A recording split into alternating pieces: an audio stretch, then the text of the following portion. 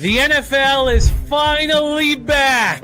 And so are the Cappers contest and the Survivor pools. Congratulations to our Season 3 champion, Nunya, who joins the Pub Sports Radio Wall of Fame alongside our Season 2 co-champions, Guillermo Zertucci and Sharpie, and our inaugural champion, Peter Loshek. And we're back for year 4. The Cappers contest lines come out every Thursday at 1 p.m. Eastern. You pick your favorite 5 bets against the spread. Picks must be in by Saturday night at 9 p.m. Eastern. You get 1 point for a win, half a point for a push. The victor at the end of the season is the one with the most total points. $100 to enter each contest, of which 4% go to covering credit card fees, and the top 10% get paid. But there's more. The great people at Harbour Acres Cottages in beautiful Nova Scotia, Canada, have offered up $1,000 for the capper who accumulates the most perfect weeks throughout the duration of the regular season. $1,000 from Harbour Acres Cottages. May the greatest football capper reap all the rewards. Sign up right now at pubsportsradio.com.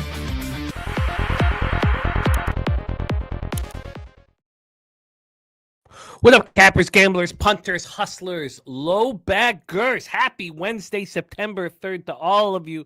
Thank you for watching Betting with the Bag right here on Pub Sports Radio. Week 1 of the NFL season. Ooh-wee. Sign up for our Cappers contest now and Survivor Pool.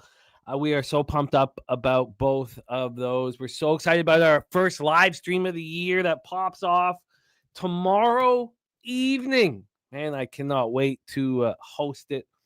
I am extremely excited about everything that's going on here. Look at all the entries to the Cappers contest, and there's more coming. 35 right now, but I know of a ton of people who are signing up over the next little while. So I'm still hoping for 100, man. We want 100. It'd be great to have $10,000 and the $1,000 bonus courtesy of Harbour Acres Cottages. I would love to have all of that. Very, very, very exciting. So please sign up if you can.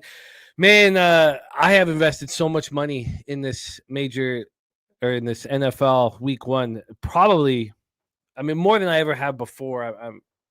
This is not a test. This is not an experiment. You know, there's a lot on the line, so I better deliver. I better deliver the goods here, and I'm expecting to.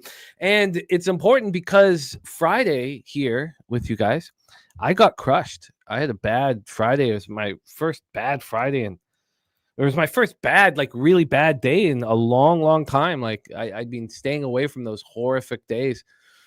And then I followed that up on the weekend. I had a rough weekend. So I haven't actually gotten off of my bad run. I've just invested enormous amounts of money on the NFL card. That's all I have done. So I need to get some way. I have not bet baseball since Friday, taking a beating. You'll see my record affected. A shout out to all the cappers getting paid yesterday. I'm here on Pub Sports Radio taking a look at the cappers who got paid. Jose Bouquett was one of them. Billy Brisbane. Ick Schnizzle having a good week. Mr. McCelvy having good. LJ from H-Town having a strong week. I love seeing all of that. And we have enormous thanks for our silver and gold members. And I'm going to be talking about them a lot more as we go forward. And we have one more race, too, for our silver and gold members. One more big race, and that is on Friday for free entry into our big Cappers contest or Survivor Pool. Copying pasting action in the chat. We got Billy Friedrich, Pig Milk Play of the Day in business. And he cashed another DWCS winner last night. We had our live stream too. Hope you guys check that out. Pimp Milk Play of the Day. So White Sox first 5 plus a half. Mr. Justin McCelvy's action here. Stacks Play of the Day. Manny Machado over 1.5 bases plus 105, and Jackson Churio over 1.5 bases plus 104 for Justin McCelvy. We got Fap win. I haven't seen him in a little while. The last time, remember, he came in and he dropped 2 horses for us, and the first one won, and the second one had a chance at a huge number. I think it was like 15 or 16 to 1 headed chance up the rail. And I thought he was going to take the rail, and then he just sort of leveled off. But the first horse was a winner, and Fap win, betting Prek Isle Downs race 1, the 7 Stroke of Luck at 3-1. Lack of early pace should see Martina Rojas put this horse on the lead today. Look at that. So Fap win, or anybody, can somebody keep me abreast, keep me a titty of when this race is going to go? I could pull up my HPI, but I'm multitasking right now. And we only have our star of today's show for an hour and 23 minutes. So we are going to cap the first 2 1 p.m. MLB games. Then we're going into college football. We have Iowa State. We have Kansas, Missouri, the border war, 2 monster games right there. And then we have Vandy, Virginia Tech. So those are the 3 games we're going to cap. Then we're going to go right back to Major League Baseball. When our star of today's show leaves, then Jose Snips Jean-Claude Bouquett will be jumping on with us. And this is the day before young Wesley Snips' birthday. His birthday's tomorrow. So tomorrow's show will be a celebration of all things Jose. That's what we'll be doing tomorrow. Jerry Beatty ready to get to work. And there's Swiggy with the Cappers contest tickets up. Talk Sports with JT moving on. Tigers, Mets under 8.5. Under 8.5. And Gleber under 1.5 hits, runs, and RBIs here. Let's get that all copied and pasted so we can discuss. I'm still a little shell-shocked from the beating I took on Friday. I just, I know they happen. I've been really handling things in a way where even bad days were not that bad.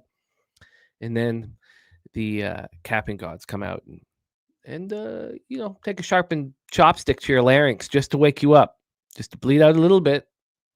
No, they don't hit a vein, just bleed out a little bit. Understand the difficulty of what you're trying to deliver here. Action Jackson in the house. Fap. Action Jackson. Every time the first $1,000 bet I ever made. God, I was 21 or 20, 21, but was with a guy named Action Jackson who ran a construction company, and it was a casher, and it was a glorious casher for me, and he paid up. He paid up in front because he had a crew that he worked with, so of course he paid up in front of all them, so they saw what an honorable man Action Jackson was, and I think of that when I see your name, Action Jackson. Justin Biller, the nuke worker, we do. Turnbuckle Tommy off a monster day in MLB. I love to see it. We have Coin ready to get to work. Coin, what a great capper monster he is. I love capping with him each and every day. The Goon Collector, End Zone Mafia, Ronnie Lofton, Brandon Cummings back in business. OG Lowbagger, Walla Dose, another OG Lowbagger. And speaking of OG Lowbaggers, Guillermo Zertucci in the house, our season 2 co-champion and father of our Elijah Zertucci, who is back after, for a while back with his son Koa and his young family after his service. And there's going to be more service to come, and he's been a star, and we love him. So there he is, Guillermo Zertucci. Now, Zeri's business ready to get to work. My dude, Dougie Wise.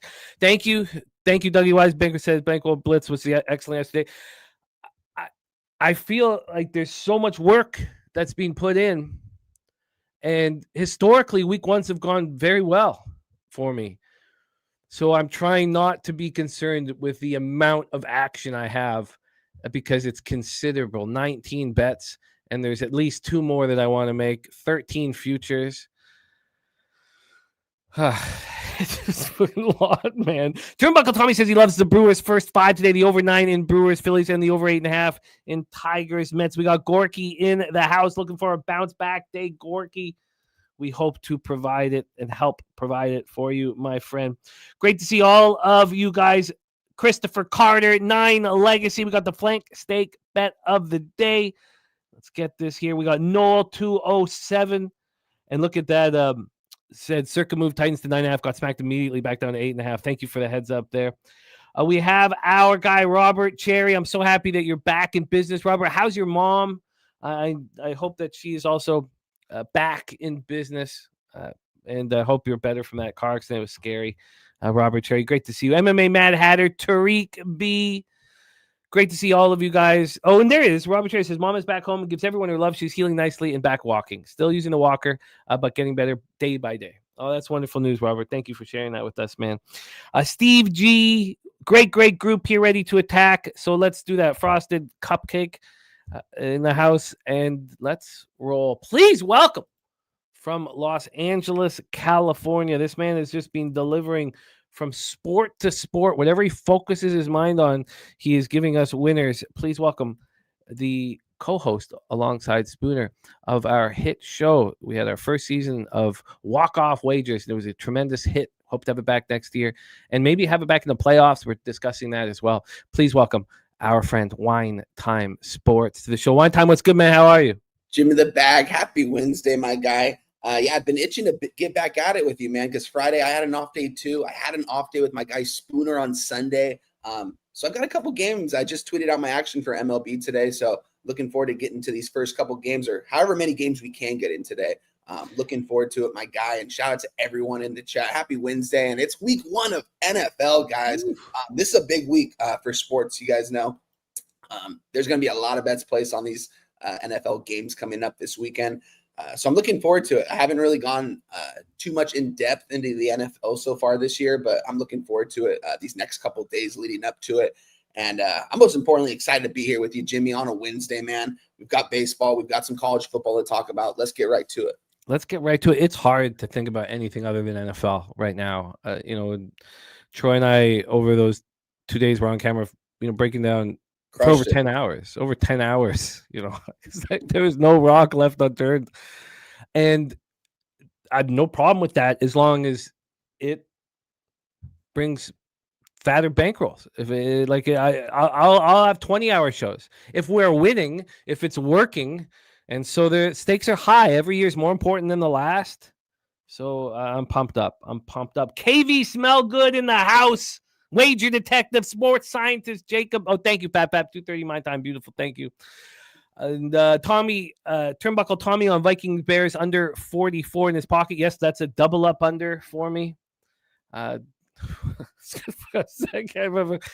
I got to not think about how much I've got invested here every time. Like it just, just a little much here. Let's get to work. Wine time. We start at 1:05 p.m. Eastern for the Miami Marlins, 65-74, 34-37 on the road at the Washington Nationals, 55-83, 28-42 at home. We're at Nationals Park in Washington, D.C. If you see the record, my record up there, 3-9. A very costly Friday for me. And I was, there was a bunch of bets on Friday's show where people were against me, and I was like, no, believing in my action, and they were right.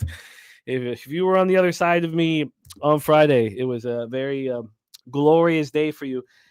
And I'm ready to bounce back, and I'm not, going to be timid or anything like that. I'm ready to fire away, so let's do exactly that. Let's start with the weather here in Washington, D.C.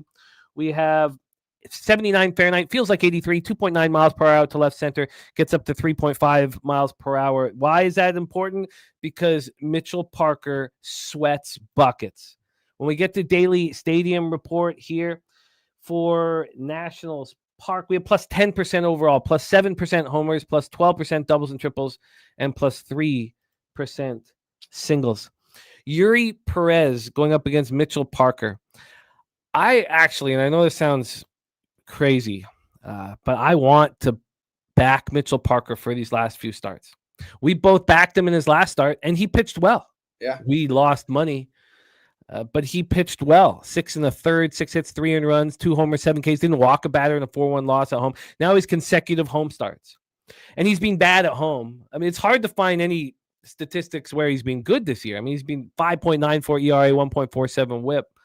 But I feel like some of these guys can close the year strong, and he's someone I believe will close the year strong. There's the sweaty Butcher in the house. I cannot wait to share the screen with him on NFL Pub Hub Week 1 on Sunday. And Sweaty Butcher going to be rolling again with us. I miss him. Yuri Perez going up against Mitchell Parker. So I want to back Mitchell Parker, right? I made that clear. I fear fading Yuri Perez off the 2/3 of an inning? Was he tipping his pitches? What the hell was going on? He didn't strike out a batter. They lose 19-9. And he's been bad on the road this year. I'm not sure if he has a bounce back start because he's been so bad on the road. If this was a start at home, I'd want to back Yuri Perez. And I see T-Moss on the Marlins. There's just my 2 cents in the house. Brand new Locker Room Talk podcast out right now. Already, it's not even been out for 24 hours. It's been out for like 12 hours. 2,000 views immediately. These guys are killing it. Shout out to just my 2 cents in the house. So this is my initial problem, is that I don't want to fade Yuri Perez after a 2/3 of an inning start. I feel like he can bounce back here, and I want to back Mitchell Parker, and I want to fade the Marlins against lefties. I just want to fade the Marlins, basically. This is the first time, and again, using the last 30-day stats, where the Nats have a huge advantage going up against righties compared to their opposition going up against lefties. Nats are hitting 264, 734 compared to that 201, 601. And then we have, for the first time all year, the Nats have had a better month in the bullpen than the Marlins. The Marlins are the worst team in Major League Baseball out of the bullpen over the last 30 days, and the Nats bullpen's cleaned up a little bit. So with that, all that being said, it's kind of a tricky, uncomfortable situation for me at this point, where I'll hear from Wine Time, and then we'll decide what moves we want to make. Because I can't trust Yuri Perez either, so I'm hesitant to move on any kind of under. We'll see if the market pushes us in that direction, but it's also offensive weather. We have the Marlins at -142. They opened up at -133. So I don't put much into that market move. A market move happened after this line had been out for 14 hours. It sat around the number for 14 hours.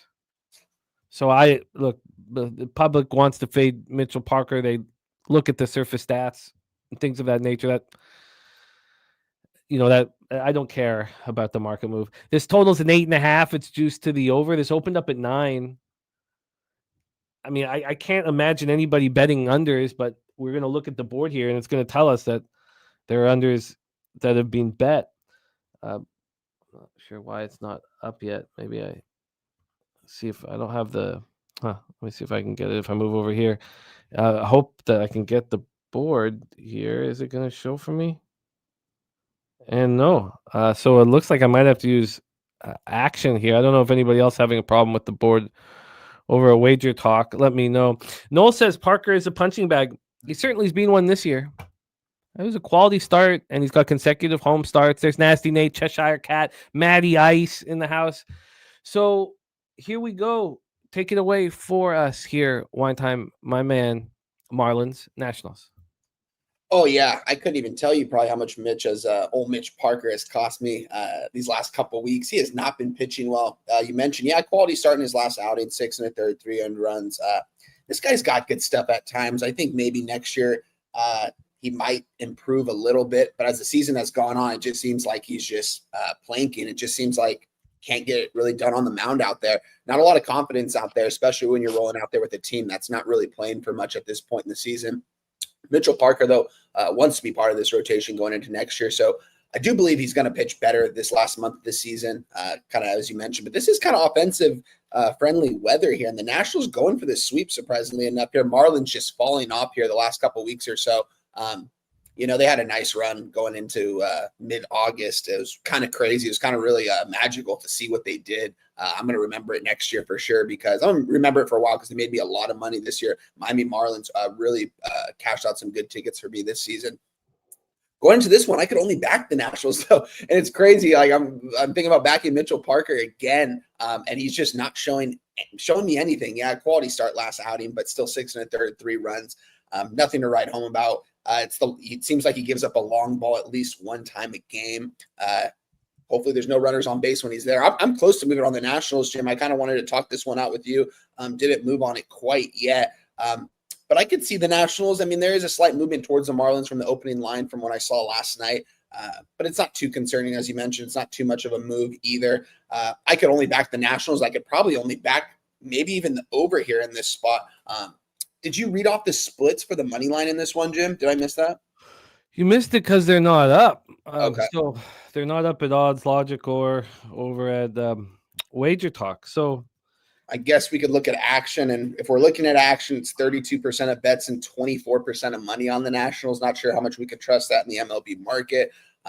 68% of tickets, 76% of cash on the Marlins money line right now. So more of the tickets and more of the money are coming in on the Marlins, and the line hasn't really moved too much at least from this market standpoint. So, but as I mentioned, I don't know how much we can trust this either. So with that being said here, it's Nationals or pass here. I mean, I can get a plus 132 right now.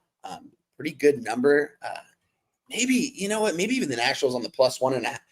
Maybe I can get a plus 1 here and get around even money. I mean, they're sitting right now plus 1.5 at minus 130, plus 132 on the money line. So I could probably get a minus 105, minus 110 maybe on a plus 1 here. Shout out to my guy Spoons that got me on that plus 1.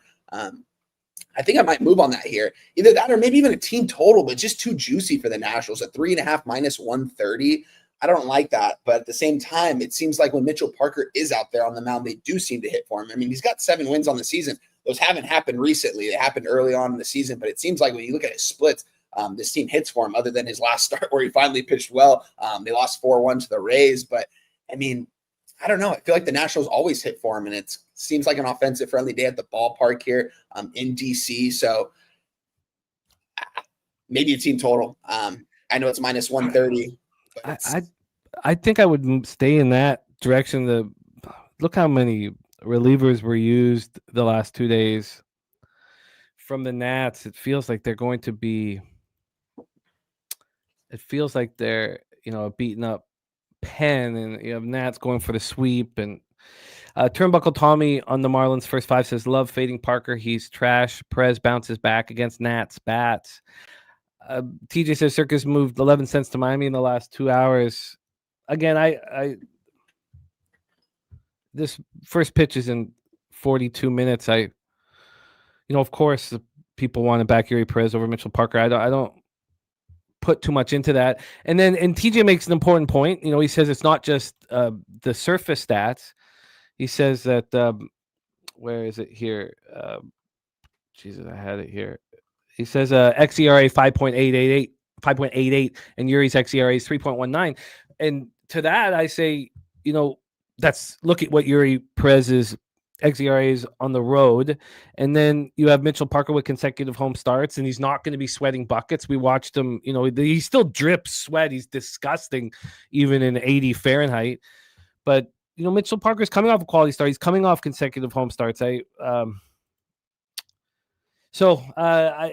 fear a full game side with the Nats if their bullpen which has been pitching quite a bit better, is struggling.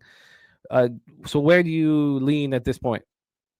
It's tough. I'm looking at the first 5 now. Not much of a difference between the first 5 and the full game. Only a 2 cents difference right now. A 3 cents difference. Marlin Nationals plus 135, first 5 plus 132 full game here. Currently sitting at this book. I'm going to plus 133 now.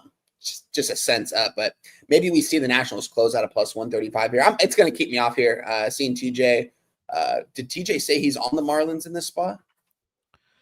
No, but it certainly sounds. We do have Spooner on the Marlins first 5 at minus 132, expecting the bounce back from Yuri Perez. Oh wow, he got a minus 130. That's a good deal. I mean, he beat it by 14 cents as of right now, or 16 cents as of right now in that first 5. So shout out to Spoons. It's going to keep me off it.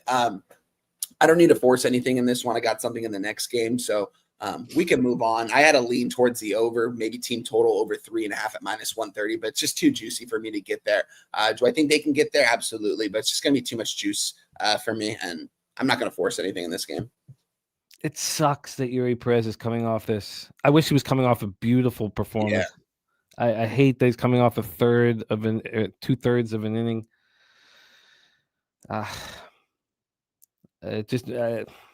Let's just see what I'd get on the plus a half. First 3 plus a half minus 140. First 5 plus a half minus 120. My dude says in 7-day games, Perez has pitched in this series a 4-1 record, 1.63 ERA. And it says he will not be on this game, but definitely not betting against those stats for Perez. Yeah, I mean, Yeah. And he says, I'm just throwing out some doubts I have out there regarding backing Washington. No, I hear that. The day-night stuff, I don't put too much into that. I mean, I care more about Perez as being struggling on the road.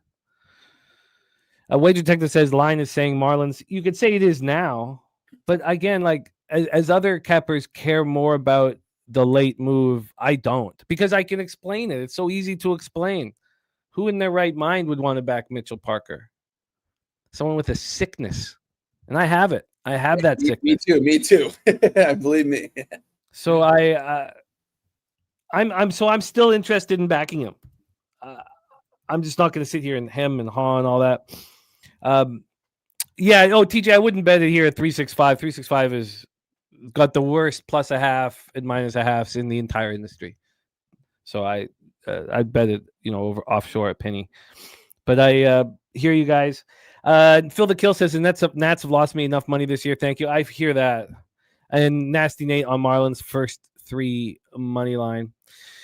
Okay, well, we're going to revisit it. This one pops off in 38 minutes. Let's talk about the other afternoon spot here on the board, Wine Time. Let's talk about it here. Tariq says, how about Marlins team total over with Parker? Look, the Marlins aren't hitting lefties. I do not want the Marlins. You guys can go ahead and go get paid with the Marlins, and God bless you. This is a Nats or nothing for me. They're not hitting lefties. Mitchell Parker is pitching a little bit better. He's not going to have the soupy ass and the fucking bucket sweat, the flop sweats that we see him in 90, 95. And, I think that he is capable of stringing together some okay starts, even though, we haven't seen it this year. And so if San Francisco 49er took the first 5 Marlins already, I mean, I get it. And, we've got a lot of Marlins love in the chat right now. I'm noticing a lot of people on them right now. Nasty Nate, first 3 money line Marlins. San Francisco 49er money line Marlins. Yeah, I mean, I guess not too much love in the chat for the Marlins, but I haven't seen anyone say they're going to back Mitchell Parker. Didn't expect to either. It's gonna be an interesting game. We're gonna be live still for it, so maybe it's something we can move on live. Yeah. Well, we've got 36 minutes to decide. Let's move on to Mets Tigers, Comerica Park in Detroit, Michigan. Hope you guys have been eating off of fading Casey Mize.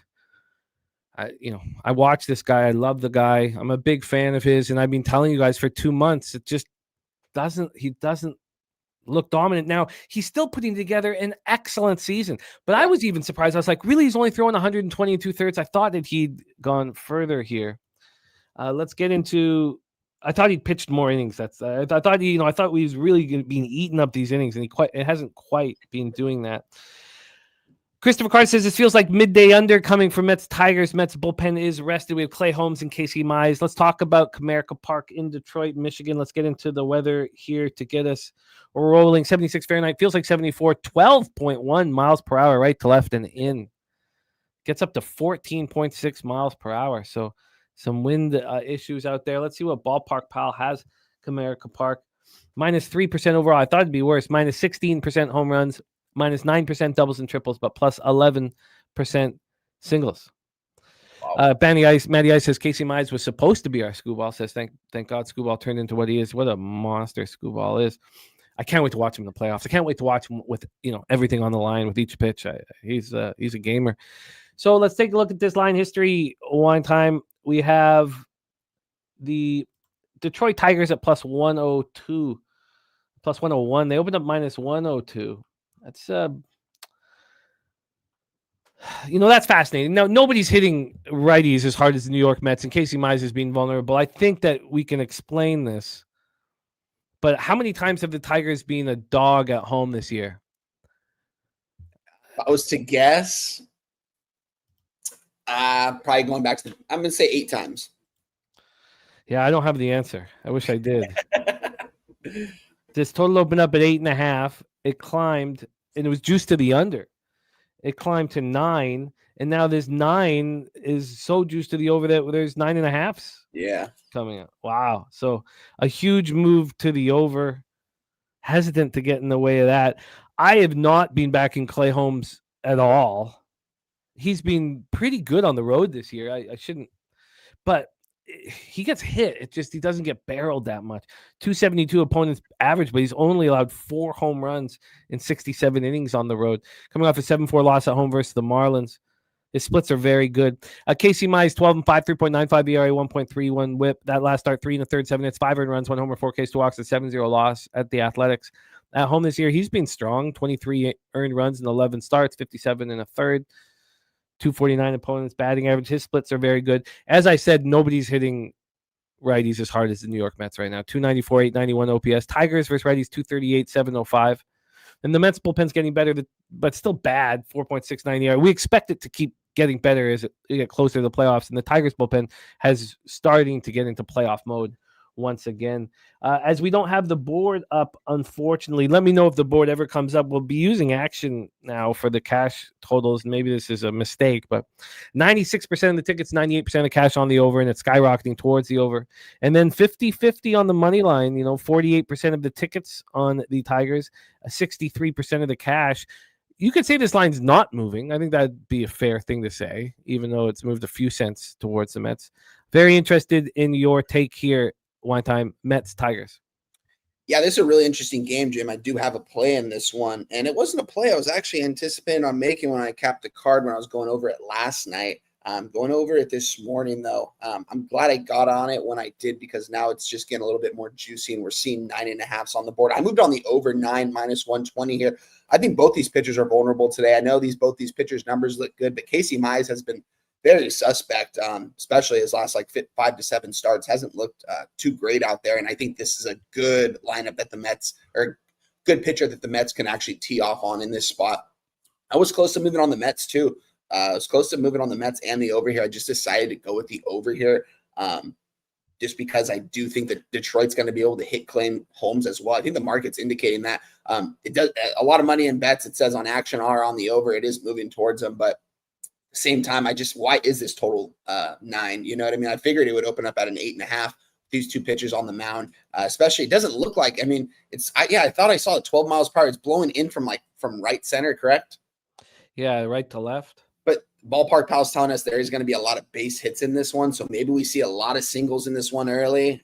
Maybe there's a long ball with quite a couple people on base, and we can get to this total pretty fast. I hope so, at least. I want to get to this total fast in this one, because getting 10 runs in a ball game is never easy, but at the same time, I think this is the clear-cut spot in this. I think that they're moving it up for a reason. If this gets to a 9.5, I'm going to love it even more, because with both these pitchers on the mound, I'm going to guess everyone's going to come here and bet the under with these two pitchers. Just from looking at their numbers from that standpoint, I like Clay Holmes. He's been good this season. Backed him at times this season. I just think that he might be vulnerable today too. That's why I couldn't necessarily get on the Mets. I think this is going to be a back and forth game all day long. I would expect to see maybe 12 or 13 runs in this ball game. I want to see 12 or 13 runs at least. I want to see this go over quite easily on this morning game. But yeah, we're locked in. Over 9 minus 120. My same books gave me minus 125 now. I tweeted this out less than an hour ago when I played it. I think this is going to get to a 9.5. First pitch is in 30 minutes. So might not have enough time to get there, but I wouldn't be surprised if, 5-10 minutes before first pitch, we see 9.5s on the board, and maybe some people start taking that under, because the 9.5's high with both these pitchers on the mound here. And a not so, if I'm looking at a weather standpoint, doesn't look a super offensive friendly day. But yet this number's getting to a 9.5. Doesn't really make a lot of sense to me. So we're on the over 9 minus 120. Over 9 minus 120. I mean, the market is certainly inferring that you're in a good position, but I mean, 35 runs have been scored in the first 2 games of the series. Yeah. So obviously, I mean, this feels a little much. I think that the first 5, I think the starters are more vulnerable than the bullpens, but the bullpens have been heavily used in this series. Mets going for the sweep. This. For those that got in early, I think you should feel very good about the situation that you're in. Spooner's on the Mets first 5 money line. TJ's on the Mets full game, and Storage Club is moving on the under. Justin Biller says, can you ask Winetime what he thinks about the first 5.5 at minus 115? I'm shocked that you're being offered a 5.5 with not, a ridiculous amount of it, because I see 5s out there. Yeah, I see 5s minus 115 to the over. Yeah, I mean, I like the over any way you can get it in this one, Justin. Honestly, I think there's going to be a lot of runs scored early and often here in this one. 5, yeah, I would still take the over. I'm not necessarily going to move on it. I mean, if you prefer taking the first 5, because like I said, I think both these pitchers are vulnerable. I would take that. Yeah, I mean, minus 115 to the over here. I still think that's good, but I like sticking to the full games most of the time. Yeah, I'm it makes sense here. Now that first 5 over 4.5 was, everybody's seeing all these runs, 18 runs in game 1, 17 runs in game 2. Whole world bets the over. Yeah. I guess I don't need that. I don't need that. The weather isn't correlating with it.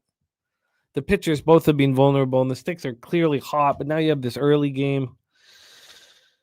I get it. I'm going to let it go. I get it. I'm going to let it go.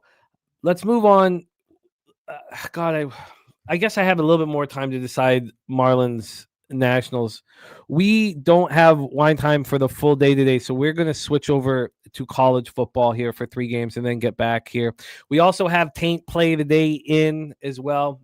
And Ronnie Lofton on Frankie Lindor over 1.5 bases at plus 120. Nasty Nate also Marlins first 3, Mets first 3 parlay at plus 205.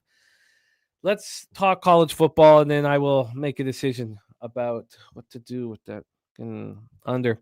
We have a huge game here, a huge game, wine time, 12 p.m. Eastern on Saturday, September 6th. Iowa Hawkeyes, Iowa State Cyclones, Jack Trice Stadium in Ames, Iowa. The road team has won every game in this series since 2018. It's absolutely crazy. Let's take a look at the weather first in Ames here this weekend. Ames weather. Here we have on Saturday, it's going to be beautiful. Perfect football weather. It'll be 64 Fahrenheit, mostly sunny, 9-mile-per-hour winds. Let's get into the line history here for this one. We're just going to talk 3 games in college football and then get right back to the MLB card. For those of you who are itching for more baseball action, we'll be back in business very soon. We have Iowa State right now sitting at -3 at -110. They opened up at -3. It got up to 3.5. It got up to 3.5, 2 hours into this line being available. That's a big move, but then it came back. So clearly at plus 3.5, Hawkeyes action came pouring in. We have a total here of 41.5. So there's no surprise that, of course, the dog, once it gets over a field goal, gets hammered by sharps when the total is so low with the low implied volatility in a rivalry game where the dog is won, where the road team has won every game since 2018. So that is all very explainable. This total opened up at 43 at a pick'em. This opened up 3 days ago. It dropped to 42.5 when this line had been available for 2.5 hours. It got down to 41 when this line had been available for 18 hours. We've climbed a 0.5 point since then. So we're still down 1.5 points here for this one. Cash flow. Let's move over to the cash flow for Iowa State, Saturday at 12 p.m. Eastern. And let's see what we are. Oh, the cash flow is up for football. I guess it's not for baseball today. I guess that makes sense. I'm trying to get to it here. It's 62% of the tickets and 91% of the cash is on Iowa State. It's an alarming amount of money on Iowa State. So we understand why it went to 3.5. But moving back to 3 is very, very interesting. 55% of tickets on the over and 89% of cash on the over here. Oldie, thank you so much, man. That means a ton to me. All of the support that my friends are giving Bankroll Blitz means so much to me. So thank you guys. We're really putting in as much effort as we possibly can. And we hope that the results follow. In 2017, Iowa beat Iowa State 44-41. Soared over. Since then, all low-scoring games. Iowa State 2019, Iowa 2013, Iowa State 10-7, Iowa 27-17, Iowa 18-17, and Iowa 13-3. Iowa opened up their season with an easy 34-7 win over Albany. Kirk Ferentz moved into a tie as the Big Ten's all-time winningest coach. So if he wins, I mean, it's a big deal. He's been playing it down and playing it down and playing it down. Thank you. Spooner just said the numbers are back on Wages Talk. Thank you for that, man. That's very helpful. And we'll go over that. We can go over the MLB games once more. Mark Gronowski transferred from South Dakota State, and he left in the third quarter. It was a blowout. I don't think that Gronowski needed to prove anything against Albany that he's the right guy for the job. 2 FCS national championships with South Dakota State. We know what he's capable of doing. This passing attack that Iowa had was the worst in college football. I mean, but we didn't get to see much. He threw for 44 yards, threw for a touchdown, ran for another, and left in the third quarter with cramping issues. And, he started slow. He says this year started slow. He underwent shoulder surgery in the winter. So he 8 of 15 passing, 11 carries for 39 yards. It's not much to get excited about. And I imagine that's part of this, everybody moving on Iowa State, according to the cash flow.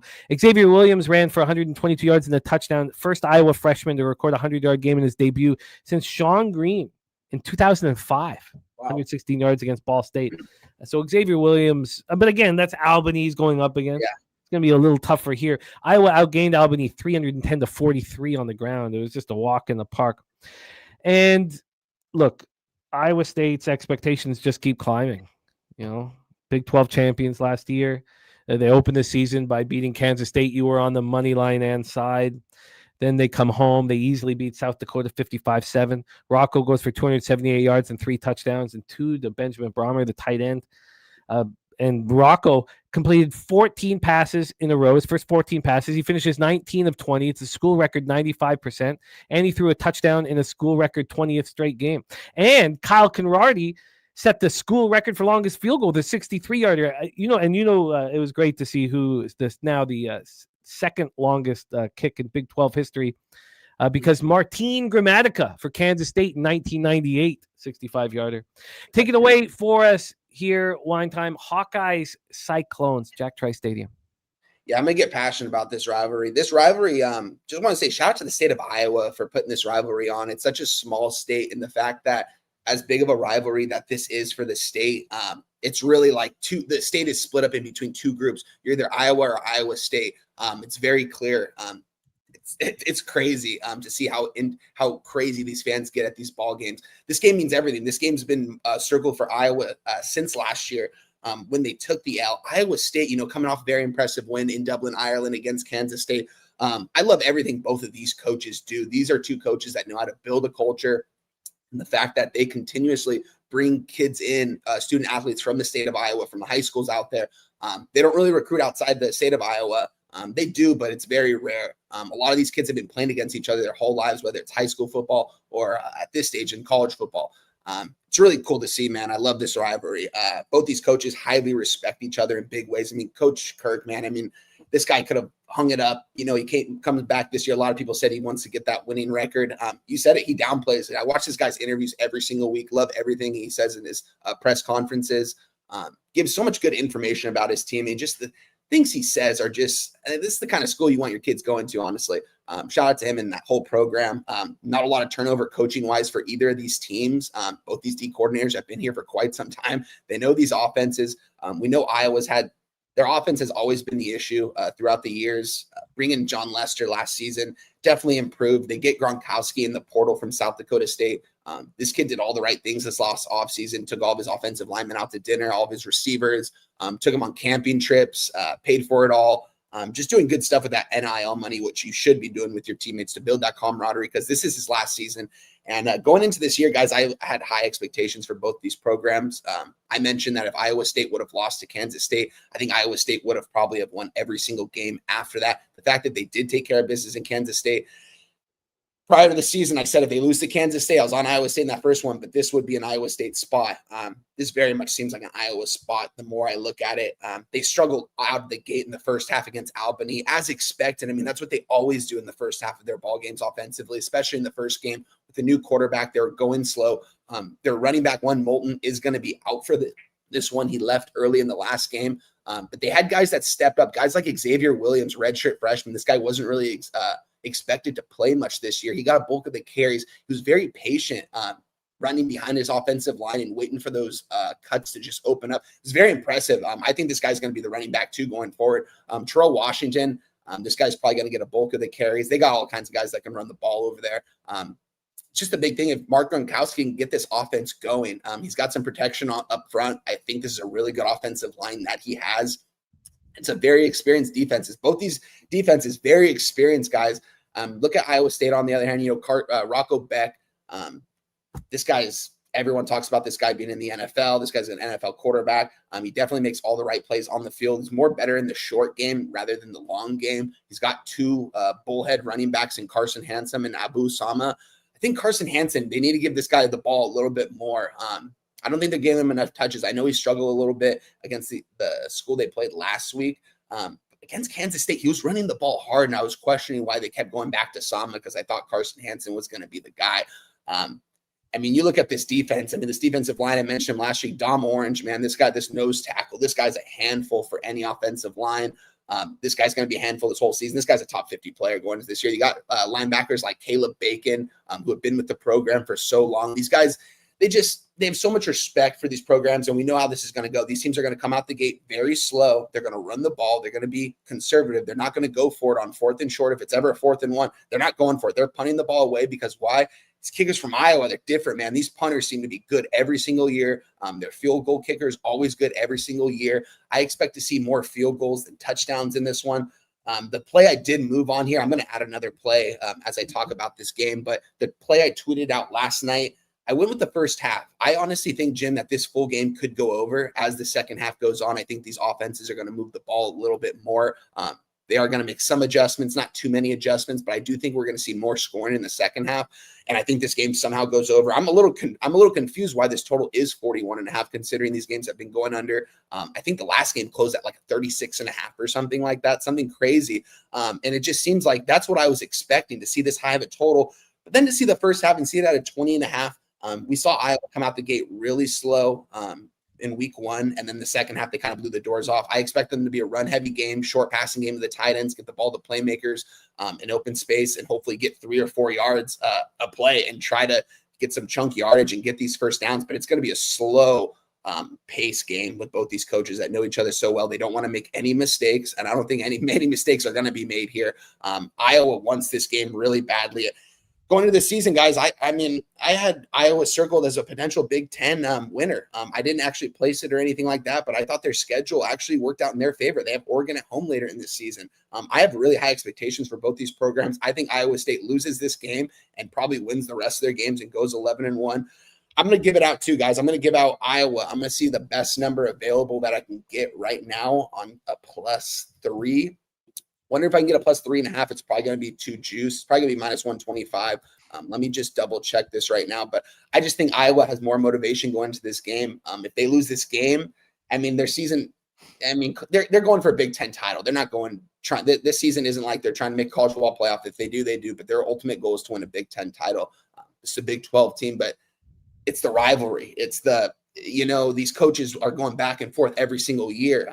It seems like it's every other year these teams win, and they know how to play each other. Let me just double check what it's -130 on the +3.5. I'm just going to go ahead and give you guys the +3 at -110 here for Iowa. I'm going to add this play here. I'm going to tweet it out as well. I think Iowa wins this game outright. I think they're going to have a little bit more motivation down the stretch, and we're going to see Gronkowski be a little bit more comfortable in the offense, hopefully in game 2. I don't think they wanted to show anybody too much against Albany as well. They were hammering the ball on the ground. I expect them to hammer the ball on the ground regardless. Gronkowski needs to not make too many mistakes or any mistakes at all. I think Iowa can cover this game +3 or win it outright. Give me Iowa +3 -110, and give me the first half under 20.5 -110. I expect a very low scoring game right out the gate. And it probably picks up a little bit the second half, which is why we're seeing a 41.5. Won't be surprised if this goes to a third. Unless this actually drops to a 39.5 before Saturday, which it very well could, because everyone knows these games go under. Maybe the market adjusts, but if it doesn't, I think this is probably going to be the full game over that we have been wanting to get these last couple years. both these coaches know each other very well. I'm really excited for this game, Jim. I'm locked in on this Iowa +3 -110. The under first half 20.5 -110. Out of curiosity, if it was Iowa facing Kansas State in Ireland, would you have been on them? That's a good. I probably would have, but I do think Iowa would have lost. Just because I think they needed to get that first game out of the way, and I think it was better that they faced an FCS opponent in Albany rather than a big-time opponent. I don't think Iowa was necessarily ready. The thing is, I mean, they might not be ready for they should be ready for this one. Everyone in that locker room, I know Gronkowski wasn't there last year, but he knows how important this game is to this program. They win this game, I mean, they have bragging rights for the whole year, the whole state of Iowa. You know what I mean? These guys, this is a big rivalry. But yeah, I think Kansas State probably would have taken care of business against Iowa. Actually, I never really thought about that scenario, but I probably would have taken Kansas State in that one if the line was the same. And the line probably would have been the same, maybe a +4 for Iowa. But yeah, this is going to be a fun game. I'm really excited for this one. This is going to be kicking off at 9 a.m. over here on the West Coast. So I'll be locked in for this one. I love it. You are locked and loaded. Iowa +3 -110. First half under 20.5 at -110. Both sound like very sensible bets. Both make a lot of sense here. And I think that the idea of Friends not showing anything at all and Friends getting to see everything Iowa State wanted to deliver in that huge game against Kansas State, I think that's very helpful from a coaching standpoint. The road teams having success, the rivalry game, the low total implying low volatility, back in the dog with the points. It all makes sense. Taking the first half, it all makes sense. I think it's a great breakdown. I'm very interested in joining you on those two bets. That is Iowa Hawkeyes, Iowa State Cyclones. Jose, let's not move on to the next game just yet because I did move on the Nationals first 5 +0.5 at -109. So I'm backing Mitchell Parker here. I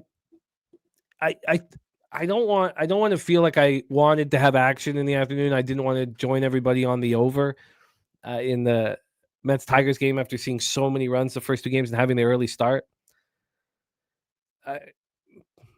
But it's just I hate fading Yuri Perez with the 2/3 of an inning. But he's been bad on the road.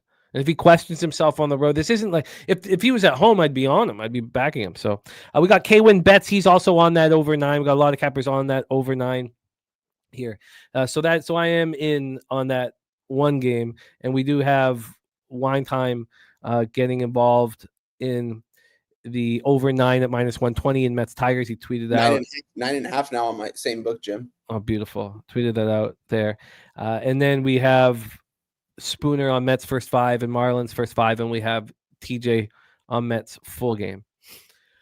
Let's move on to our second college game of 3 here, Wine Time, and it is the border war rivalry. Kansas Jayhawks at Missouri Tigers. We're at Memorial Stadium in Columbia, Missouri. Let's get into the line history and set this one up for you fellas. And also we have great female cappers in the chat as well. I don't mean to say fellas because shout out to all the women cappers that rock with us. Let's get into the Kansas, Missouri line history. This total is a 51 -111 to the under. I was taking a big move to the under. This opened up at 54.5. 54.5, and within an hour and a half, it was a 52, a 2.5 point drop towards the under, and it hasn't stopped. We now have a 51, and we have it juiced to the under, a 3.5 point move towards the under. Let's get into the spread here for this one that pops off at 3:30 p.m. Eastern. We have Missouri -6.5 at -110. Opened up at 6.5 and went down to 5.5. That again happened within 2 hours. A move towards the Jayhawks, and it's come back. Overall, there's been 2 cents of movement towards the Tigers. Let's take a look at the cash flow for this one. We have 54% of the tickets and 58% of the cash on Kansas. 58% of the tickets and 86% of cash on the under, and a heavy, heavy move towards the under. So we have the border war. This is the first time that they've met since the Tigers left the Big 12 for the SEC. Last week, we saw Missouri destroy FCS Central Arkansas 61-60, and they lost Sam Horn to an injury, and he's now going to be out for an extended period of time. So Bo Pribula is the quarterback here. And the whole idea from Drinkwitz was for them to be splitting time. And now it is Bo's football team. Not only that, they lost their starting kicker to an ACL injury. Oh, wow. So they're moving forward with the true freshman in that role for the rest of the season. So a very costly loss against the cupcake. This Missouri defense is supposed to be tough, very, very tough this year. And we'll see. They bring back 70% of its production. They were excellent last year. And none of these teams have had any test. Kansas 2-0. They beat Fresno State and Wagner.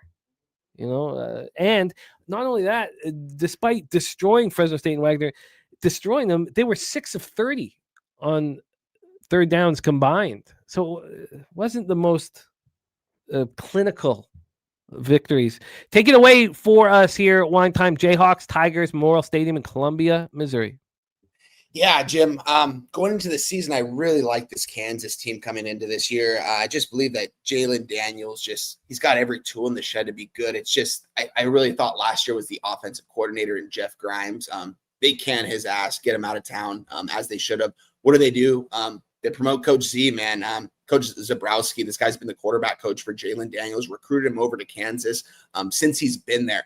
I believe that this is the longest tenure of a head coach, quarterback coach, and a quarterback in college football. I can't think of anyone else that has been together longer. They should have made this guy the OC last year because he does exactly what Coach Koldnicki, who just took Penn State to a college football playoff as the OC over there, took that big job. And I mean, look what he unlocked with that offense over there. They looked really good a couple of years ago, and last year down the stretch, they lost a lot of close games.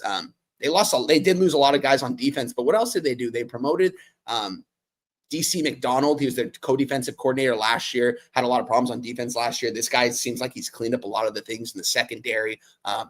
They did lose quite a few guys to the NFL, a couple guys that I did really like here, but they brought in some nice transfers. I like that they brought in Emmanuel Henderson, wide receiver from Alabama, had a really good game last game. This guy's very fast and a good route runner, also a kick and punt returner. Also grabbed Cam Pickett, who played a ton in his college career as well. And they also they bring in LaShawn Williams, who was Iowa's leading rusher last year, but Daniel Highshaw is the number one running back. This guy's been playing really well. Downfield runner, hard-nosed guy. I like everything this guy does. I like everything that Coach Z is doing with this offense, man, because he's playing to Jalen Daniels' his strengths. He built this offense was supposed to be built around a quarterback like him, and they kind of went the other direction last year. This guy's doing exactly what they did a couple years ago when they played some big time ball, and you're seeing it right now, and you're seeing this defense play really good.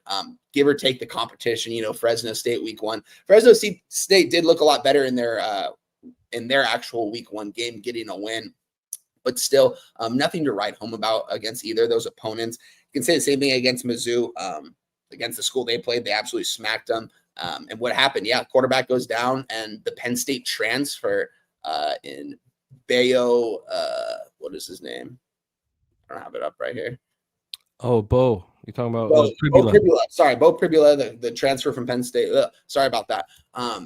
They also bring in Kevin Coleman, a transfer wide receiver from Mississippi State in Louisville, who's played a good amount of snaps. This is probably their go-to guy going into this game here. I do like the defensive front that Mizzou has out there as well. Their front seven really strong up front. It's going to be a big test for this offensive line for Kansas, who didn't necessarily protect Jalen Daniels as much as I'd like them to. We know what the Kansas offense is going to do. They're going to work out a play action and run the damn ball. That's what they've been doing this season in success. Jalen Daniels, I believe, is 90% completion rate from working out of the play action. If Mizzou can maybe stop the play action here and load the box and dare Jalen Daniels to actually throw in the pocket, I think that would be the only advantage. That would probably be the move that Mizzou would have to make to win this ball game. But I don't know. I like Kansas going into this game. I think Kansas is going to win this game outright. I had this game circled after I saw them played against Fresno State. Texted a couple of my buddies. I was like, as of right now, I can't get the line available, but the line is 6.5 right now from where I'm seeing. I can't get it, but if this is the line 6.5, by the time intro to week 2 goes into, I'm taking it. Did something different. I actually bought up to a +7 at -120. I'm just going to take the 7 points in my back pocket here. I think they can stay within a touchdown in this game. This is a big rivalry game between both these schools. You mentioned they haven't played each other since they left the Big 12. This means a lot to both states.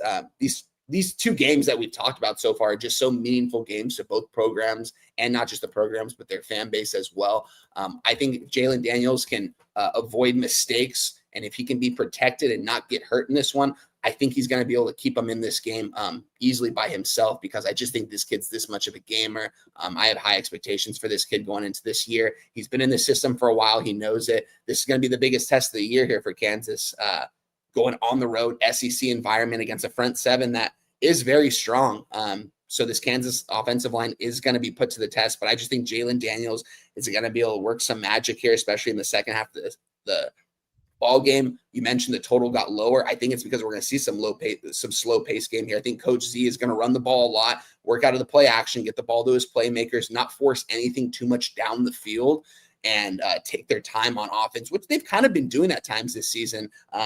They can move fast, but I don't think they're going to move too fast here in this one. I don't think they want to be involved really in a shootout here. I think this is going to be a lower scoring affair, which is why we're seeing this total at 50.5. And Kansas defense I think has gotten better this year since they promoted their co-defensive coordinator last year. I'm on Kansas +7 -120 here. I'm going to back Coach Z. I like everything he's doing over there in his interviews. Everything he says, he's just like such a player's guy. And it just seems like he's been waiting for this job, this opportunity to call plays for quite some time. He's not a young guy by any means, and he's kind of been around. Great quarterback coach. And I like everything this guy represents. Everything he's saying in these interviews, in the press conferences. I like Coach Lance as well. I think this is a big year for Kansas. I think they can get it done here on the money line, but I'm going to take the +7 -120 in my back pocket.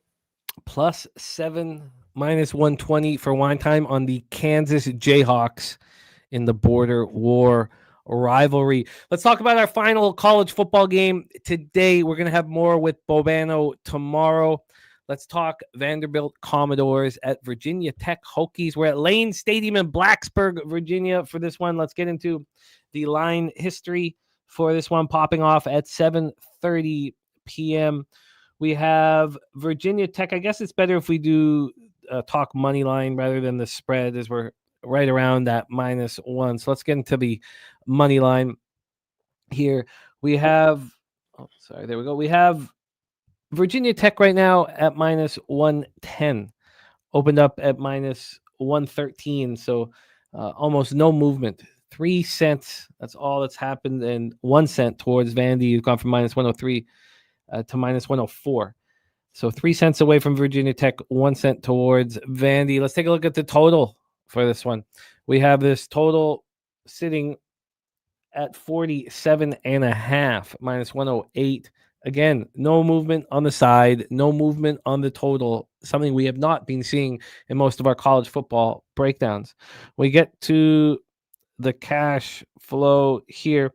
We don't have information on the total. We just know that 56% of the tickets are on Virginia Tech and 50% of the cash, which is probably what you would guess, seeing that there is no movement, that this would be a 50-50 where the books aren't sure where to go with it.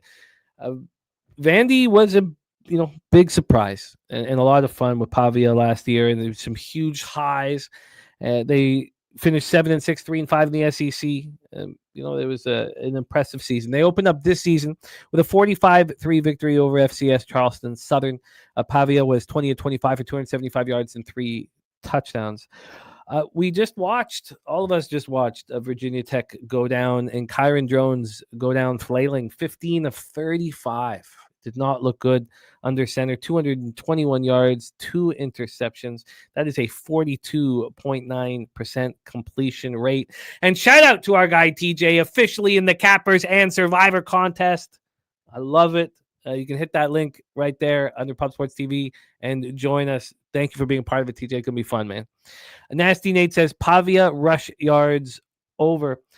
The issue with Kyron Jones might not be all on him. The offensive line looked horrific, whether it was pass blocking or run blocking. They gave their offensive skill players no opportunity to succeed. Does that change here against a weaker opponent? Wine time, take it away. Commodores, Hokies, Lane Stadium in Blacksburg, Virginia. Oh, yeah, guys. I watched that Virginia Tech South Carolina game from start to finish. I didn't move the entire game, guys. That's how close of a game it was until the final, 6 minutes of the game when a punt return for a touchdown, a 65-yard to probably a future first-round pick in Nick Harbor. Shout out to this guy wide receiver for South Carolina is a physical specimen that's going to be going in the first round in this year's draft. That guy is insane. With that being said here, Virginia Tech, they hung tight in that game.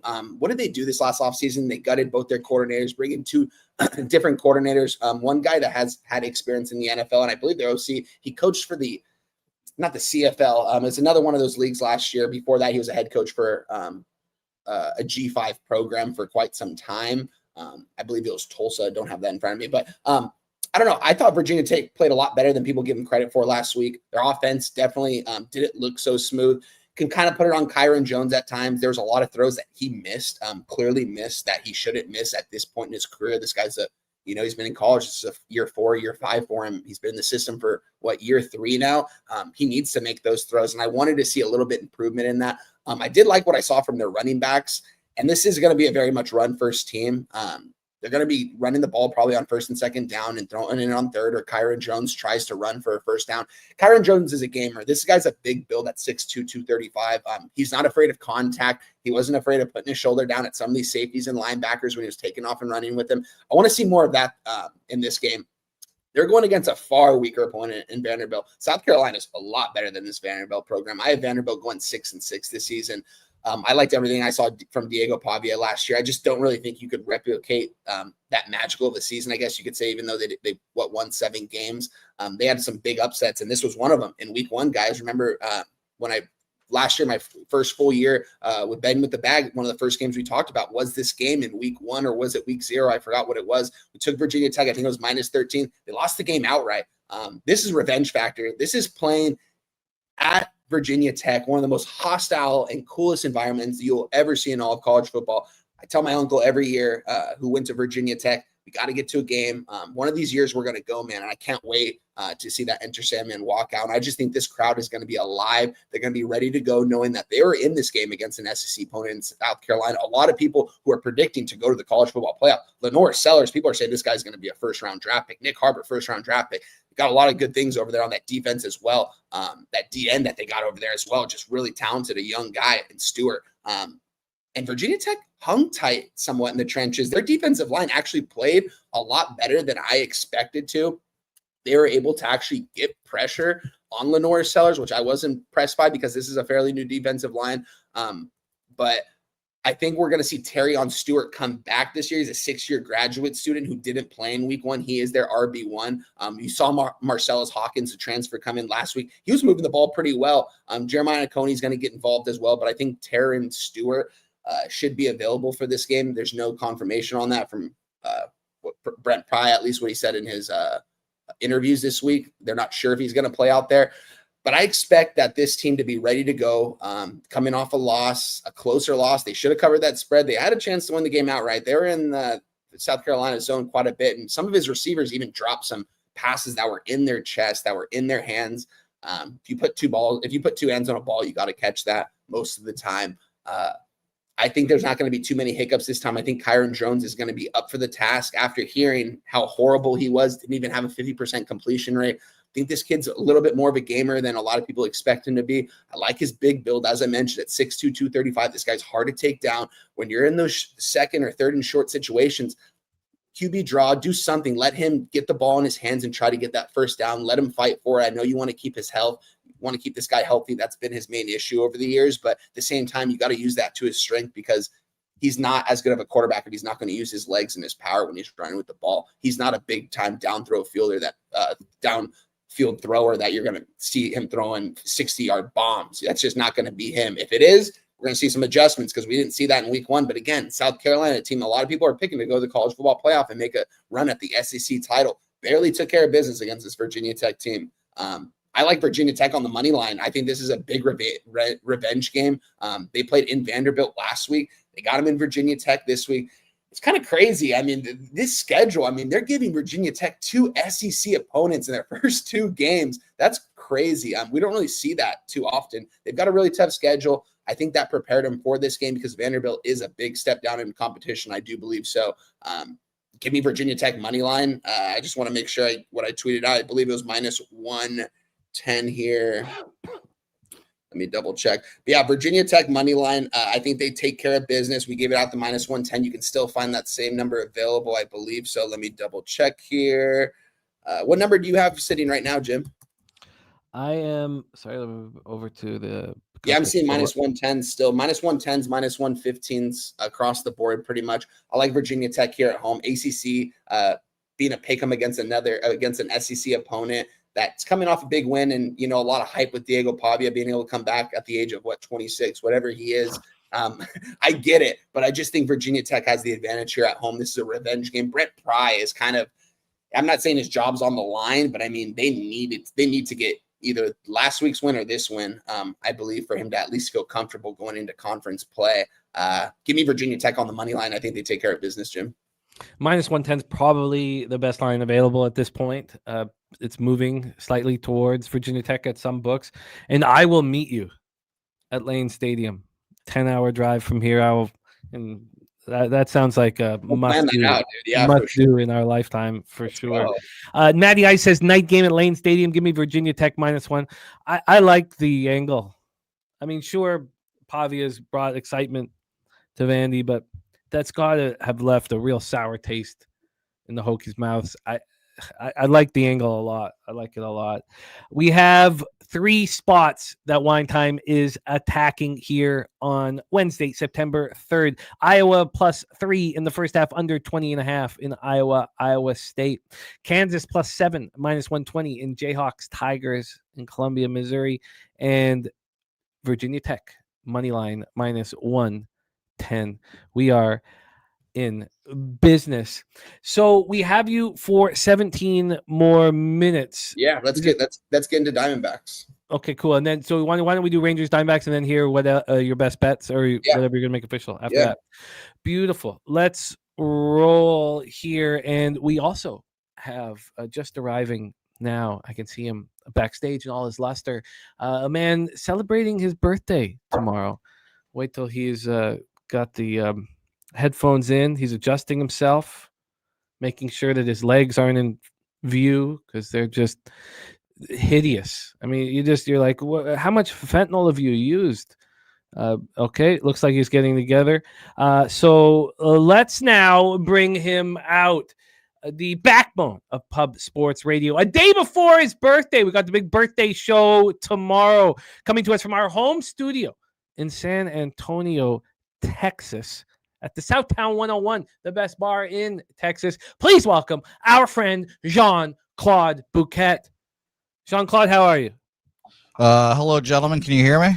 Oh, yeah. Yeah. Oh, beautiful. Nice to see you all ready to attack the MLB.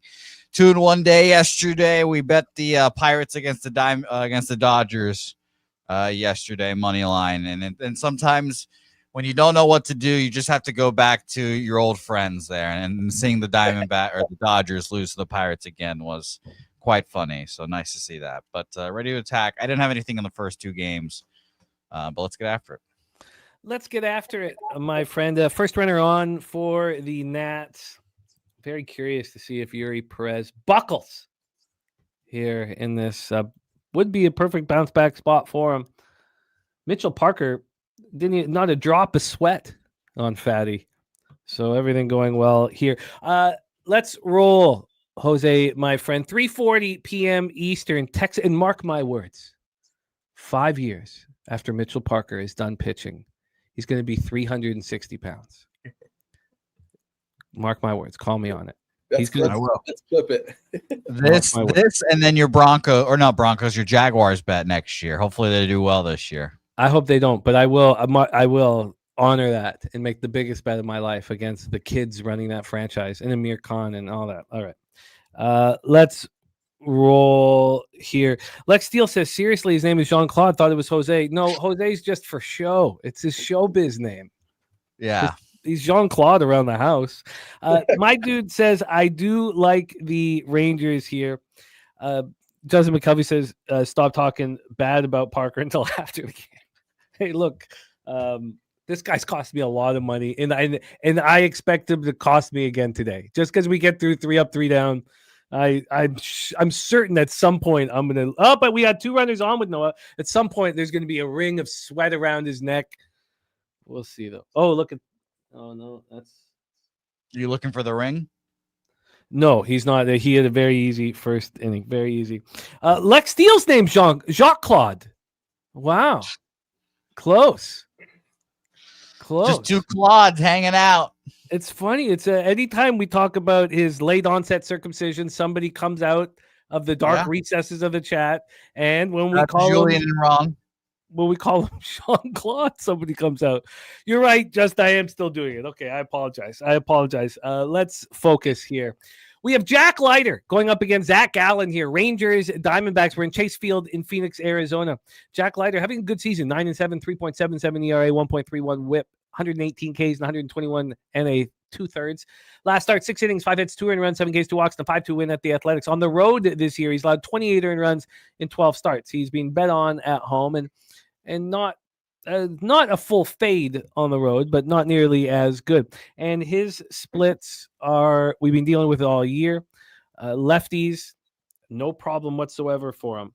Righties are a problem and an issue. 252, 732 OPS. Now, it's not horrible, but he shuts down left-handed bats. If you want to attack him, you need an all-righty lineup. Let's see what Arizona's pulling out today. Perdomo and Marte, so they're switchies, so they'll both hit from the right side. And then Corbin Carroll's a lefty. You got to keep him in.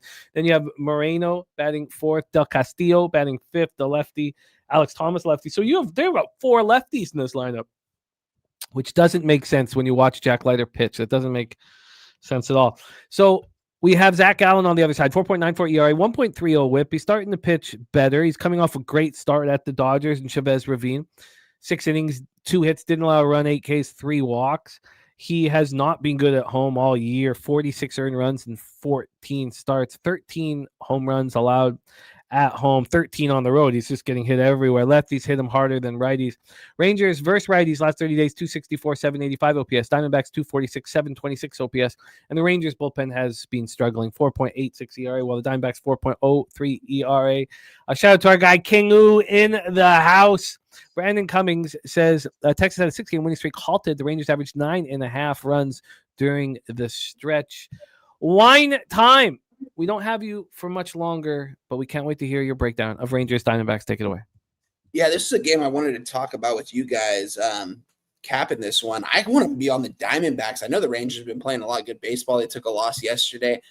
Zach Gallen, his numbers have looked so bad from the outside in. Even looking at him pitch this season, he's just struggled kind of all season long. He has been nice at times. He's cashed tickets for us. I think this Diamondbacks team is still a little bit motivated in this month of September. I know that they probably know that they're not going to make a playoff spot, but I think they want to finish over 500 at some point. Rangers, on the other hand, this team's right there in the AL wildcard spot, man. This team playing some good baseball going down the stretch, even though they don't have a lot of those guys in the rotation like they did in the beginning of the season. I think this is a Diamondbacks spot. Why are the Diamondbacks favorite here when you have Jack Leiter that's got a much better numbers pitching-wise here, and a team that's been a lot hotter. I wouldn't say a lot hotter because the Diamondbacks have been hot these last couple of weeks. It seemed like this team was falling off. I think they got down to like 7 games under 500, and they've just been fighting their way back these last couple of weeks here. I want to move on the Diamondbacks here in some sort of fashion. Seeing this total at 9 and the team total for the Diamondbacks at 4.5, maybe get to a team total here on the Diamondbacks, but I kind of just want to take the Diamondbacks on the money line at -125 here.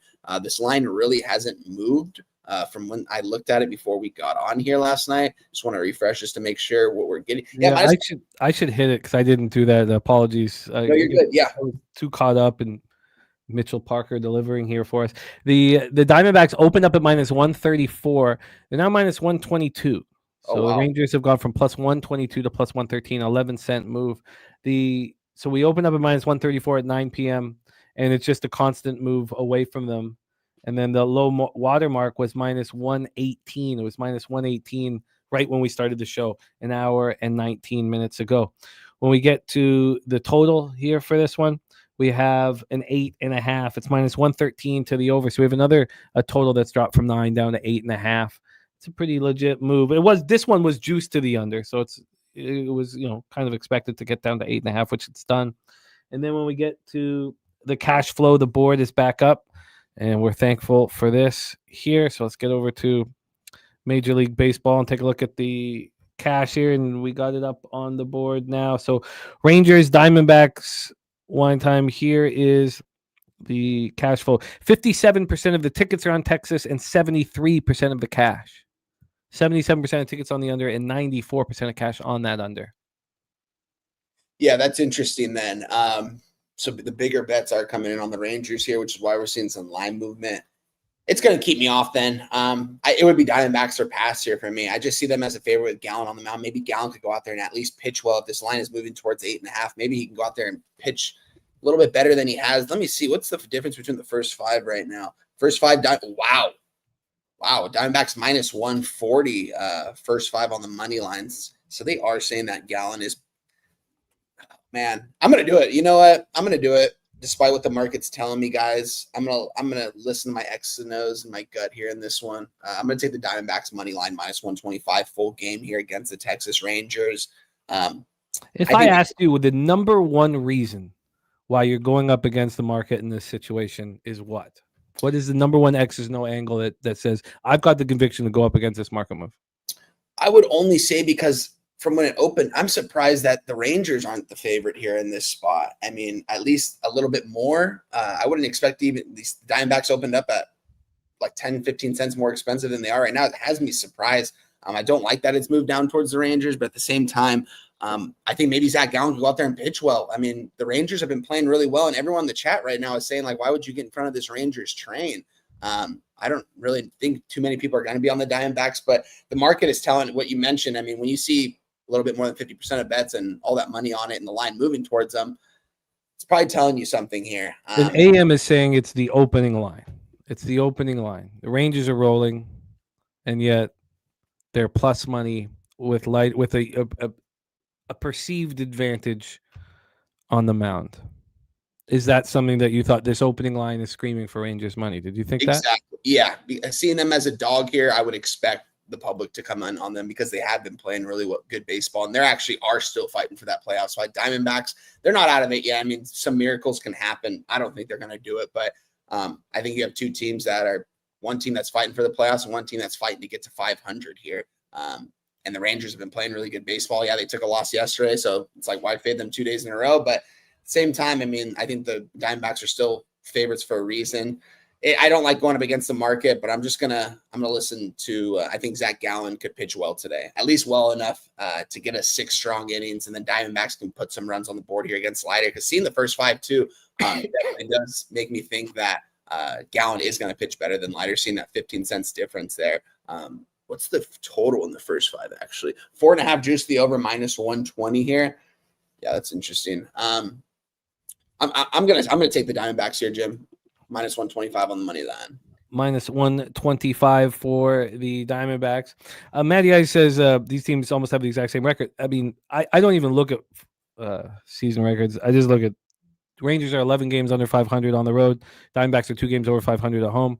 Spooner says fair market price without, especially Seager. Seager being out of the lineup for sure. But I get it. So what is the line that you got, my man? Minus 125 on the money line. Diamondbacks minus 125. Because, Jose, I'm going to catch this Nationals game and I'm going to shut her down. Yeah, I know. No, I'm not. What's the score of that game? It's 3-0 Nats, maybe. Oh, This guy's shutting it down. I'd be shocked. No, I'm not. Maybe. Who knows? Let's see. He's not going to WNBA. He's got enough NFL action for all of us here, and he's going to enjoy his winning day. That's what's going to happen. Feels really good, but I'm not there yet. And Diamondbacks minus 125 for wine time. Jose, what's your plan for Rangers Diamondbacks?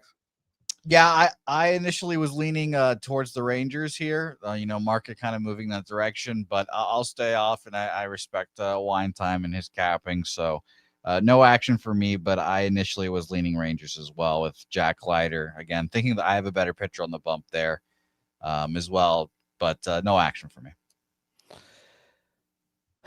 Yeah, I guess I wouldn't mind maybe taking an extra minute here. Oh, God, I haven't had Kraken in a long time, Matty Ice. It's a long, long time since I've had Kraken. It was killing me. It was not I told you guys what happened was I met this guy he's no longer alive, but he was 101. And he was a rum drinker every day or something? Every day. He drank rum every day. What rum did he drink? Well, the really nice Appleton Reserve.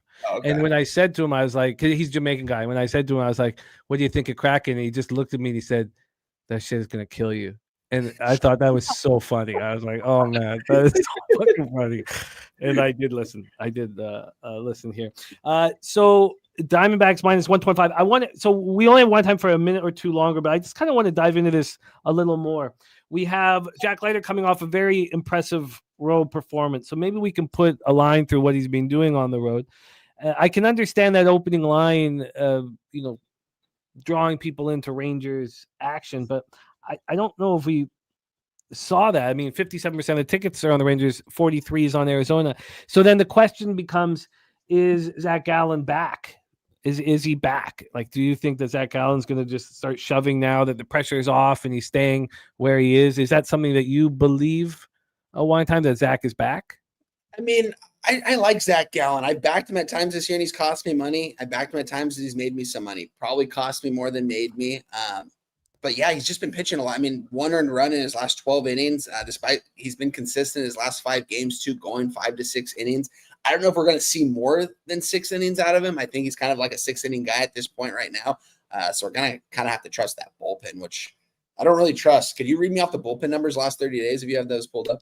I do, and we should hear the fatigue because Zach Gallen has not allowed over 3 runs in a start. You'd have to go back to July.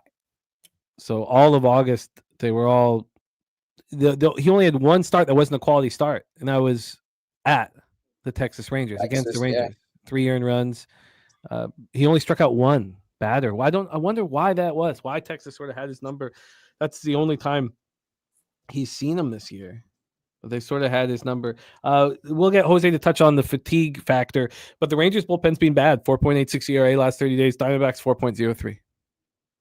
So, and by the way, in a smaller sample size, at least, I'm seeing from the 17th to the 3rd, which is today, obviously, Diamondbacks bullpen 10th best, 3.65, 4.22 FIP, and Texas a 4.41. So yeah, just Arizona a little better in the recent weeks, or at least last 2 weeks. But yeah, still not a bullpen I really like to trust either. They're pretty tired. I'm going to say a bunch of names that you guys in the chat probably have never heard of before, like Andrew Salfrank, who is allegedly the closer of this team, Ryan Thompson, Kyle Backus, Taylor Rishi, Jalen Beeks.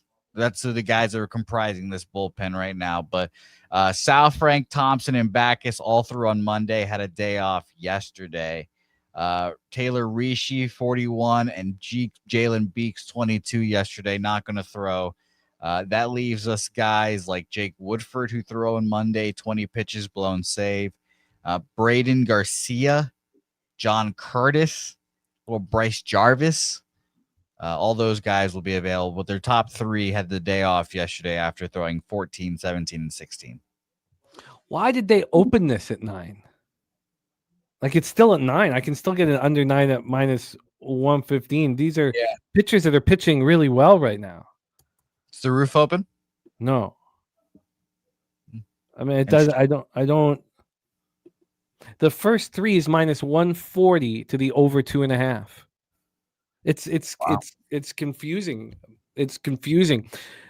The market's telling us that one of these pitchers is going to get touched. They're putting up a total that's higher than we'd expect, and they're making the very hot Rangers a dog here. I'm going to have to stay off of it, unfortunately. Wine time on the Diamondbacks minus 125. Wine time. What other MLB action do you want to make official, my friend? Yeah, we're going to make the Tampa Bay Rays and my guy, Adrian Hauser. My guy, Big Adrian over there. We're going to take him on the money line in the Tampa Bay Rays plus 125. Tampa Bay Rays are rocking and rolling right now, guys. As I kind of thought they would going into September, I thought they would pick it up. I think I can still probably throw away my futures tickets on them to get to the playoffs. Not going to do it quite yet, though, but this team is fighting till the end. Mariners kind of falling off a cliff lately, man. I mean, the Mariners did everything they really could have to get themselves in the playoff picture by making these trades, getting these players in, getting these hitters, got a really good rotation. This team's still not, I mean, they're good. Are we going to see them in the playoffs? I don't know. I think we're going to see them fall off a cliff here in this month of September. We saw Tampa Bay win a close one yesterday at home. Tampa Bay's playing some really good ball as of late. just playing meaningful baseball out there, winning when it matters most, and that's at this point in the season. Kevin Cash has these guys ready to go every single night. He expects a lot out of these guys. I like this Tampa Bay Rays team, and I backed Hauser a lot this year, guys. It seems like I talk about Hauser every time he pitches.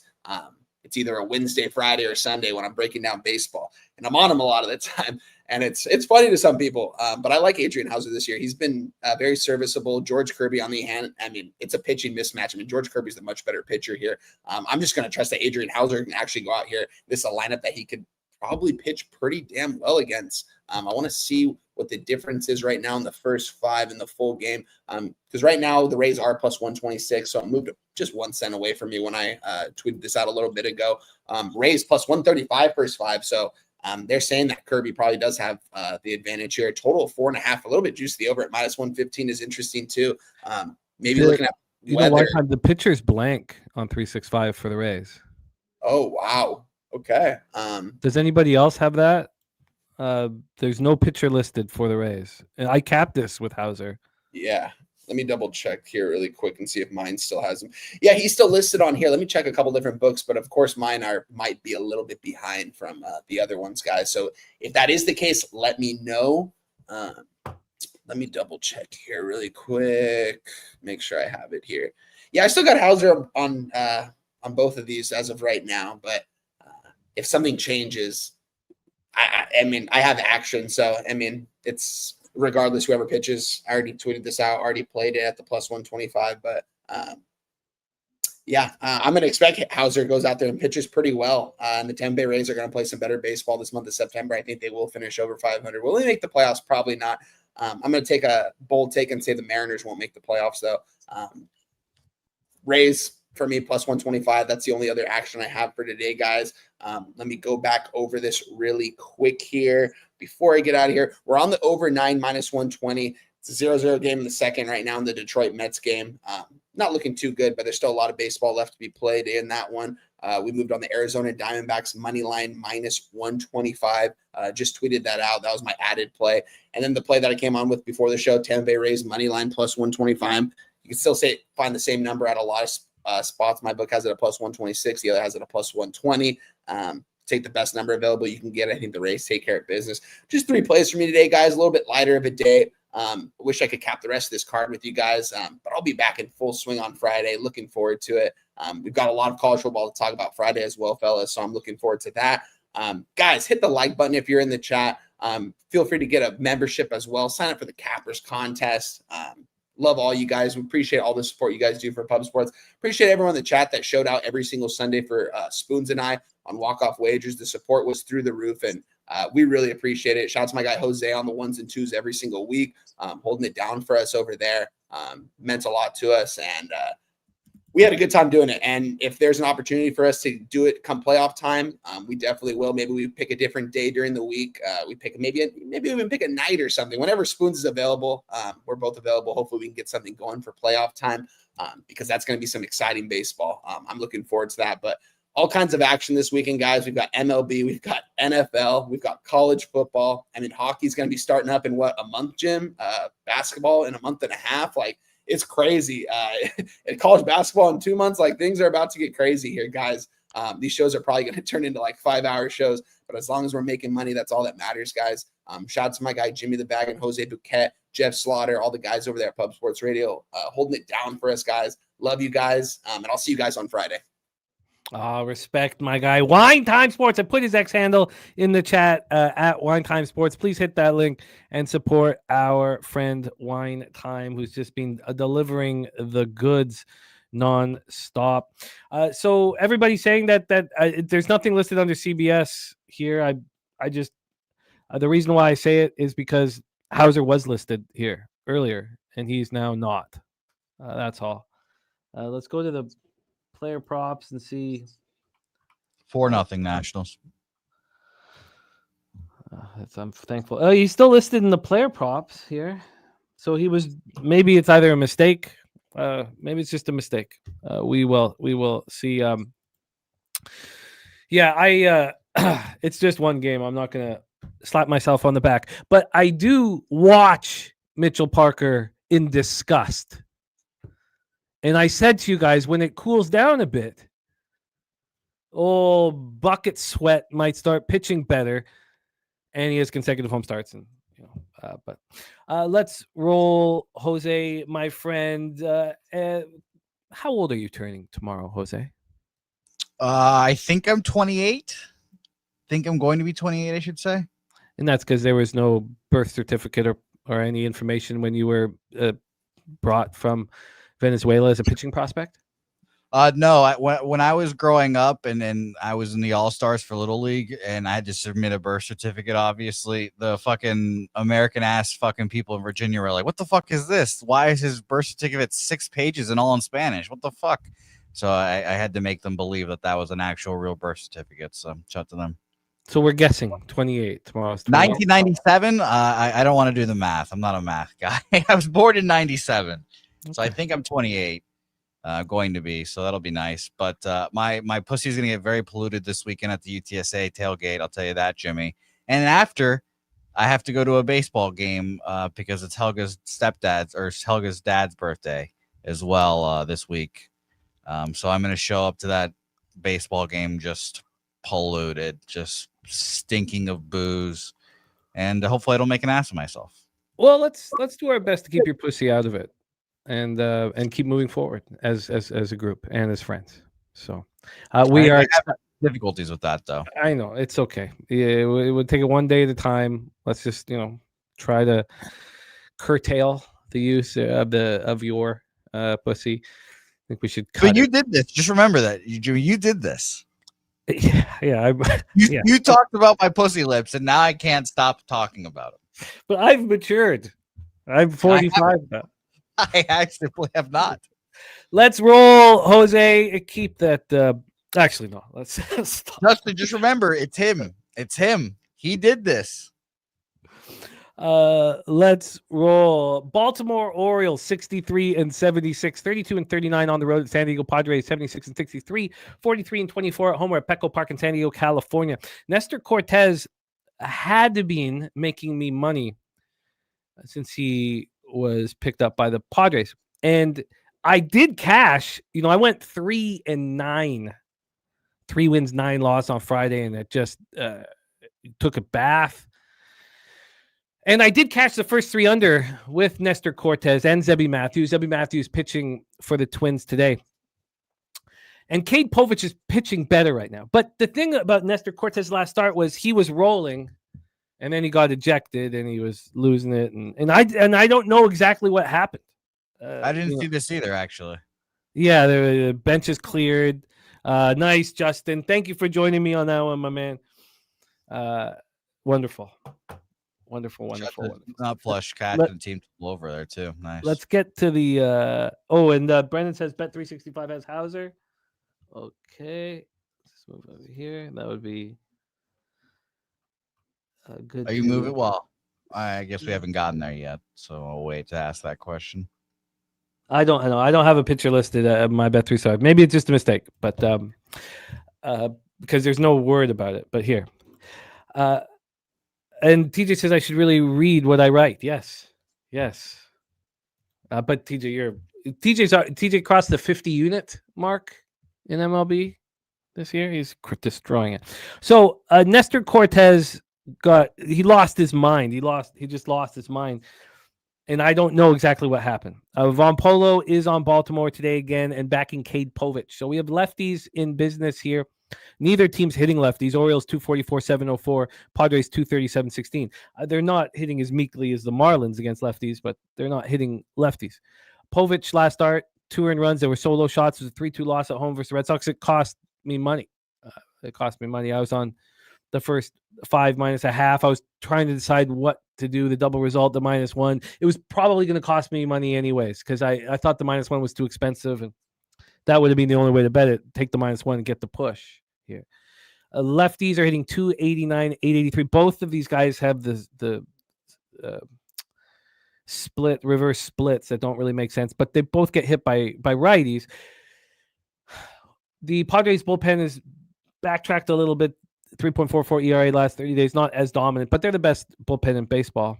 And then we have the Orioles bullpen, 4.37 ERA. So Let's grab the line history here for this one, Mr. Bouquet. We have the total at 8.5 minus 115 to the under. This opened up at 8.5 and it dropped to 8 at 4 this morning. That's a pretty big move. Before I talk about how big the move, let's take a look at the weather here. And we know that there's often times when it's a run suppressing weather with the marine layer. So why don't we put a little bit more time into that? So let's go into the swish here. We have 83 Fahrenheit, feels like 86. That's the hottest I've ever seen it in the baseball breakdown. I've never seen it. I've never talked about it being 90 in San Diego in my life. 86, feeling like 86. I've never seen it like that. So it's very offensive weather. 8.2 miles per hour left to right and slightly in. So, I mean, that's too hot for a marine layer. So that would put Petco still minus 5%.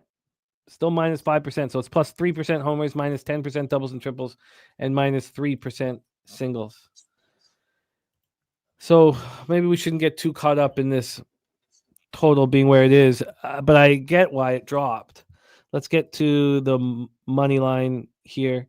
From a money line standpoint, Nestor Cortez and the Padres are minus 158. They opened up at minus 162. So we've had a very slight move towards the Baltimore Orioles. We hear Von Polo on the Baltimore Orioles. And when we get to the cash flow here, we have 64% of the tickets on the Padres, but 70% of the cash on Baltimore. 60% of tickets on the over and 86% of cash on the under. This is a real fascinating game here. Take it away for us, Jose Bouquett, Orioles, Padres. Yeah, the market feels like it's not really showing its hand in this game at all. So I feel like I've got to stay off. I'm Team Orioles or nothing right now. The Padres have lost like 3 straight or something like that now. So I think the Orioles have been a back team for the last few months here. So I leaned Orioles, but it wasn't strong enough to get me there. The market really not moving much, and I will say, if I had to do one bet gun to head, I think this would be an over game for me. Because again, Petco, I feel like we see 7.5s there pretty frequently. 7, 8, maybe 8.5 is pretty high for Petco. So I'd probably lean over in this game, but nothing for me. I love how you guys are reminiscing of the year 1997 right now. It was a great year. You had 3 girlfriends, right? Say what? You had like 3 girlfriends. Oh, You're running game. I had 2, but yeah, it was a good year. It was a good time. Yeah, Kate and Kim. That was nice. Just like the case. It was nice. It was nice. Yeah, I get that this is a higher total than usual, but we have pitchers with gas can numbers on them. And the fact that it went from 8.5 to 8, I mean, Cade Povich is pitching better, and these teams aren't hitting lefties. I honestly, the problem, the weather doesn't correlate with this, but I guess I'm not sure what to do, honestly, just because when pitchers have horrible numbers, I try to find a reason to back them because I know every single other person betting is fading them. And that's, of course, what I tried to do with Mitchell Parker here. And I kind of wanted, and I've been doing it with Nestor Cortez, and I haven't done it enough with Cade Povich, who's starting to pitch much better, and he cost me money in that last start. So I guess I can just leave it alone. But I mean, Nestor Cortez is pitching better, but he didn't look great against the Twins. And then we had Brandon telling us what happened. He lost his mind, fucking lost it, and balls and strikes, and then got ejected. So he was just not in the right mind space. And the Orioles aren't showing power versus lefties. I mean, if you remember in the beginning of the year, the Orioles couldn't hit lefties at all. We knew that would change and come around. So I guess I just leave it alone. I think that move. If this opened up at 8.5 and then stayed at an 8, I would want the under, but it doesn't really correlate with how I've been, winning first 3 unders. The first 3 under 2.5 is minus 110. The over 2.5 is minus 130. It's saying that they're going to pitch okay here. There's our guy, Steven Fahrenbach, in the house saying, do you guys cover Framber hucking one at his catcher? No, I'd like, and I saw that the apology's out, so I wouldn't mind talking about it once we get there, because I had to watch it over and over again. Not as many times as I watched, Will Smith slapping Chris Rock, Jose. Again, I'll never forget telling you that, and it looked like I just fucking told you that your puppy died. That was, never forget, Pubapalooza 1. I've not watched Will Smith for 1 second. If he's on it, whether I turn him off immediately, I will not watch him for 1 second. He does not get 1 second of my time ever again.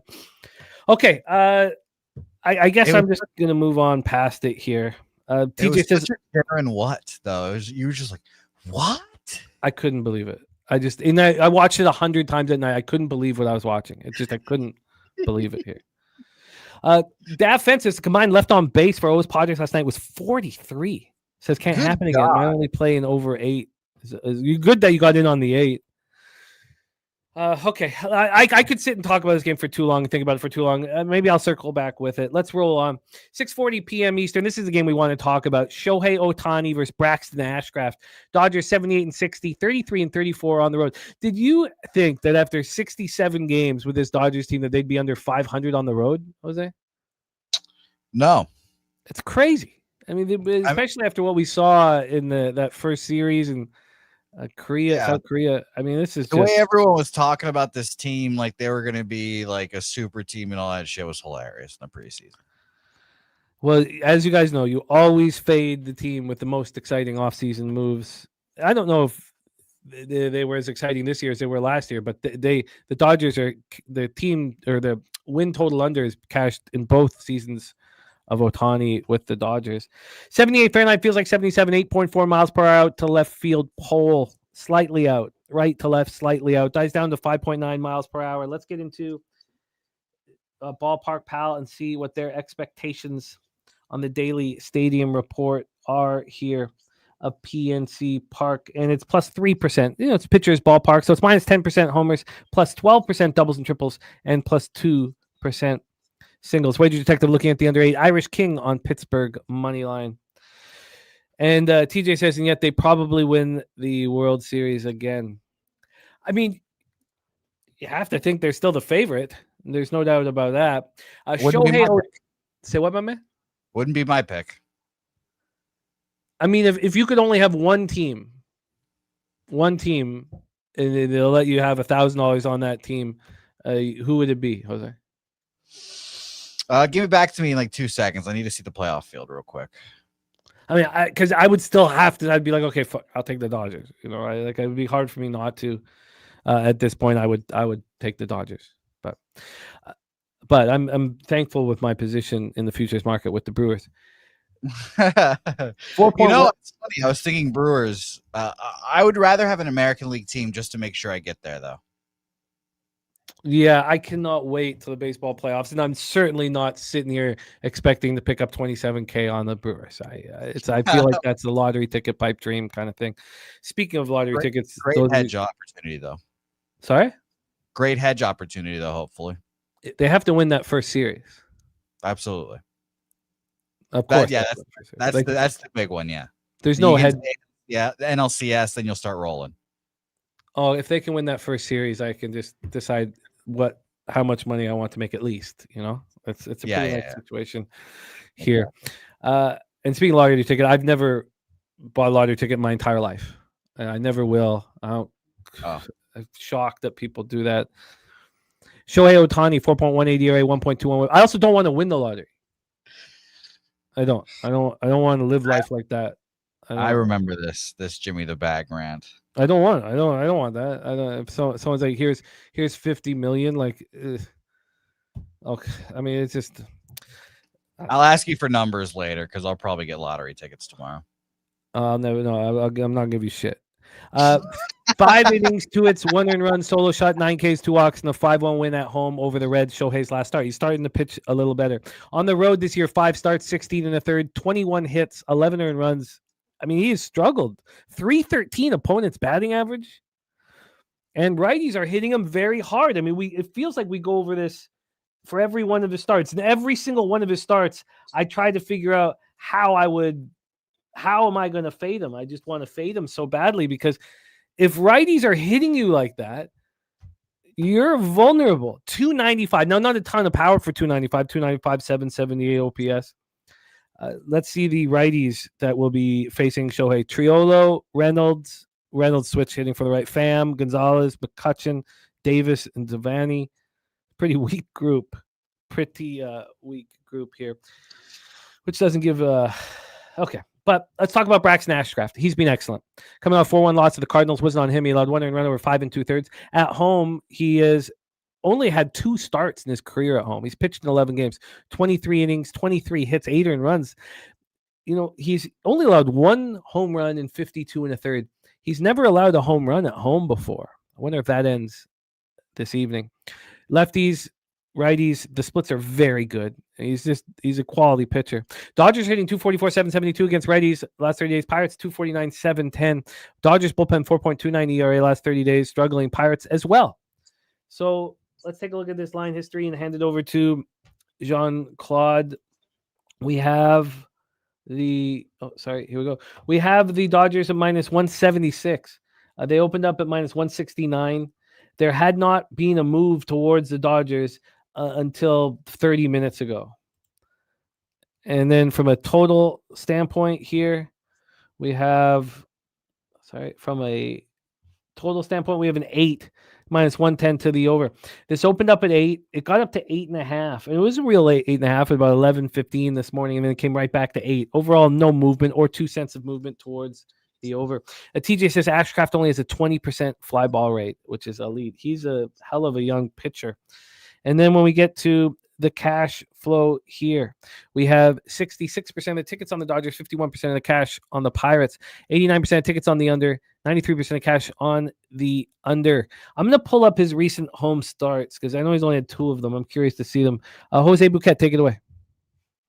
Yeah, I kind of feel like this is just a tradition now. Whenever these 2 teams play, just got to bet the Pirates. So I'm back on him again here. Pirates full game money line, plus 159. And shout out to Nutflush Allen. Team total over 3.5, plus 105 for me here. I don't know what it is about these 2 teams, but I don't know why the Pirates always seem to play them close, beat them. So I'll just keep riding the Pirates wave. Maybe it's a little just over or underthinking it, whatever. Too simple. But it's interesting. The market really hasn't moved much on the Dodgers until the last 30 minutes. And hopefully more people start betting the Dodgers more. Cause right now, as you said, the split, 68% of the bets and 52% of the money on the Dodgers. But that, like 2 minutes ago, was 51% on the Pirates. So at least the money's starting to come in a little bit more. But yeah, I want people to bet the Dodgers here. I'll be on the Pirates once again. Huh. Okay, so the Pirates team total over 3.5. What did you get? Plus 105. And the Pirates money line, you got plus 150. 59. 159. So I'm starting to think that Shohei Ohtani is going to start pitching better. I think he's got enough innings under his belt. He wants to start in the postseason. Mm-hmm. And these are important games for the Dodgers. They're not playing very well. So I'm starting to although I think that, getting a chance at Braxton Ashcraft in a +3 or a +5 on the first 3 of the first 5 is very, very appealing. Now the +3 or the first 3 plus a half minus 145 at 365 is too expensive. And the +5 is at minus 120. And again, Ashcraft's never allowed a home run at home. I'd like to take a look. There's our guy Wally in the house. Shout out to you, Wally. Our friend Fat Wally. What a great, great guy. Let's take a look at Braxton's home starts here. Because I think, we just saw 16 runs yesterday. And again, I really think it helps me not caring about what happened yesterday. It's helped my baseball capping. But, and you guys may all cash the over in Detroit. But it was everybody just saw 35 runs. I mean, if you can explain a certain move, not that I, trust Mize the way he's been pitching or Clay Holmes either, but he shut down, Ashcraft shut down the Rockies in 5 innings, and he allowed 1 earned run versus the Reds in 3 1/3. I'm not entirely sure why he got out. So if that is the case, I think they both pitch well here. And the weather, it's warm. It's not too detrimental to offense. Let's just take a look at what that first 3, because I'd probably have to turn it into a 2. And the first, no, I don't even have to. Why is that? Shouldn't it be more expensive? By the way, I wrote down Texas, Arizona first 3 over 2.5. That ridiculously overpriced spot. If we were better cappers, we would be on that spot. Well, we'd have to turn it into a 3 at this book, at 365, because that was minus 140 to the over. Yeah, it just seems so weird that it's juiced to the over there. So I agree with you there. Yeah, I'm very curious to see. Thank you for tracking those things.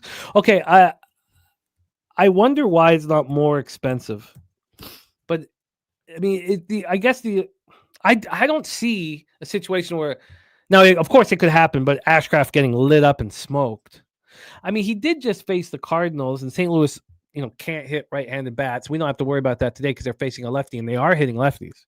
But they're the worst team in Major League Baseball against right-handed bats. This should be more difficult for them. They've seen a lot of runs. It's only 5 cents more expensive for coin. Okay, I'm going to look at that first 3 under 2.5. And I'm also interested in the Pirates' first 5 plus a half. And I guess if, with this game starting at 6:40, we can give the market more time to marinate. And I can sit and say, well, 32% of the tickets are on the Pirates and 48% of the cash. That's a good sign. So what I would need from the market is I'd like some kind of a move to the under. There's been a 2-cent move to the over at this point. So I'd like to move a few cents towards the under. And then on the money line, I would like this to move slightly towards the Pirates. And that's not happening. As I said, there was that 8-cent move to the dark. Okay, so that's my plan. I'm going to sit with this later, but I am been fading Ohtani every start, and I'm going to stop. I have a funny feeling that we made good money, real good money off of fading him, and that time is over. And TJ's on the TJ special, which I am interested in, and that's based on Ashcraft. But the thing is, if I think that Ohtani's going to start shoving, maybe just the first 3 under 2.5 is the best way to play it. But I have that TJ special first 5 plus a half here. And Jose has moved. Now, Jose, it's been so long since you have raised it. And I can't even remember the clips we used to have for it and the screaming and the yelling. Do we have any of that? Does any of that exist anymore in the great wall of clips that we have? Yeah. No, none of it exists. I do have a recap somewhere on my my bullshit ass hard drive that I have, but no, I don't have any of it on me. But how about we get another Pirates sweep and we'll be raising the fuck out of this thing? Yeah, you got a lot of fans over that one. So we did touch on Ashcraft, who's looked excellent at home. He's not allowed a home run at home yet. He's only allowed 1 home run in 52 1/3. The guy's been spectacular. I just want to touch on what Ohtani has done in his last couple road starts so that I can, let me just go to his game log here, that I can really believe that he's moving in the right direction. So he faced Colorado. He did not look good against the Angels. I don't know why that was, but he played for the Angels. Maybe he got caught up in it. He didn't look good against the Reds. He's not looked good in any of these road starts. Why would I believe? Why? Because of one nice performance against the, cut that. I mean, why? He's not showing us any proof that he's pitching well on the road. None. 0. So I'm not going to. I don't want to have a hunch. My gut loses money. So the only thing I would be looking at is the Pirates' first 5 plus a half. But the Dodgers pitching does need him to step up. I'm much more likely to be on the Pirates' first 5 plus a half now than that first 3 under 2.5. But the Pirates don't have power. They don't have power against right-handed pitching. Okay, but Jose has moved. Let's roll on. 6:40 p.m. Eastern. The Toronto Blue Jays 80-59, the second best record after 139 games in franchise history. I almost picked this team when you asked me that question. I was like, God, would it be the Blue Jays? But I didn't trust the lack of postseason experience around the hitters. I mean, they're also 500 on the road. Now, if they can clinch one of those, good. You know, that like 500 on the road for this year, that's like second, third best. Wonderful to see Jacqueline in the house. Great to see you, Jacqueline. Great to have you rocking with us. She says hello, Jose, to you as well. Our friend Hello. Jacqueline. Blue Jays Reds here, Great American Ballpark in Cincinnati, Ohio. We have Shane Bieber. So Shane Bieber, we've seen 2 starts of Bieber's. August 22nd at the Marlins, he was lights out. 6 innings, 2 hits, 1 earned run, 9 K, 0 walks, and a 5-2 win at the Marlins. That cost me. I didn't expect him to be so spectacular. And then we saw him at home versus the Brewers, and he was really good again. Now, they lost 7-2 in that one, but he went 5 1/3, 5 hits, 2 earned runs, 1 homer, 6 Ks, and no walks. He's been excellent. 0.62 whip. He's yet to walk a batter in 11 1/3, but he has allowed 2 home runs. He has allowed a home run in each start. We have Justin McCelvy on Bichette over 1.5 bases here. Bichette over 1.5 bases, and we accidentally blew through the Machado stacks play today number 1. Machado over 1.5 bases. We'll play our clip that we love so much for Jackson Churio. That's number 2 for Justin McCelvy. So here we go. Jays, Reds, and lefties are hitting 143 with a 286 OPS against Bieber in 2 starts. Righties 211, 776. Before we break down Zach Littell, let's take a look at the weather that we are dealing with here in Cincy. It is 79 Fahrenheit, 8.7 miles per hour to left field. It dies down to 5 miles per hour, but it's out to left field. Let's get into Ballpark Pals expectation of Great American Ballpark. Plus 9% runs, plus 16% homers, even doubles and triples, and plus 3% singles. Let's move into the line history here. We will start with the money line. From a money line perspective, you know, honestly, the plus 135 to plus 145 for Ashcraft first 5, it makes me uncomfortable. I understand that we're going against the Dodgers, but he's been pitching lights out. Why would they give us such a glorious bounty? But I'm going to keep working on that. It's just in my head. We have the Reds at plus 141. They opened up at plus 138. The Jays have gone from minus 153 to minus 154. And when we get to the cash flow for interleague action, we have 61% of the tickets on Toronto and 69% of the cash. 66% of the tickets on the over and 50% of cash on the over. We've seen very high scoring games from these two teams. Zach Littell, 9-8, 3.63 ERA, 1.12 whip. He's had a strange season. Last start, 7 innings, 6 hits, 4 runs, 3 of which were earned, 2 homers, 4 Ks, no walks, a 7.5 extra inning loss at home versus Cardinals. We were on the under 9. This was Friday. A lot of these, I'm getting flashbacks of Friday, and that's the last day I bet baseball. It really hurt me badly. Righties are hitting 260, 763 against him. He really can get lefties out quite a bit easier. And when we're looking at the Jays lineup, they expect at least Barger, Varsho, Lucas, and Jimenez. So you're going to get at least 4 lefties, which he gets out at a pretty high rate. Jays versus righties, 277, 823 OPS. They're raking. Reds versus righties, 248, 721. And the Jays bullpen is a real problem. You know, Jose, when I saw that they had a 4.69 ERA in the last 3 days, I was shocked. I thought for sure I was going to be over 6. Yeah, for sure. I was shocked. Reds bullpen 3.92 ERA. And Brandon Cummings says Ryan Borucki, who is a fan favorite up here, so was called up from AAA Buffalo prior to a Tuesday's game. He was designated for assignment August 15th by the Pirates. Yeah, we're happy to have him back.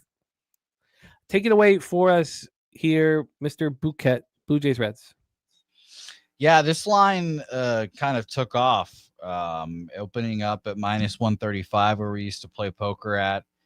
Which is interesting. Minus 153 only at Penny, which is a little more interesting to see when these lines open up at and all that good stuff. I was considering using the Blue Jays as a parlay piece. I do feel more comfortable when Penny opens it up at minus 135 and it goes up to minus 150. They opened it up at minus 150.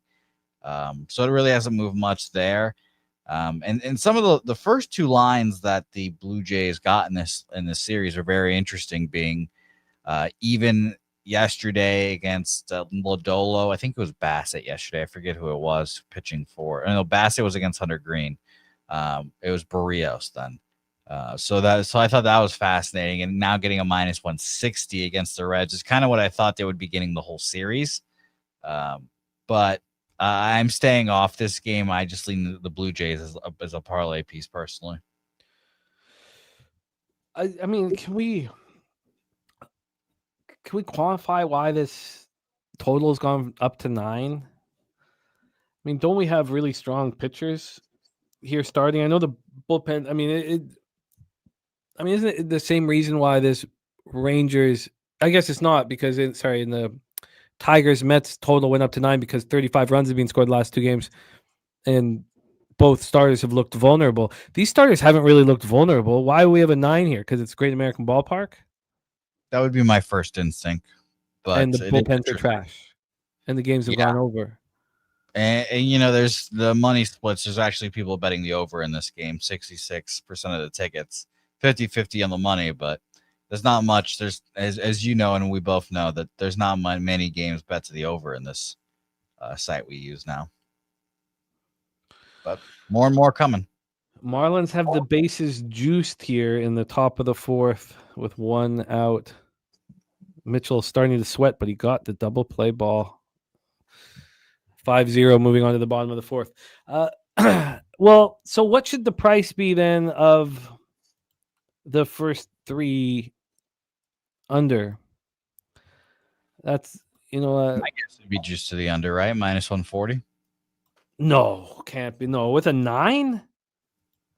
No. I mean, if it's minus 140, I'll bet it, because that's just that's a very expensive number, and I don't know why it would be so expensive.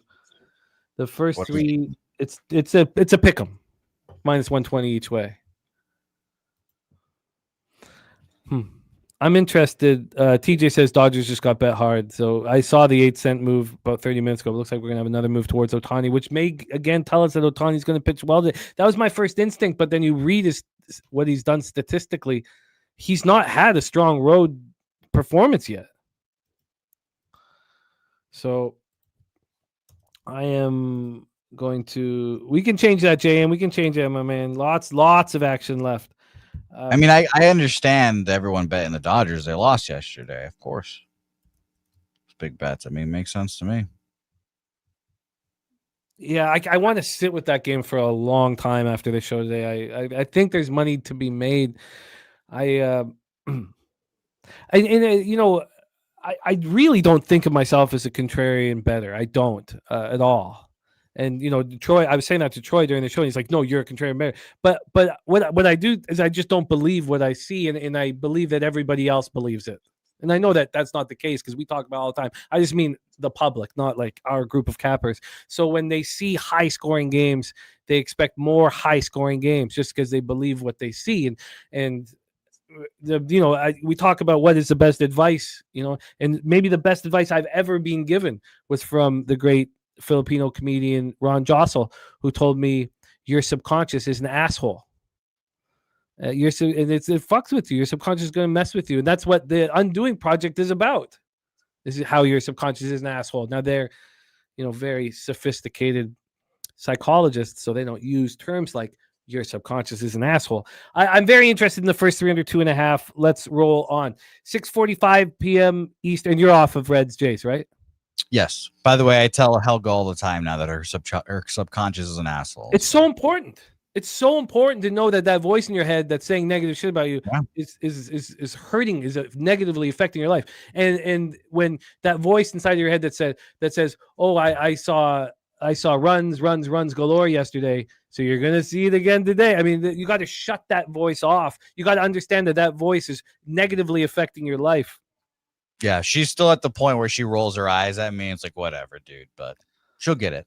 She will, because the negative things that doesn't help your life, and believing what you see does not help your life. Let's go on to Guardians Red Sox here. Cleveland Guardians 68 and 69, 33 and 36 on the road to the Boston Red Sox, 78 and 62, 44 and 27 at home.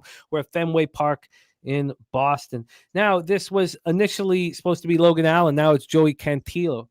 And so that line may move because of that. But let's start with the weather here for this one. Weather-wise, we have, here we go, in Boston, 74 Fahrenheit, feels like 73, 8.1 miles per hour right to left. And then it's blowing out for the rest of the game after about an hour, but it dies down to 6.5 or 6.3, but it does certainly get more offensive. Ballpark Pal, let's see what they have for Fenway Park here. Plus 18% overall runs, minus 2% homers, plus 24% doubles and triples, and plus 11% singles. So very, very offensive numbers at Fenway Park. The second most offensive park behind Coors Field. Get into the line history here then for this one. Line history-wise, we have a 9, minus 115 to the over. This opened up at 9. And they say that it got to a 9.5 at some point, but it's not a real 9.5. It's gone up 4 cents. Let's just leave it at that. Gone up 4 cents towards the over. From the money line here, we have a minus 143 on the Red Sox. Opened up at minus 133. So we've had 10 cents of movement towards the Boston Red Sox. We haven't had really any of these spots that have screamed at us, that there's a sharp side in the bet it.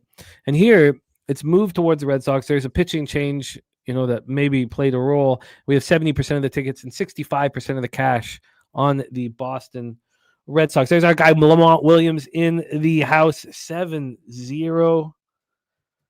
That's nice. Cantillo coming off a 2-0 loss at home versus the Braves. He looked great. 5 innings, 4 hits, 1 earned run, 5 Ks. He did walk 4 batters, so that's why I had to only go 5 innings. Despite only allowing 1 earned run. On the road this year, he has been okay. 259 opponents batting average. He's allowed 4 home runs. The reason why I bring that up is because he's allowed 14 at home and just 4 on the road. Now, he's pitched most of his season here. You know what? I think I've got this. Let me go. You know what? That's just way too many innings. Do I still have Logan Allen's stats there? How many innings has Joey Cantillo pitched this year, Jose? Let me tell you right now. He has pitched. Did I screw this up? 66 and a third. I think I screwed this up. Let me just stop myself before here He's only given up 8 home runs this year. 5 innings, 4 hits, 1 earned run against Atlanta. On the 15th of August was his last major league appearance. Yeah, I still have Logan Allen. I guess I wrote. It was such a late night after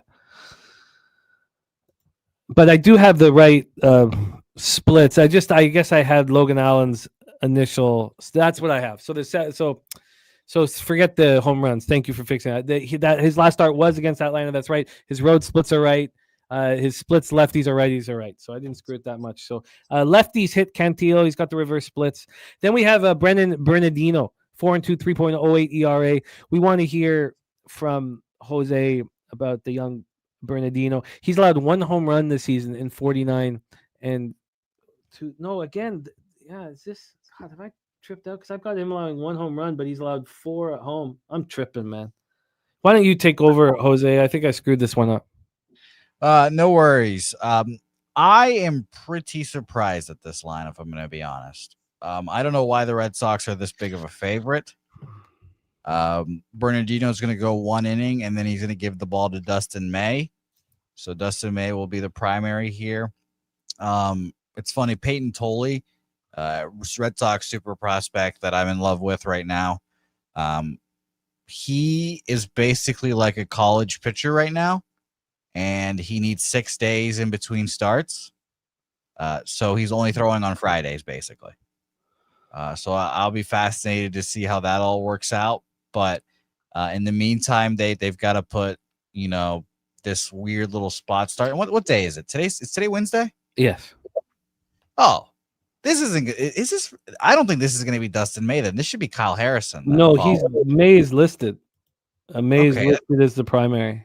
So then Harrison's going to throw tomorrow. Then is my guess because they brought up Harrison to throw and try to keep Dustin May out of the bullpen or out of the starting rotation here. So that's fascinating. But that all that to say is that I made a bet where I have not made in the entire year in this game. This is my first time doing it all year, I think. Bernardino is incredible as an opener. He has shut teams down in the first inning and then fucked off really well.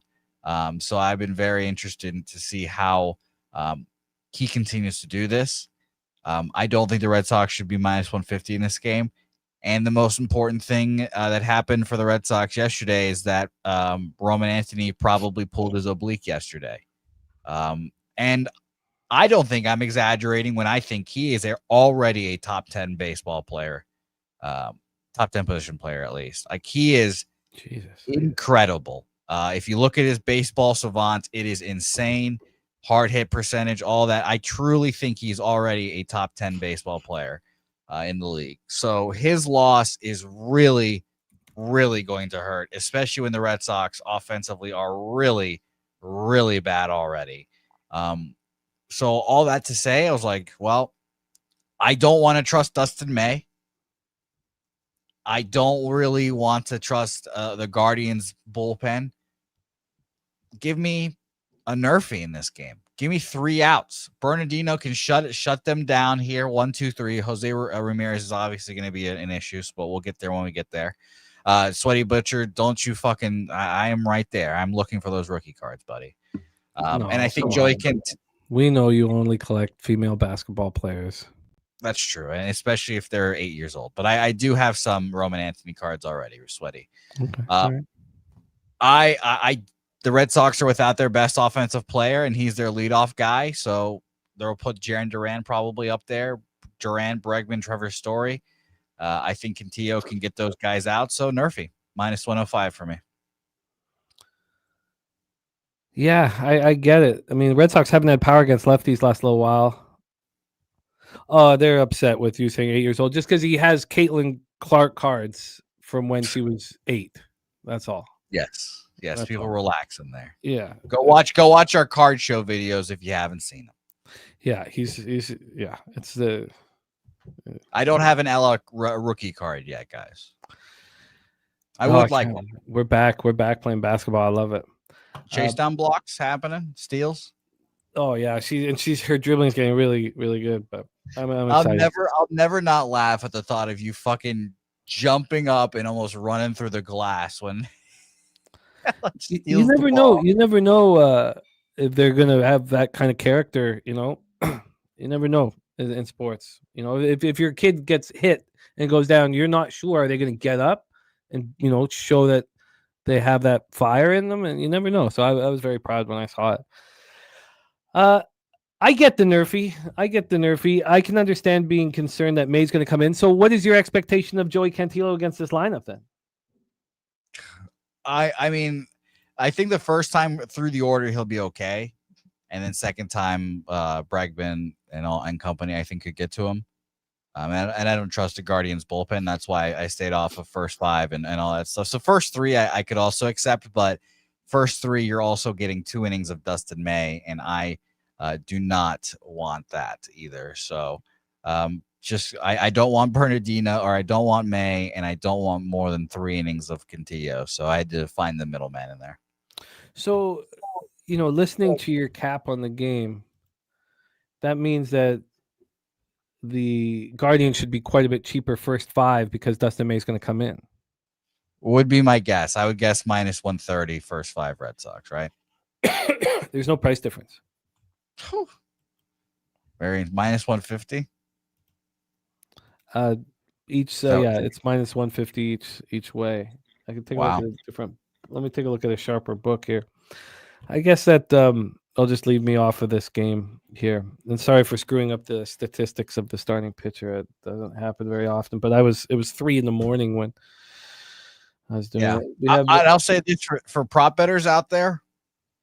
Maybe romanticizing baseball a little much, but there's a guy in the Red Sox clubhouse that has brought a lot of character to this team that they need, a lot of leadership, and that guy's name's Alex Bregman. Has not had any power as of late. His legs are, I forgot what injury he had, a quad injury. He comes back early. I think that's probably still sapping his power. Roman Anthony goes down. He says yesterday we lost one of our best players, blah, blah, blah, blah, blah. I wouldn't be surprised at all if he stepped up in the next few weeks. So we'll see. All right, let's roll on. I would like to figure out a way to attack Dustin May here, but I would like to. I mean, if you had a free bet on the first 5, would you want Guardians first 5 plus a half? I personally would rather take the money line because of the high volatility, but yeah, it'd be Guardians. Because Dustin May is a real issue. He's a real problem. Could this be the last time he pitches for the Red Sox this year? I don't think so, no. Even if he gets lit up? Yeah, I think he'll just keep staying in the bullpen. And they already took him out of the rotation, for a rookie that's made one start, and then Kyle Harrison, who they've made their feelings known about Kyle Harrison by throwing a rookie before him, a rookie he's pitched for like 2 years in his collective life. So. Shout out to our guy Lamont Williams, 3-team parlay in White Sox, Minnesota Twins over 8.5, and Brewers Phillies over 9.5. Oh wow, it's White Sox and Minnesota Twins 40 over 8. Okay, so it's let me copy and paste it and sit with it because there's a lot more action than a 3-team parlay. But I like it. Thank you, Lamont, my man. Copied and pasted. Okay, well, I'm interested in the Guardians first 5 plus a half, but because I would like to attack Dustin May. And you know what? If I'm going to say that out loud, let's just touch on what Dustin May has done here, and then we can move past it. It feels like it's been good start, bad start, good start, bad start. But I don't have his numbers in front of me, so you'll have to. Yeah, I'm grabbing them right now. Then we'll just move past it, and I apologize for the length. But I don't want to just coast over it if there really is an angle for us to get paid on with Dustin May not being trustworthy at all. So here we go. Let's go with a game log here. And it feels like the Red Sox are telling you how they feel about him by taking him out of the rotation for 2 pitchers that are dummy young. He's allowed 11 earned runs in his last 9 2/3. He came in and looked pretty good. He got hit by the Royals in that first appearance. Then he shut down the Astros and shut down the Orioles, and then he gets lit up in these 2 starts at Yankee Stadium and at home versus Pittsburgh. And you know what the worst part about it is? In the Astros start, you look on the numbers, you think that's a good start, but as soon as that guy got off the mound and as soon as he could get to a mic, he was like, I had no fucking idea where anything was going. I don't know how the hell I just did that. He's like, I had no feel for any of my pitches, and I somehow did that. So even that one good start makes me be like, huh? Okay. No, I think the Guardians first 5 plus a half may end up on my card. I'm going to study it a little bit more. I'd like to see what happens if the market gets a couple more hours so that we could see if there is a difference in price. I mean, yeah, that's the most worrisome part for me personally, because I thought minus 130, first 5, minus 150 full game. Maybe Kentillo is worse than I'm assuming here. I don't expect him to be very good. Numbers for the Red Sox against lefties here from the first to the third here. They are 12th best, 105 weighted runs created plus. And if you want to cut the sample size down to the 17th to today, they are 26, 74 weighted runs created plus. And they're losing their best hitter. Yeah, I think this works out. Let me pop this up. It feels like I just don't think the market really realizes how big of a deal Roman Anthony is to the lineup. Like, again, he is a top 10 baseball player in the league already. Shout out to our guy True Allah, 4th and 1 Entertainment, 3-legger home run parlay, Montgomery, Caminero, and Brandon Lau. Okay, let's roll on. I think that's going to get on my card, and I'd like to fill this one up. Let's roll. 7:35 p.m. Eastern. We have the Seattle Mariners and Tampa Bay Rays. So we have already heard from Wine Time that he has moved on the Tampa Bay Rays. Wine time on the Rays. So let's set this one up here because I was a little surprised because I want to back Kirby every opportunity that I get. Coming off a 5-4 loss at the Guardian, 7 innings, 6 hits, 2 earned runs, 2 homers, 6 Ks, and no walks. His road numbers are now really good. It took him a little bit, but they're now really good. He's allowed 18 earned runs and 9 road starts. Lefties hitting 258, 732 OPS against them. Righties 217, 587 OPS. So if you got a lineup stacked with righties, he's going to shut you down. Now, this is a great lineup to face him. And I imagine that was involved in Wine Time's cap because there are only going to be 3 righties in this lineup. Going to be 6 lefties. Lefties are hitting pretty well against them, 258, 732. I guess that's an evener. And then we all expect Adrian Hauser to be the starter, but I told you he was off the card here at 365. Let's do another check and see if he is back or if he is indeed. Yeah, there's no pitcher listed under the Rays. Does RotoWire have any info on that? Let's just see if RotoWire has any info on that. I mean, hard not to get caught up in that, but they have Adrian Hauser. So I don't. That's a tricky. Adrian Hauser is another pitcher who's being lit up by left-handed bats, but it doesn't. Oh yeah, and so the Mariners are going to fill left-handed bats. There's only going to be 3 right-handed bats for each side. Both teams are set up to actually attack the opposition. Mariners bullpen's been a real problem too. 5.06 ERA. Both teams are hitting righties decent. Almost, Mariners 240, 766. 242, 736. And TJ says Hauser's listed on all of his sites. I don't know why he was pulled here. It's very strange. Okay, let's take a look. So we know there's a couple things that we know about the situation. And one is that it's very, very offensive weather in George M. Steinbrenner Field in Tampa. We have 85 Fahrenheit, feels like 86, 4.6 miles per hour in, and gets up to 5.2 mile per hour in. And that gives Tampa plus 14% in runs, plus 40% home runs, minus 9% doubles and triples, and plus 2% singles. So Jesus it's Christ, 40? Plus 40% home runs. Spooner on Mariners first 5, minus 135. So we imagine that the total will be messed up because of it. But let's get into the line history. We'll start with the money line. We have the Rays at plus 125. They opened up at plus 120. Mariners gone from minus 133 to minus 135. So a real lack of movement. When we get to the total, we have, and we expect it to be high, we have an 8.5, minus 114 to the over. It opened up minus 107 to the over. I mean, very, very offensive weather. Perfect lineups to attack these 2 pitchers who are really good. Or I don't know about really good for Hauser, but they're good. You have 65% of tickets on the under, 89% of cash on the over, but it's only gone up 7 cents. Wouldn't you have wanted it to go up more than that? I would have wanted it to go up more than that. Okay, take it away for us, Mr. Bouquet, Mariners Race. Yeah, it seems like the sharp action is the over. I'll tell you that just based off the market, like you just said, 65% of the bets on the under and 89% of the money is on the over. Huge bets on the over in this game, and I can see why. A bigger move, Jose? Wouldn't you want to see a bigger move than that? I mean, yeah, that's why I'm not going to bet it. So I agree. I would rather, if this was a 9, then I would definitely be betting this. Going from the 8.5 to a 9, sharp action on the over. But books are like, whatever, we'll move it up. And again, maybe this will become a 9 later today, but the fact that it's not now is a little worrisome. I do kind of like both of these pitchers. And I'm a little dubious at ballpark now's pals numbers at times, just because I'm stupid and I don't know how they fucking put those numbers together and humidity and all that shit. So I've stayed off of this game, and I was even surprised to see the Rays be getting bet in this game. I thought more people would be on Seattle, 52% of the bets and 51% of the money on the Rays. I'm off. It's just a weird game. Not much line movement in this game either. So it was a back and forth one for me.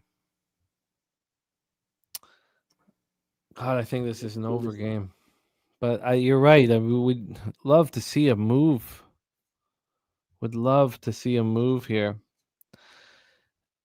Feels like I'm And- betting off of blind faith if I don't see a move. Yeah, I get it. Okay. So I'm interested still in the over. Mariners Rays would be a full game over. Just because the Mariners bullpen's being so bad.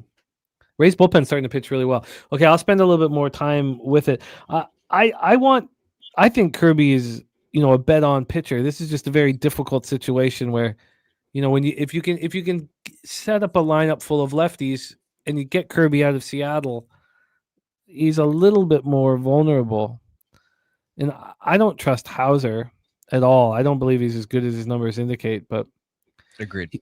and he's only oh my god, has he only had one home start since he became a Ray? He has, and he got lit up.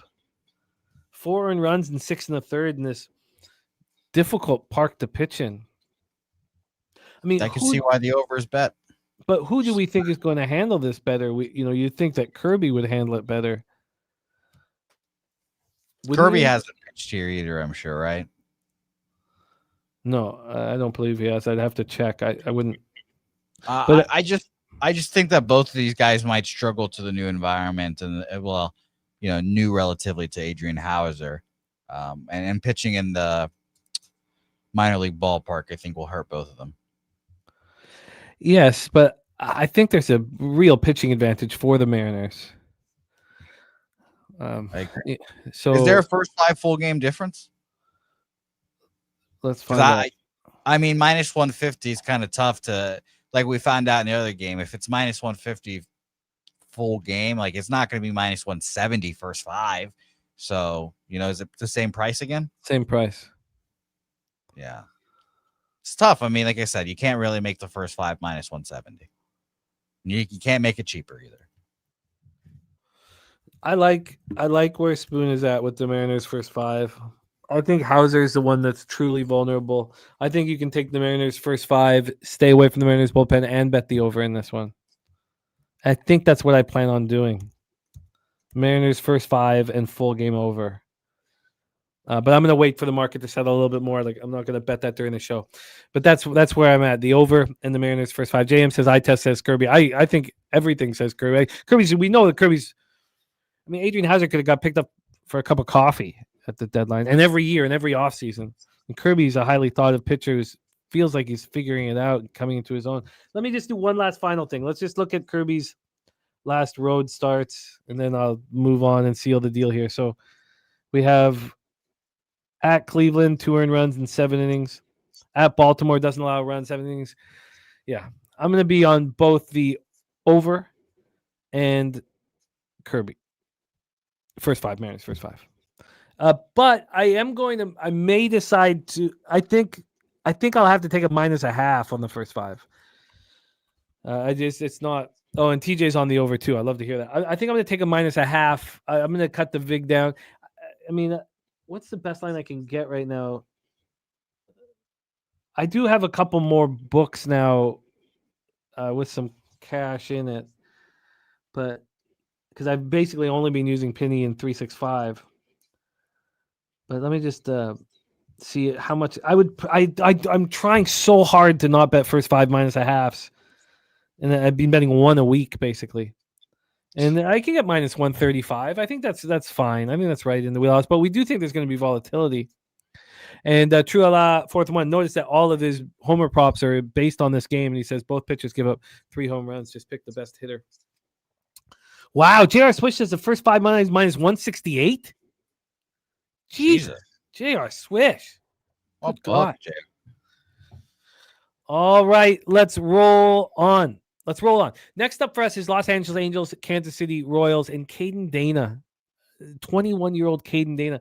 I didn't realize. Oh, it's 7-4 now. God, what? I need one more out. I didn't realize that Caden Dana had pitched in the majors last year too. I don't know how. So as a 20-year-old, they brought him up. Just such questionable decision making by this squad. Angels Royals, Caden Dana, the 21-year-old. So this is his first start of the season. He made 2 appearances. His last one was May 24th. And this kid, he wasn't even that high of a draft. Now, he was out of high school, so I think he was a 7th-round draft pick. Let me just pull it out.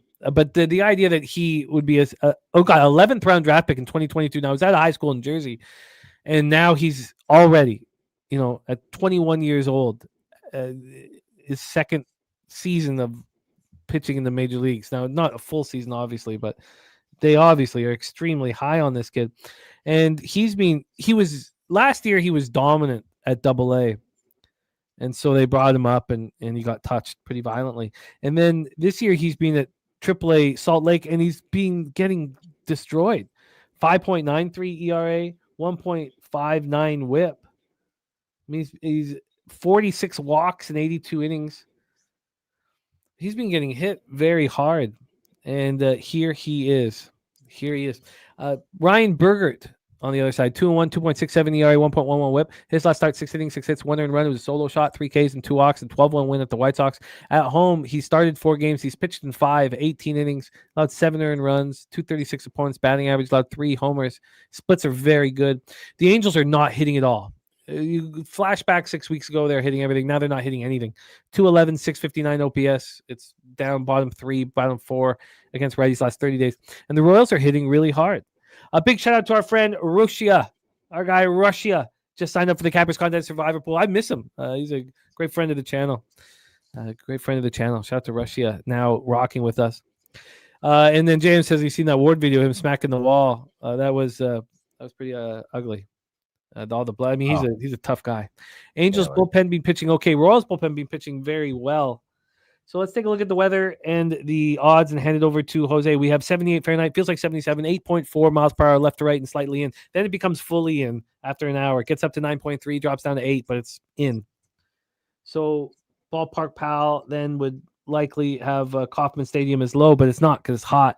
Plus 9% overall. Now minus 17% home runs, but plus 20% doubles and triples, and plus 9% singles.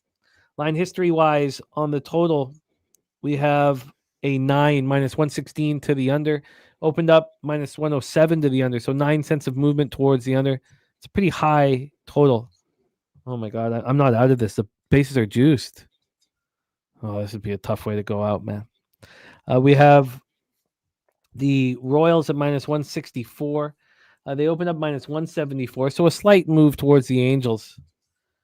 And when we get to the cash flow, we have 78% of the tickets on the Royals, but 58% of the cash on the Angels. Wow. 72% tickets on the under and 87% cash on the over. Jose Bouquett, take it away, my friend. And Spooner is on the Kansas City Royals. Take it away. Shout out to Spoons. How did you bet the Royals? Minus Money 1 line. or what? Money line. Yes. And he got minus 112. Is that right? I mean, that's got to be minus 1, right, Spoons? Yeah, it must be minus 1 because this opened up at minus 174. Yeah, I'm sort of seeing a penny. But it's line moving back towards the Angels. Do I really want to back Dana here? I kind of don't, even though there's seemingly sharp action coming in on him. And I respect that. I'll sit back and watch. I'm interested in this total too. 92% of the money on the over, 72% of the bets on the under. I mean, like it feels like this should be an over game with 2 pitchers that aren't very good, but that just feels a little too easy. I don't know. But you don't think Berger's good? I mean, his statistics are very strong, don't you think? I think he's fine. I think he's a very fine pitcher that the Padres got rid of for one reason or another. But he doesn't light my world up on fire. I will admit that. So I leaned over in this game, but it just based off the market having such heavy bets on the over in this game, heavy money bets on the over, and I was a little surprised by that. But you know, I've ultimately had to stay off as well. I don't. Is it? I'm still watching. What do you mean? Justin just said end of the 4th. So I'm still watching the challenge. It's the 5th, but there's still. Justin, you're an inning behind, I guess. Then, Justin. Yeah. Okay. It's like I guess. No, it's the bases are juiced. It's the top of the fifth, 2 out, and there's a challenge going on. That's why we're waiting. So, Action Jackson shouting out Southtown's peanut butter burger. Respect Action Jackson. So the Sharps are telling us that Caden Dane is going to come up and have a good start. Yeah. Well, I mean, I don't trust that. We have the wind blowing in, so it's going to be. You're going to have to get to 9 runs with singles and doubles. Okay, I guess I'll stay off of this one. Let's roll on. Next up for us, 7:40 p.m. Eastern. Atlanta Braves 62-77, 29-44 on the road at the Chicago Cubs 80-59, 43-25 at home. Let's take a look here. We have action from, I believe. Sorry, I have a Spooner's action here, and Cubbies first 5 -0.5 for Morgan Spooner. So. And it makes sense here. Okay, we have the call coming in. Let's see. Can we call it a day? And he is, after review, I have no idea what he's saying. Can't read those lips, man. Okay, a lot of talking too. And he's out. Good night, Irene. Cash it! All right. Sorry, let's get back to work here. We have Bryce Elder, 5-9, 5.85 ERA, 1.48 WHIP. Now, I did a lot of bad things on Friday, and the one really good thing was that under. The 2-1 game, it was just a no sweat under, and I believed that Bryce Elder was going to start pitching better, and I knew enough not to, even though he was going to pitch better, still not to back the Braves full game. It worked out very, very well. I expect Bryce Elder to continue to pitch better. Now, Cade Horton's been very, very good this year. 2.92 ERA, 1.19 WHIP. On the at home, he's been spectacular. 9 earned runs in 9 starts. Just unbelievable. The Cubs are not hitting. 229, 677 OPS last 30 days. The Braves 247, 47. That's just against right-handed pitching. And both bullpens are pretty mediocre. Okay, I can get rid of this. I don't need to see this anymore. So that is our situation here in Chicago. Let's get into the wind at Wrigley. Sorry, let's get into the wind here at Wrigley. We have rain early, and then drizzle an hour in. Maybe they have to push this game back. 66 feels like 61, 11.1 miles per hour across the diamond, and then in. Ballpark Pal, see what they have for Wrigley. Ballpark Pal has Wrigley -5%, -1% homers, -9% doubles and triples, and -1% singles. Then line history here for this one. We have the Cubs at -148. Very, very fishy. Extremely fishy. No movement. And then from a total perspective, we have an 8, -111 to the over.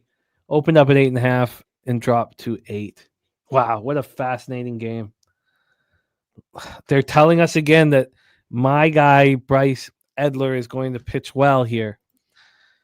But who wants to fade Horton at home? I think we got to look at a low-scoring baseball game. When you get to the cash flow, you have 80% of tickets on the under and 91% of cash.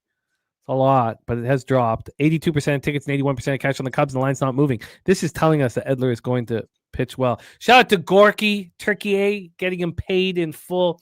And there's the big thing. Coin saying no price difference first 5 full game. These are the spots that I absolutely love. Lucky Power also says rain will stop before the game starts tonight. Thank you, Lucky Power. These are the spots I absolutely adore. I love capping them so much. Jose, take it away. I'm putting this into play. TJ says a lot of these today. Atlanta, TJ special on the card. That makes perfect sense. And also a first 3 under. But let me put the plan together while we listen to Jose and I read your guys' plan in the chat. Take it away, Jose. Yeah, I'm kind of leaning just following you guys here on this one. Like you mentioned, Jimmy, a bunch of bets on the under in this game, which is interesting, but 82% of the bets, 80% of the money on the Chicago Cubs here. And we've moved slightly back towards Atlanta here. So I kind of agree with you. minus 150 and minus 148. So not much movement, but the fact that it's creeping towards Atlanta and not moving at all, if anything, is the sign that I think the Braves are alive in this game as well. I think I'm going to stay off team total here. Shout out to Not Flush again. Because the low volatility expected, the under kind of game that we're expecting here. But I think I'll join TJ first 5 plus a half here. Maybe a full game under, but I agree. It seems like Elder pitches well today. I like that he's pitching well. He's a high character guy, and he's had back-to-back really strong starts against really tough opponents. Back-to-back quality starts. He allows 2 runs over 6 innings against the Mets at home, then goes to Philly and shuts them down. He's been horrific this year. Absolutely terrible. And he's coming on late, showing his character. JM taking his over 2.5 earned runs. And Coin says his book's offering the first 3 under 2.5 minus 105. Why would it be so cheap? Let me just go over that, see what I am getting. Well, it's because it's an 8.5. Why did I think it was an 8? I guess because I was looking at sharp books that have turned it into an 8, but it's still an 8.5 here at 365. It is minus 120 to the under. And then when we get to the first 3, we have, minus 1. Wow, it's juiced to the over. I don't know why that would be, and I think we can take advantage of it. And Coin saying no Tucker today also. I like both of the spots. I'm going to need to study it more. But the first 5 plus a half for the Braves. I'm also going to look at the first 3, but I imagine it's going to be too expensive. And then the first 3 under 2.5 as well. I would prefer to see that at a pick'em, or we talked about the one that was a pick'em. Let's just go over that one very quickly here. The first 3 that I was looking at that was minus 120 was, I think that will tell us whether or not it makes sense here. That was Jays Reds. So let's compare Jays Reds to this Braves Cubbies. The Jays Reds totals 8.5 minus 125 to the over. And the Braves Cubs is 8.5 minus 120 to the under. So the price difference then, this Reds Jays should be more expensive. And they have the first 3 under minus 120. And the Cubs Braves is at minus 110. Why would that be? I mean, and then I guess no, that's easily explainable. I apologize. The bullpens have been so bad for the Jays. They've been watching all these runs being scored. We have, 2 bullpens that have been struggling, especially the Jays bullpen. And then when we get here to the Cubs Braves, both bullpens are pitching well. I guess that's the only possible. And also you have Cubs versus righties, 229, 677 OPS. You also have a Great American Ballpark that's plus 9% overall. And then you have Wrigley Field that's minus 5%. So that's why the full game total is much higher there. But they believe that the starting pitchers are still going to pitch well. Okay, that's all explainable. I think I move on that. The first 3 under 2.5 and the Braves first 5 plus half. I'm going to study a little more. Jose, is there anything you're moving on in this one before we move on? I joined TJ Braves first 5 plus a half minus 110. All right, let's roll on. We come to a favorite spot for a lot of us here on this show. It is the pig milk play of the day from our friend Billy Friedrich. He is on the Chicago White Sox first 5 plus a half. Shout out to sweet pig milk.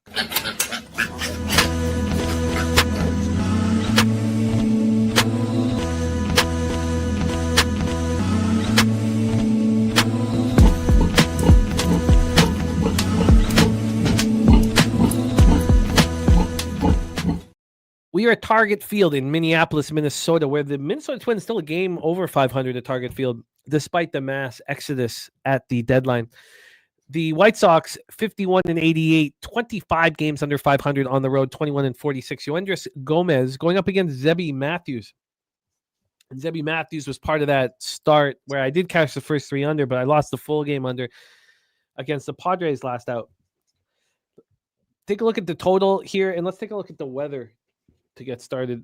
So let's roll here. Weather-wise in Minnesota, 61 Fahrenheit, feels like 56. It's cold, 11.6 miles per hour out to right field, dies down at 7.7, and it's slightly out to right field, becomes slighter as it goes on. Ballpark Pal has target field at minus 10%. This is the least offensive conditions of any ballpark today. Minus 10%, minus 17% homers, minus 3% doubles and triples, and minus 3% singles because it's getting cold. Interesting. We have a total of 8.5 at a pick'em. This opened up juice to the over heavy, minus 119. So it's a pretty big move towards the under. That over opened up minus 119. Now it's minus 106. That is a fascinating situation. Let's get to the money line here. From a money line standpoint, Zebby Matthews and the Twins are minus 174. They opened up minus 164, 10 cents of movement towards Zebby.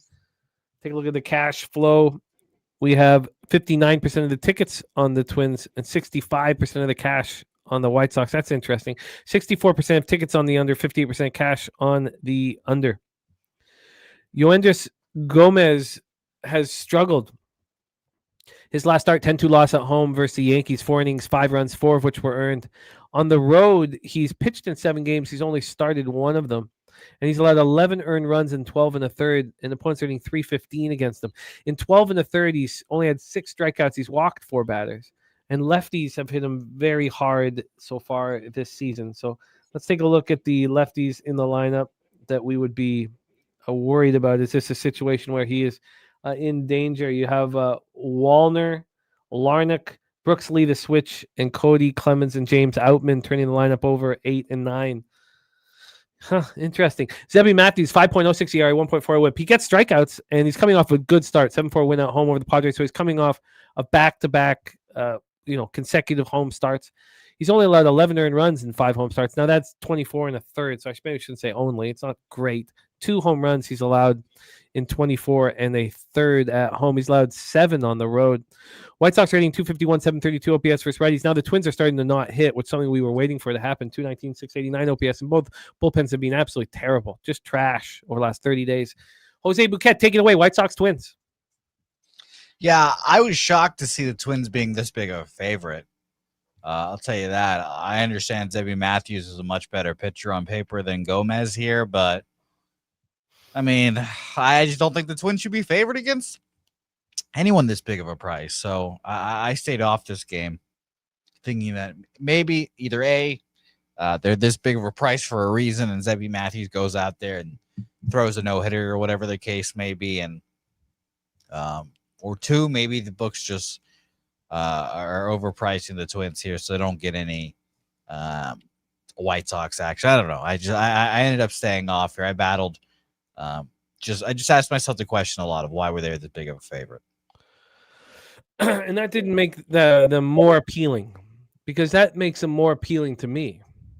Yeah, I can see why. And are you gonna take the first 5 minus a half? Well, I want to go through Gomez because Gomez was pitching better. He was pitching really well, and then he got too amped up to pitch at home in front of the Yankees. He just faced the Twins, and he shut them down over 4 2/3. So he just got embarrassed. I'm sure it was a huge deal for him to go up against the Yankees, and he got lit up and smoked. Somehow, out of just the most ridiculous, I cashed a first 3 plus a half in that start with Yoendris Gomez because of 0 earned runs against Will Warren, but a grand slam was hit in the 3rd inning. I was at the gym, almost fell off the. Yeah, I think I was on first 5 that game. I don't remember. I lost the bet. I remember. Yes, the first 5 lost. I expected the first 3 to lose too, but it was so. I mean, so we know that he just pitched against the Twins and shut them down. I expect him to actually.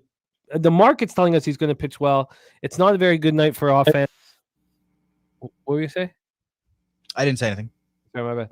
And then we have Zebby Matthews just got touched by the White Sox at Chicago. And then he comes home as the consecutive starts. This to me is sneaky. It's a sneaky spot to me. I mean, if we look at, I think this is a first 3 under. We have pitchers with very, very pedestrian numbers. This is the angle that LJ's been cashing heavily with over the since the All-Star break with the 2 pitchers over 4 ERA. But it's also, the kind of spot where I want to find a way to. I know everybody's looking and saying these pitchers are absolute trash, but look at what Gomez was doing before he walked 6 batters and just cared too much against the Yankees. Before that, he'd throw in 14 2/3 in August since he got called back up, 14 2/3, and he had allowed 4 runs. I think he can get the job done. Dabby Cab in the house, dealing with a sickness right now. Can't wait to have you back, Dabby. Rest up, my man. We know that you want to be here. So I think the Twins are this big of a favorite for a reason. And I also think that this is a sneaky first 3 under 2.5. And I'd be curious. My guess would be that this is going to be way more expensive than we think it should be. And let's just test this out here. So we have a total that's 8.5. But say what, my man? You said first 5 is going to be more expensive? No, the first 3. I'm just looking at the total. And it's not. It's heavily juiced to the over. So I could turn this into a 3. But why would they do that if this is, I guess, this is a pretty low total for it to be that. Okay, I'm interested in the Twins at this price, and I'm interested in the first 3 under 2.5, which I could easily turn into a 3. But if I can turn it into a 3 too easily with an 8.5, I might stay away from it. But these pitchers have just seen the opposition. It's colder than usual. I'll take a little bit more time on it. Let's roll on. Jose. Nothing for you in Twinkies White Sox? Accurate. 7:40 p.m. Eastern is our next spot on the board, and we reach Stacks play today number 2. Jackson Chourio over 1.5 bases for our guy Justin McKelvey. Stacks.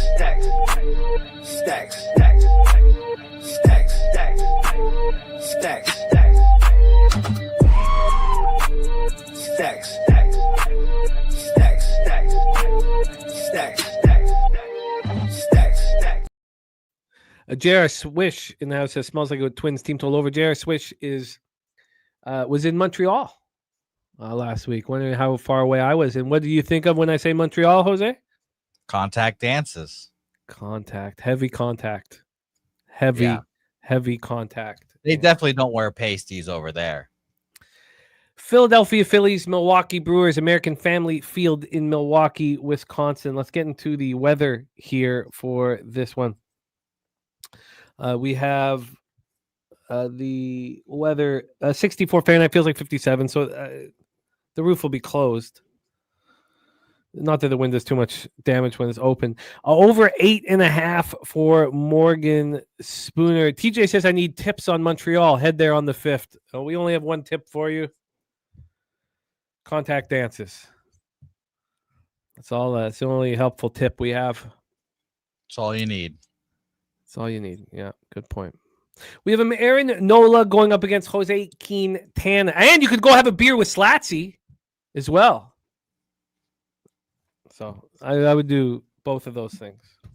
We have Aaron. Go to a Alouettes game. That outdoor field is spectacular. Go to tour the Bell Center. Sorry? They can tour the Bell Center. Well, the old the Forum. Jesus, what the hell's wrong with me? The old Montreal Forum. They have a comedy club in there that I play. So I've sat I've gone down to the ice of the old Forum where Rocket Richard, Jean Beliveau. Yeah, I was gonna say you're like, oh my God, Rocket Richard bled right here. Oh yeah, and they have. I think they have the penalty box there. It's pretty dope. Aaron Nola going up against Jose Quintana. Nola coming off a 19-4 win at home versus Atlanta. He didn't pitch very well. 6 innings, 4 hits, 4 earned runs, 1 homer, 4 Ks, and 3 walks. On the road, 6 starts, 22 earned runs allowed. He's not being good. 279 opponents batting average. And I've been hurt expecting him to start pitching better. I made this stupid fucking monologue. Again, my gut is a loser. And I was saying, Wheeler's gone. Nola's going to step up. I should just shut the fuck up and trust the numbers. Jose Quintana, 10-5, 3.69 ERA, 1.29 WHIP. His last start, 3 2/3, 6 earned runs, and 6-4 loss at home versus the Diamondbacks. He's looked a little more vulnerable. He's not been very good at home. He's allowed 10 home runs at home. 10 home runs at home. It's just 6 on the road. 248 opponent's batting average. He's allowed 29 earned runs and 51 2/3. He's not been very good. I mean, he's been eating up innings. He's done a great job for the team. Phillies are hitting lefties hard, 246, 754 OPS, but no one's hitting lefties hard. Brewers are hitting righties, 272, 831 OPS, and both bullpens are pitching well. Pretty fascinating situation here. We know that our guy Spooner is on the over. Let's take a look at the line history here for this one. Jose, we have the Brewers at minus 109. They opened up at minus 122, a big move towards the Phillies, plus 110 to plus 101, which tells you that Quintana is vulnerable, not pitching well. From a total standpoint here, we have a 9, minus 115 to the over. This opened up plus 101 to the over, so 16 cents of movement to the over, a big move towards that over. And when we look at the cash flow for this one, we have 62% of the tickets on the Brewers, 73% of cash on the Phillies, 52% of tickets on the under, and 55% cash on the over. So a very bullish move towards this over. Very, very, very interesting. I mean, this is a Phillies must bet written all over it, and the over as well, probably. But I think I want to focus on these starters rather than the bullpens. Jose Bouquett, take it away. Yeah, and I thought the same thing, and then I had to push the brakes and say this is a Brewers team that all year when the market says bet the other side, the Brewers win.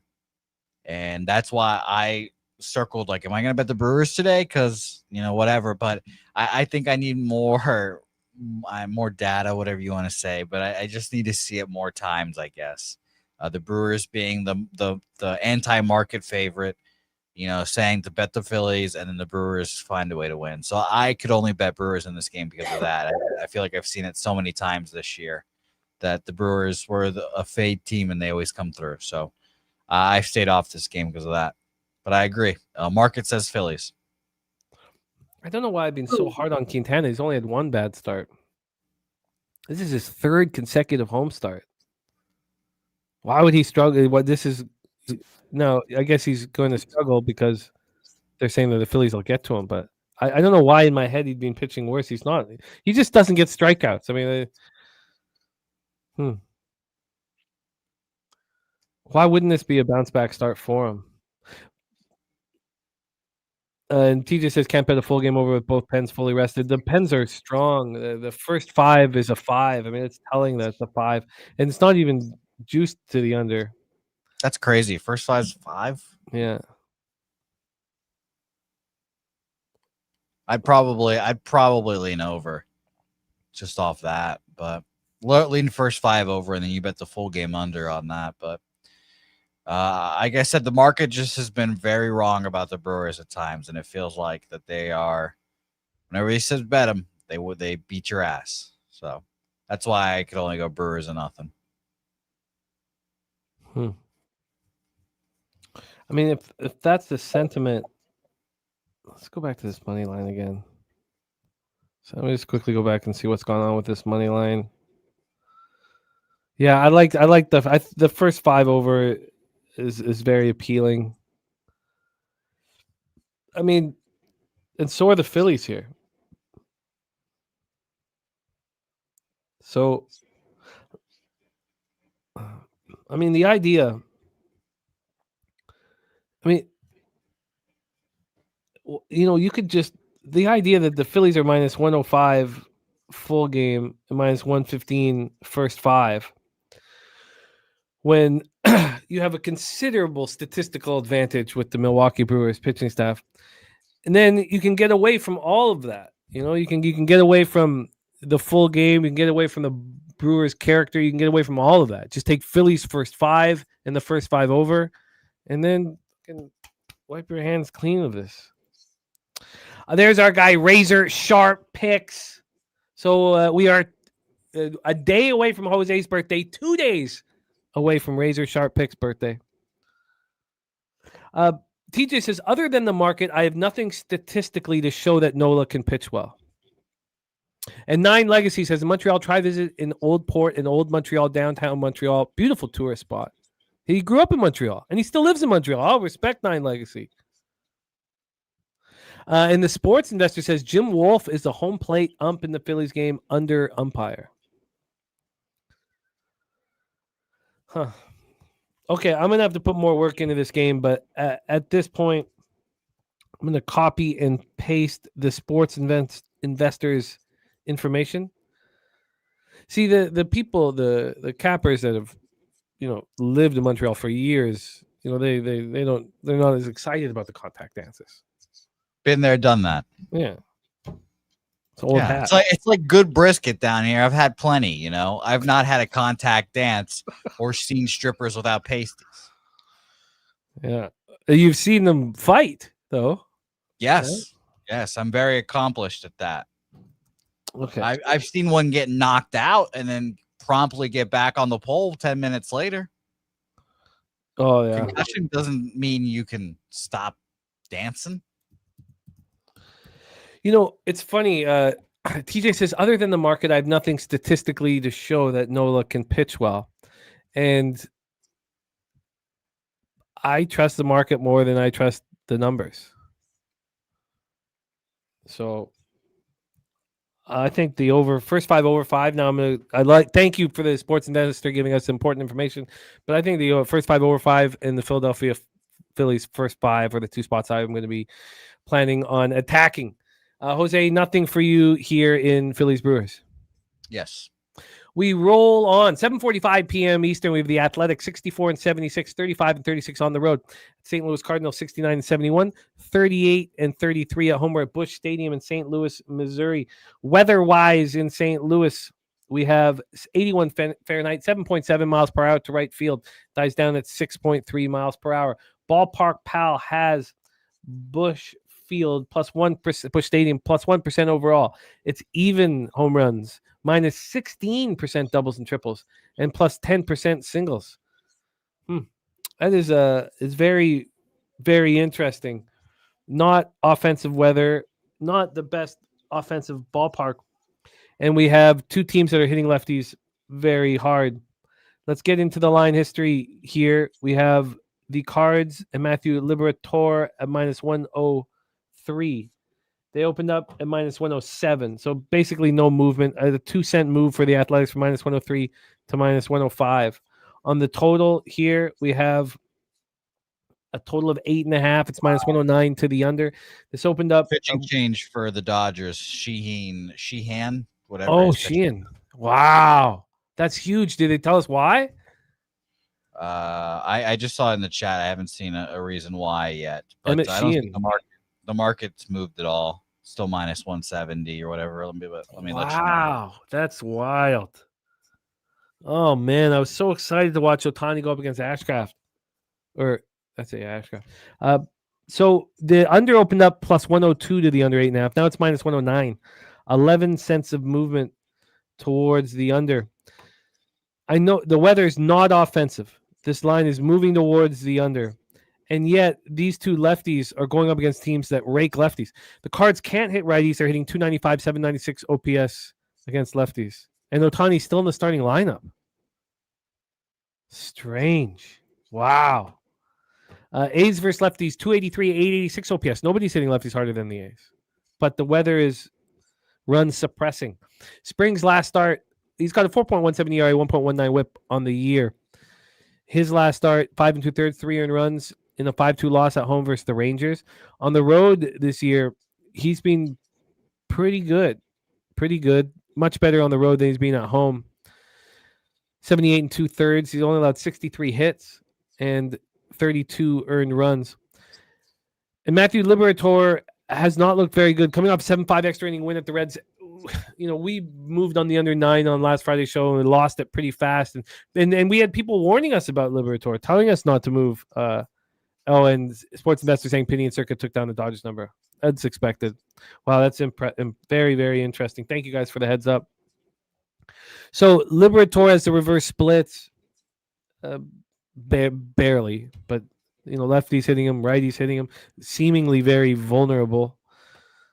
And the A's bullpen's been the best in Major League Baseball over the last 30 days. The Cards bullpen's been pedestrian. Take it away, Jose. This is an interesting one. I mean, yeah, I agree with you. It's very interesting because I kind of wanted to back the A's here and Jeffrey Springs. I was surprised to see how much sharp action is on the Cardinals.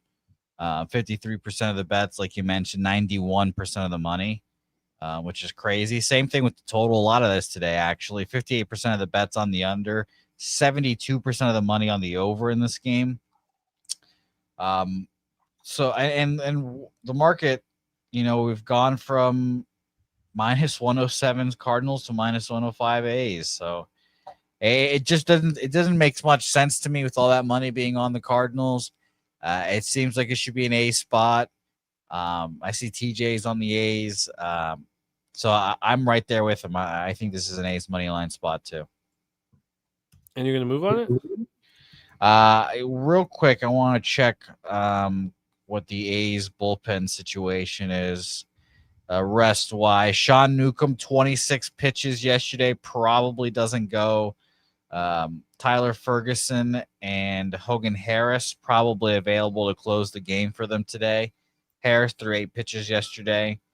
The rest of the bullpen should be fine. On the other side, the Cardinals, to find their bullpen real quick, 12 pitches from JoJo Romero, who is one of their closers. Kyle Leahy hasn't thrown in a few days. So both these bullpens are pretty rested, I guess. I'm a little worried with no Sean Newcomb, but yeah, I think I will be moving on the A's here. I get it. They're destroying lefties. Cappers contest is against the spread, Gorky, my man. And big shout out to our newest entry in the Survivor, Pub Sports Radio Survivor. It is this man right here.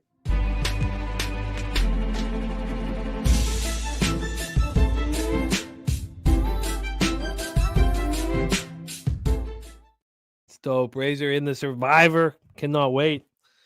Was fortunate enough to win year 1 of it. It was glorious. Kyle Finnegan apparently hurt himself in the bullpen. Huh. Okay, I guess all of you guys on the A's, I'm going to take a closer look here. I'm going to take a closer look. So, Jose on the A's. What did you get, Jose? Minus 107. Man, the Tigers are falling apart one by one. Just slowly cannot wait to fade them in the playoffs. Huh. All of you guys on the A's. Okay. Well, I'm going to have to sit with it for longer. Let me just go back to the money line here very quickly. Money line here has gone to minus 105, open up minus 103. And then all these bets coming in on Liberator, or the big bets, I guess we should say, but the market not respecting it. It's a tricky situation. You have 2 teams that are hammering left-handed pitching, but in the most run-suppressing weather. Oh, I guess no, that was Target. Sorry, it's not the most run-suppressing weather. What was Bush again? Bush was minus 16% doubles and triples, even homers. Okay, that's going to take more study here. Good luck, you guys on the A's. Let's roll on. Next up, Jose, 8:10 p.m. Eastern, the New York Yankees at the Houston Astros. They finally came out and talked about Framber yesterday. It was nuts. Crazy. I just can't. I don't think I've ever seen anything like it. I can't. So he has apologized to Salazar. He said, so this is from the translator. What happened with us, we just got crossed up. I called for that pitch. I threw it and we got crossed up. We went down to the dugout and I excused myself with him and I said sorry to him. And I take full responsibility for that. Then he was asked if he did it on purpose. And he said, no, it was not intentional. We were able to. I heard the next part where he said, I called for it. And then the reporters were like, how did you call for the pitch? You're the pitcher. And I was like, what the fuck? How do you call for the pitch, Framber? The only thing that he ever sounded even a little bit convincing from Framber when he was like, yeah, in my head, I was thinking curveball and I just didn't switch to sinker, but he did it on purpose. Yeah. Wow. Interesting. Crazy. I couldn't believe it. And I saw some tweets today that when they first got into the dugout that Framber didn't address it and that fucking a bunch of players were rip shit pissed off about it. So that whole thing happened. And then they went to the dugout or to the coach's office right after to explain. And then Salazar talked before Framber and basically blamed it on like the Yankees fans being loud as shit in your own stadium, which is crazy. It's the whole thing was absolutely crazy. And bad, absolutely wild. I'm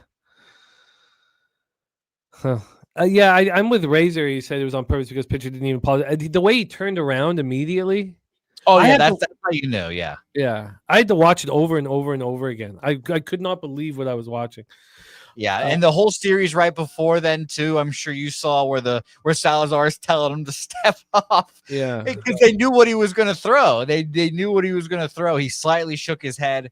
I'm sure people have seen this. He slightly shook his head.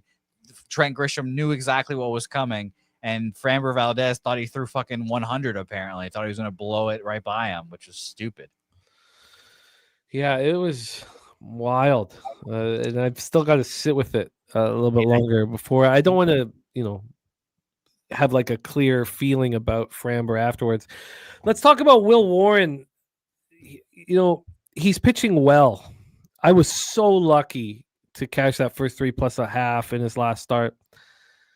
He did throw one bad pitch, but it was an error that created the situation with the bases juiced, and that was the only runs he allowed in the baseball game. So no earned runs. He is pitching better. We're all seeing it. His stats are bad, and he gets hit by left-handed pitching. Like it's all he's. I think he's a pretty good pitcher for gamblers, honestly. Right now, we have an Astros team that has not had left-handed bats all year. They have Yordan Alvarez, who's the most dangerous, and it's hard to kind of pitch around them with Altuve behind them. And then you have Sanchez. You have two left-handed bat. God, I think that Will Warren's bet on for the rest of the season. I don't like saying that, but I do think that's the case. Jason Alexander on the other side, been pitching pretty good as a Houston Astro. He's got the exact same splits. Lefties hit him very hard. And this is a lineup with a ton of lefties. Grisham, Rice, Bellinger, Chisholm, McMahon, Wells. I think that you want, if you're going to back the Yankees, I mean, yeah, you want Judge and Stanton to be going up against a split that works for them, but generally speaking, it's very good if the weaker sticks in the lineup have a higher chance of getting on base for those guys. This is not.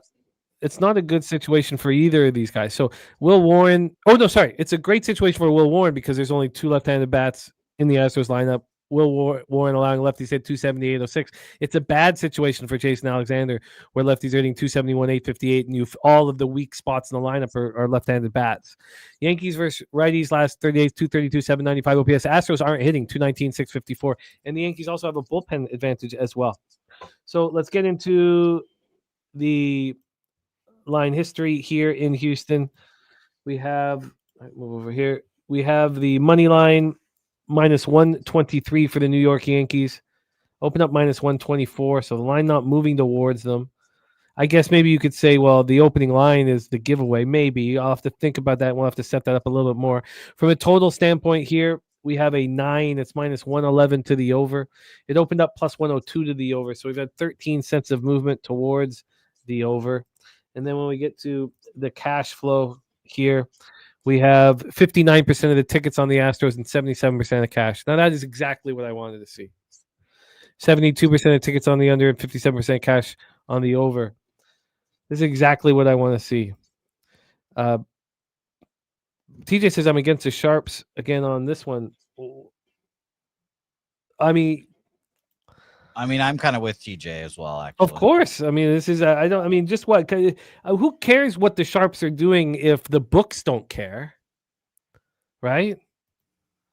I mean, we have 75, $3 of every $4 is coming in on the Astros. The bigger bets coming in on the Astros, and the books are just saying, "Oh, all right." I think we only care about going up against the sharps if it's clearly the market's respecting the sharps' cash. I think this is, a spot to make some real money.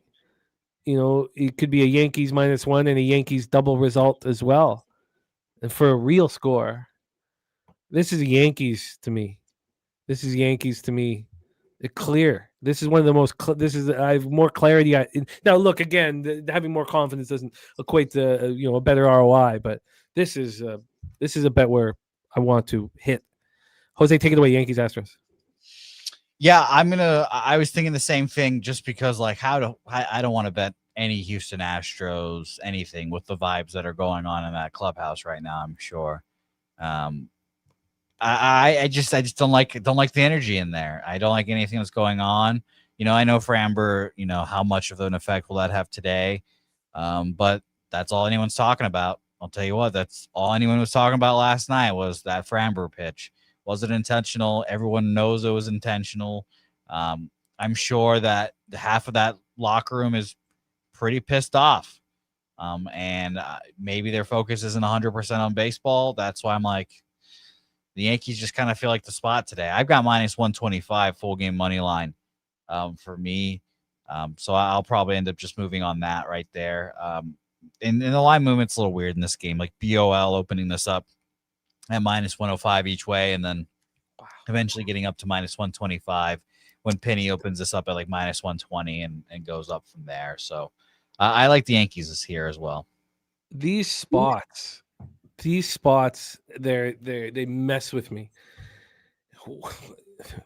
What would you think? Yankees are here at 365 -130 on the money line. What do you think the double result would be? I'd guess -115. Oh wow, Jesus! You think it'd only be 15 cents more to catch the first 5 and the full game? Yeah, I mean, I think that the Yankees would be a favorite to win both. Honestly, yeah. Would it be plus money? You think? Well, it's plus 120, and it should be more than that. It should be a double result with this close of a money line. Should be more than that. That's another sign that this is the Yankees are going to take care of business here. I mean, but there's no point to bet the double result. You're better off just betting them 2 different bets: Yankees first 5 and Yankees full game. When there's no risk reward on the double result, that team has an enormously high ROI, and that's what they're saying. They're not giving you anything. This is I'm on the Yankees full game -125. So I'll join you, TJ. TJ and we're very aligned today, so I hope that means good things for us, TJ. I'm doubling up, but I'm not going to bet the double result. I'll bet the first 5 money line, full game money line. It's 2 different bets. You're not going to give me a chance to set me up with a risk reward. I'm not going to do it. I agree. I mean, I feel like double results are for like the Red Sox last night. They were like minus whatever 250 or whatever it was. No, I don't. I think they're just when you're really confident in a spot, but that risk reward doesn't make sense. I'll have to sit with it longer, but I don't think it makes sense. I think that it needs to be more than that, and I expected it to be more than that. So I'm just gonna, and then I guess, but I mean, it's maybe I'm seeing it wrong because the plus 120. I guess the problem is here is that if it's plus 120 double result, then what should the Yankees first 5 -1/2 be? Plus money, but -110. I don't know. Well, let's go because it doesn't. It really. I mean, my guess is it'd be probably the same price full game first 5.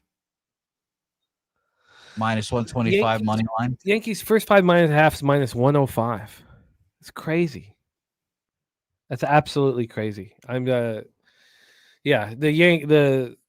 sharps or the bigger bets seem to be on the Astros right now, but the books are telling us that the Yankees are very live. And Plus but yeah, one plus elsewhere. 115 elsewhere. Yeah, again 365. But I am doing the double result at 365. That's why it does relate. But yeah, again, if you have to bet first fives minus half or plus half at 365, you're going to lose in the long run. You need to be doing that at a different book.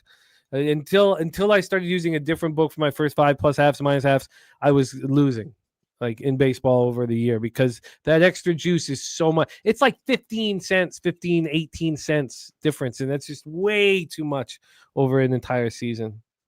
Okay, let's roll. Let's roll. Double up for me, Yankees first five and full game. Individual bets, no double result. Because maybe, but I'm going to sit with that for longer, but I do think that's the right spot. I just don't think the risk reward is there, but I'll sit with it for longer. 8:40 p.m. Eastern. This is our final MLB game on the board. Then we have two games in WNBA with Justin McKelvey and Billy Brisbane. 8:40 p.m. Eastern with the San Francisco Giants 70 and 60. Yeah, it's plus 115. Coin says. That's 365 is. There's some spots where it's just trash.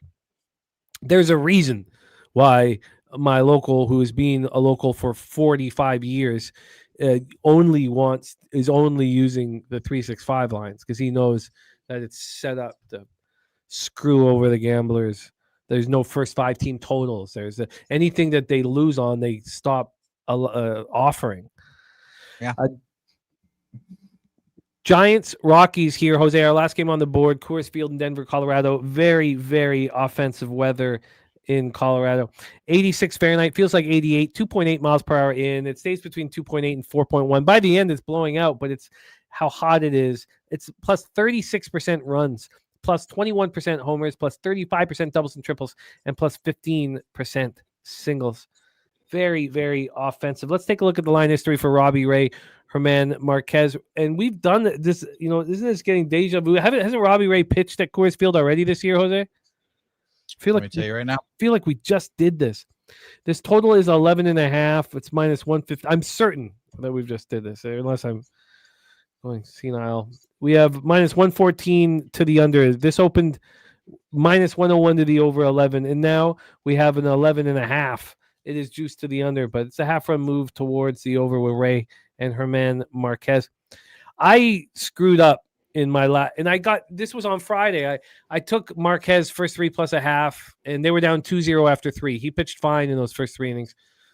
Going up against Cade Horton, it was probably a mistake. But I also took the Rockies team total over the Nut Flush Allen school of backing the dog, and it worked. It worked. The Cubs got way up. It was 11-7 final score. We have Robbie Ray and the Giants opening up minus 219, now minus 195. It's a pretty big move away from the San Francisco Giants. And with Herman Marquez's horrific numbers, now he has consecutive home starts. The Cubs are a much tougher opposition than the Giants. That's who we faced in the last start. Maybe it gives Marquez has cost me so much money. But maybe this is a spot where at least the market is implying that we back him. TJ says over all day. Yes, that is clearly what the books that move from 11 to 11.5. The offensive weather, 60% of tickets on the over and 92% of cash. I guess you'd want to see that 11.5 juiced. When we've seen the smash and grab overs, we've seen it move either a full run or at least be juiced with the half run move. I mean, I think you could say this has only gone up a quarter of a run. I guess you can't. Really, because it was 11, it was juiced to the under. So I guess I take that back. 78% of the tickets are on the Giants, 60% of cash on the Rockies. I mean, they're telling you here that Ray is going to get touched. That's what they're telling you. That Ray, and we know Marquez is horrific. AM says Rockies are lethal in the last game of a series. Robbie Ray, 4 1/3 in his last start, 15-8 win at home, 6 hits, 6 earned runs. I faded him. You guys, a bunch of cappers in the chat told me not to, and I still did it, and it hurt me badly. 15-8 is what they wanted by. On the road, he's been good, very good. 192 opponents average, 14 starts. He has allowed 11 home runs, but he's only allowed 27 earned runs. Herman Marquez got lit up by the Cubs, 4 1/3, 9 hits, 8 earned runs. I mean, he's not to be trusted, not to be trusted. Last start, 4 1/3, 9 hits, 8 earned runs. Lefties are destroying them. Righties are destroying them. And Giants are hitting righties right now, 275, 801. Rockies are hitting lefties, 269, 722. And the Giants have a big bullpen advantage. Action Jackson on the Giants on the run line. San Francisco 49ers says the Giants for the sweep. Jose Bouquett, take it away and start with whether Robbie Ray is pitched in Coors Field, because I feel like I'm getting that we just did this a few weeks ago. How about a few months ago? Okay. It was on January, February, March, April, May, June 11th. 4 innings, 6 hits, 4 runs, 2 of them earned, which is hilarious. He's like, yeah, it's a few weeks ago. And I was like, damn, June. He's faced them twice this year, once at home, 7 inning shutout. Super early in the season, though. Line creeping towards the Rockies here.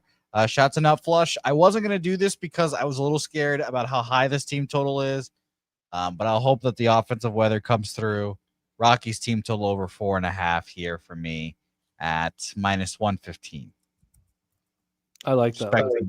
Expecting Ray to get touched up a little bit. But again, a little worried because it's Robbie Ray. Rockies against lefties. Let me tell you guys what they are right now.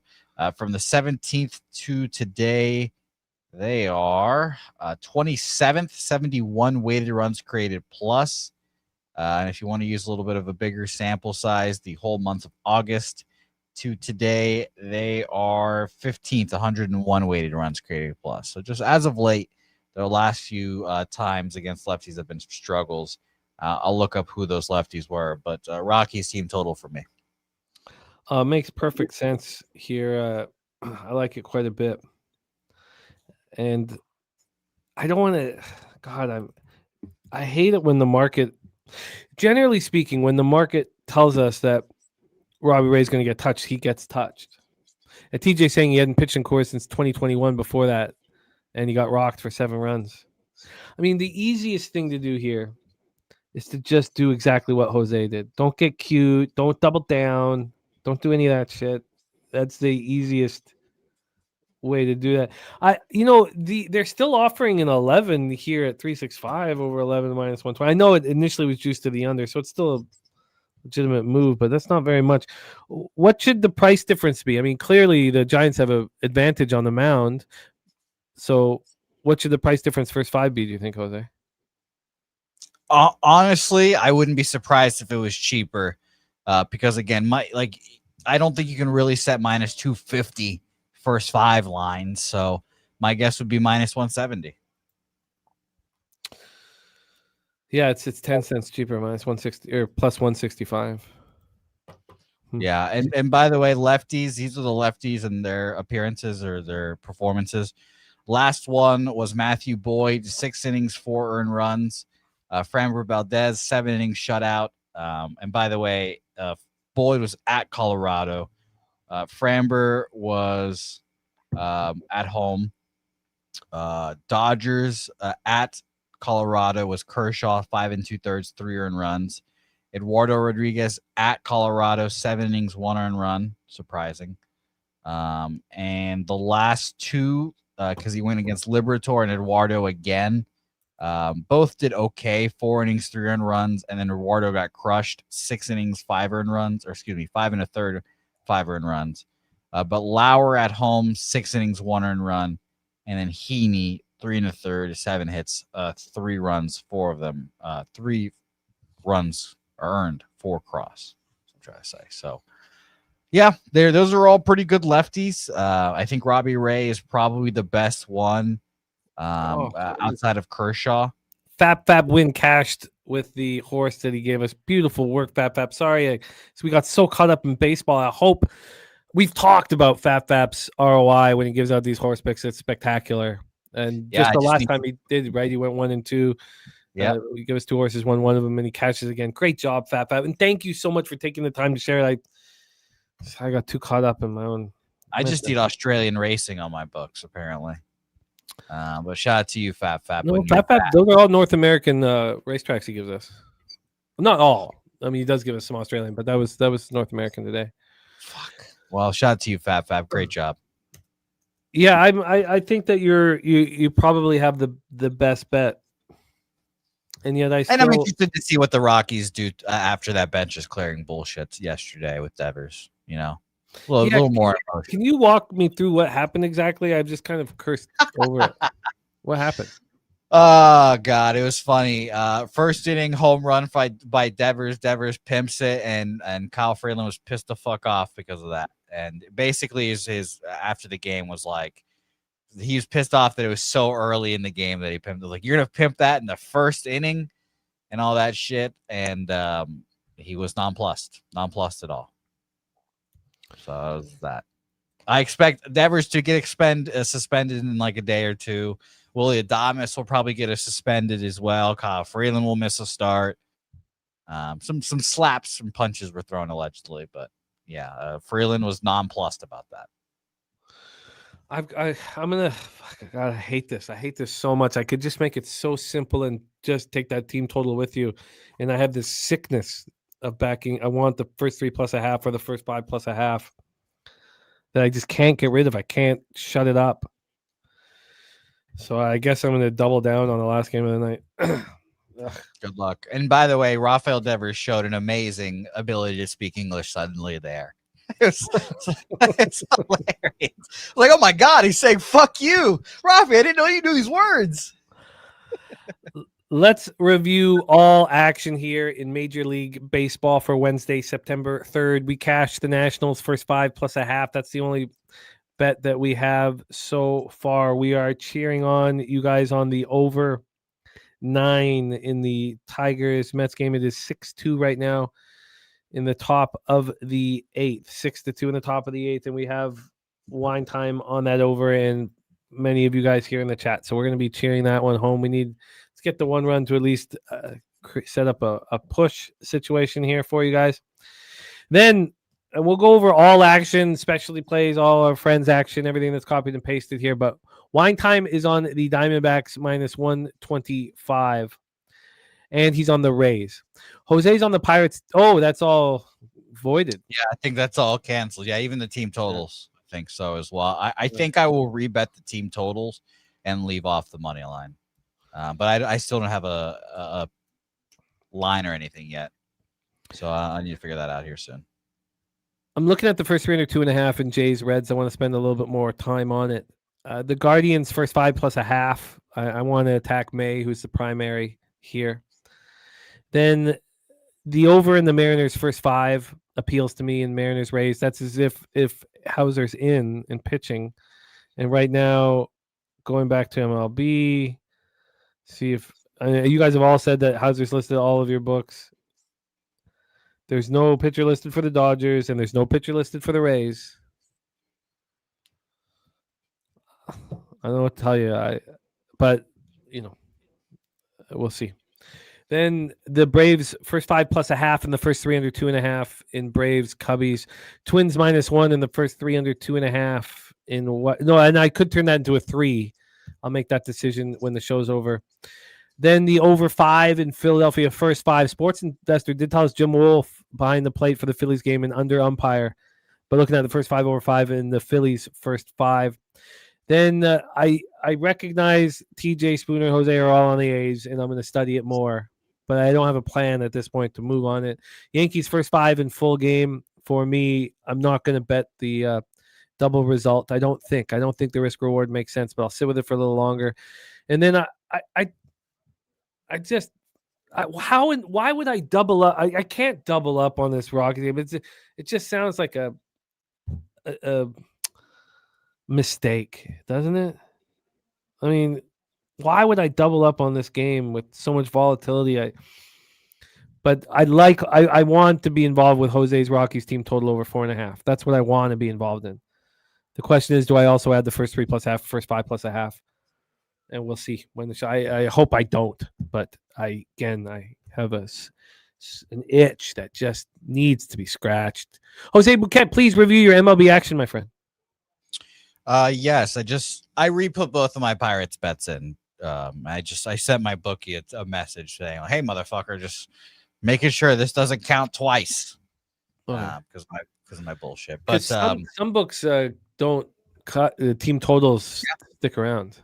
Yeah. So I put in both money line and team total, and I'm just they're the same price, but we'll see. Money line for me plus 154 now. I had plus 159, so fuck me. But and team total over 3.5 plus 105 for me on the Pirates. Nerfy, a rare Nerfy for me this year on Red Sox Guardians minus 105, Braves first 5 plus a half minus 110. The Oakland Las Vegas Athletics minus 107, the New York Yankees minus 125, the Rockies team total over 4.5 at minus 115. So that should be very interesting. Yeah, I like that you're hammering the board. How has the last week gone for you, or at least since Friday? Well, I went to a deep hole on Friday. I drank myself into oblivion, and I had a winning day yesterday, so I can hang my hat on that. Like, I mean, I bet the Pirates plus 145, and I took team total over with the Tigers, and I got super lucky. They scored 3 runs in the 9th inning to cash me that bet in garbage time. So shout out to Nutflush. So I went 2-1 yesterday. I can't complain, but I'm looking for more, as they say, looking for more. And I'm excited to do so with the gang. And if I have a losing day today, then I couldn't possibly have a losing day on my birthday, right? The gambling gods couldn't punish me with that. But it should be a fun day to see how this all goes. And you've heard the news about, I would rather tell it to you today than on your birthday, Elijah Vera Tucker. Oh, yeah. I mean, I can't have a nice things. Elijah Vera Tucker rips his tricep. Roman Anthony's probably done for the year. I want to throw myself off of a balcony. Yeah. Season-ending surgery is expected. Well, I want the Jets to be fucking terrible this year. I want them to be awful, but I want them to win the first game. That's the only game I care about this year. Just win this first game, put that old man in the fucking dirt, and go under your total so I can be happy. That's all I care about. I would like to see that as well. I am on unders in that game, and I don't think that hurts the under. I think probably helps the under. We just need to run the ball, and Justin Fields will hopefully just run the fuck out of the ball. So I'll never forget. And Swig, don't remind me of that fucking Achilles 2 years ago. That was the last time and the only time I've ever been excited for an NFL season. Oh, never again. Hysterical. We had you on camera for it. Hilarious. Never again. Never fucking again will I get excited for a Jets season. Well, Jose, my friend, we believe in you. Go get that cash, and I will see you as we close up at the end of the show, my friend. It is time for us to move on to the WNBA, and we have just the cappers for the job. And I lost with the Sun on Monday, up 8 at halftime, and I had meant to have first half and full game, but it creeped up, and I was sick, and it creeped up. The game was at 1 p.m. and I said, they were up 8 at halftime. I was like, when I don't get the first half bet in, that these usually go against me. And then the Sun scored 26 points in the second half and got blown out by the Dream. Very, very upsetting. And now I'm back down double-digit units again in WNBA. It's very, very, very frustrating. I was starting to pull it out of the fire. Now I'm right back in, smoldering. And as a group, we need to step up in the WNBA, and there's still time for us to do that. So let's do that right here and right now. Please welcome one of the stars of the Locker Room Talk podcast and one of the stars of NFL Pub Hub, which is back in business on Sunday. Can't wait to watch him rock with his NFL props every Sunday morning. Please welcome from South Jersey, Mr. Billy Brisbane, to the show. Brizzy, what's good, man? How are you? Doing good. Nice little another day in the U.S. Open, and we're rolling. Dana White Contender Series is popping last night. Mills' interview ended up doing pretty good. The kid ended up winning. Ended up winning some money on some parlays. So we're rolling over here at Pub Sports Radio. It's a NFL Week 1, UFC Paris this weekend. So a lot of action, but it all starts tonight here on a Wednesday. I love it. Welcome, my man. Yeah, Jermaine, there is the switch. Shohei is out, and Emmett Sheehan will be starting for the Dodgers. That's why Jose had to rebet those looks. Please welcome our next guest. Fresh off rocking with Mr. Peter Loshak. Yesterday went 2-1, back-to-back 2-1 days for him, Friday and Tuesday. We're trying to string together, find the black before the season is up. Your next guest is one of the stars of the 2-3 zone alongside Ron Crawford and Ramon Scott. Please welcome star of the Stacks play today, Mr. Justin Mcelvy. Stacks, stacks, stacks, stacks, stacks, stacks, stacks, stacks, stacks, stacks, stacks, stacks, stacks. Justin, what's happening, my man? Welcome to the show. How are you? Pretty good. How you? Briz, what up? What up, Stacks? How are you? I'm maintaining. Let's get Ready to get the word. You said it best, Jimmy. We all gotta get better. Starting with me. Do you have a robe on? A robe?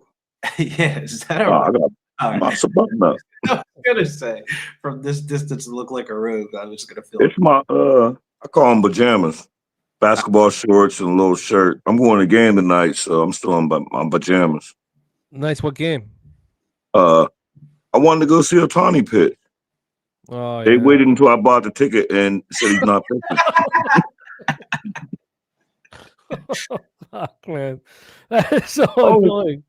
Only good thing is tickets be like $23, so Okay, that's good. yeah, it's not. I'm still gonna go. Room to Run shouting you out for your player prop given out on the sesh on Monday. It crushed. I was so confident in my action on this session, blew up in my fucking face. I owe the sesh a fucking winner. I'll have one on Monday. I was just too confident in the spot, and of course it doesn't come through. Let's get to work, fellas. We have the LA Sparks at the Atlanta Dream. Sparks 19-20, 11-8 on the road, being a good road team. At the Atlanta Dream, 26-14, 13-6 at home, Gateway Center in College Park, Georgia. God, I thought I had the right spot to back Connecticut. It was such a frustrating game, but Atlanta just wears down their opponents. The weak opponents, they don't care. They put up 193 points combined in their two games against Dallas and Connecticut, back-to-back wins for them. They had a nice little homestand, went out to Connecticut, and they've now come back home. This is a team that's just winning. They've won 4 of their last 5 games. They're just playing good basketball. Now they have a home-and-home with LA, and then they have a home-and-home with Connecticut. This is great. We all succeed. Our ROI all go up on home-and-homes. This isn't actually a home-and-home. These are 2 games against the Sparks in Atlanta, and then they have a legit home-and-home against Connecticut. So those are the final 4 games of the Atlanta Dream season here, and they're playing good basketball. The Sparks have hurt us over the last little while. I got a little too caught up in them getting us paid. Now, you guys have probably got paid off of them. That was a very impressive victory at Seattle on Monday. I was not in on that. That's their second straight win. It was a big win. I was fearful of the spot. I thought, when are the Storm going to show their teeth? And I guess the Storm are just less than the sum of their parts here. We've only seen these teams play each other one time this season. Where is it here? It was a 88-82 Dream victory. So that's the only time these two teams met. And that was back on May 27th. So it's been a long time. But now they face each other twice in Atlanta over the next 2 days. That is our spot. Sparks Dream. Let's take a look at the line history and then hand it over to our cappers. Let's move over here. And what we have is, gotta move over to WNBA very quickly. I'm sorry, I should have had this up in Adam. Okay, here we go. I do have the cash flow available, but let's talk the side first. I won't need that first and foremost. The Sparks are +7 at -110. They opened exactly there. Now this got up to 8. It moved to, so this opened up at 7 at 11:54 p.m. last night. At 6:30 this morning, this was a 7.5. That 7.5 got more juiced for Atlanta until 6:50 a.m. when it was an 8. Then it got to 8.5. Big. That first initial 8.5 at 6:51 a.m. was still juiced towards Atlanta. And then we came all the way back to 8 to 7.5. And all of this was happening within about a 35 or 40 minute time frame around 7 to 7:45 this morning. Then we got down to 6.5. Now we're back up at 7. So we're back from where we just started. From a total standpoint here, we have a 170.5. It is juiced to the under at minus 110. It's opened up at 168. So we've climbed 2.5 points.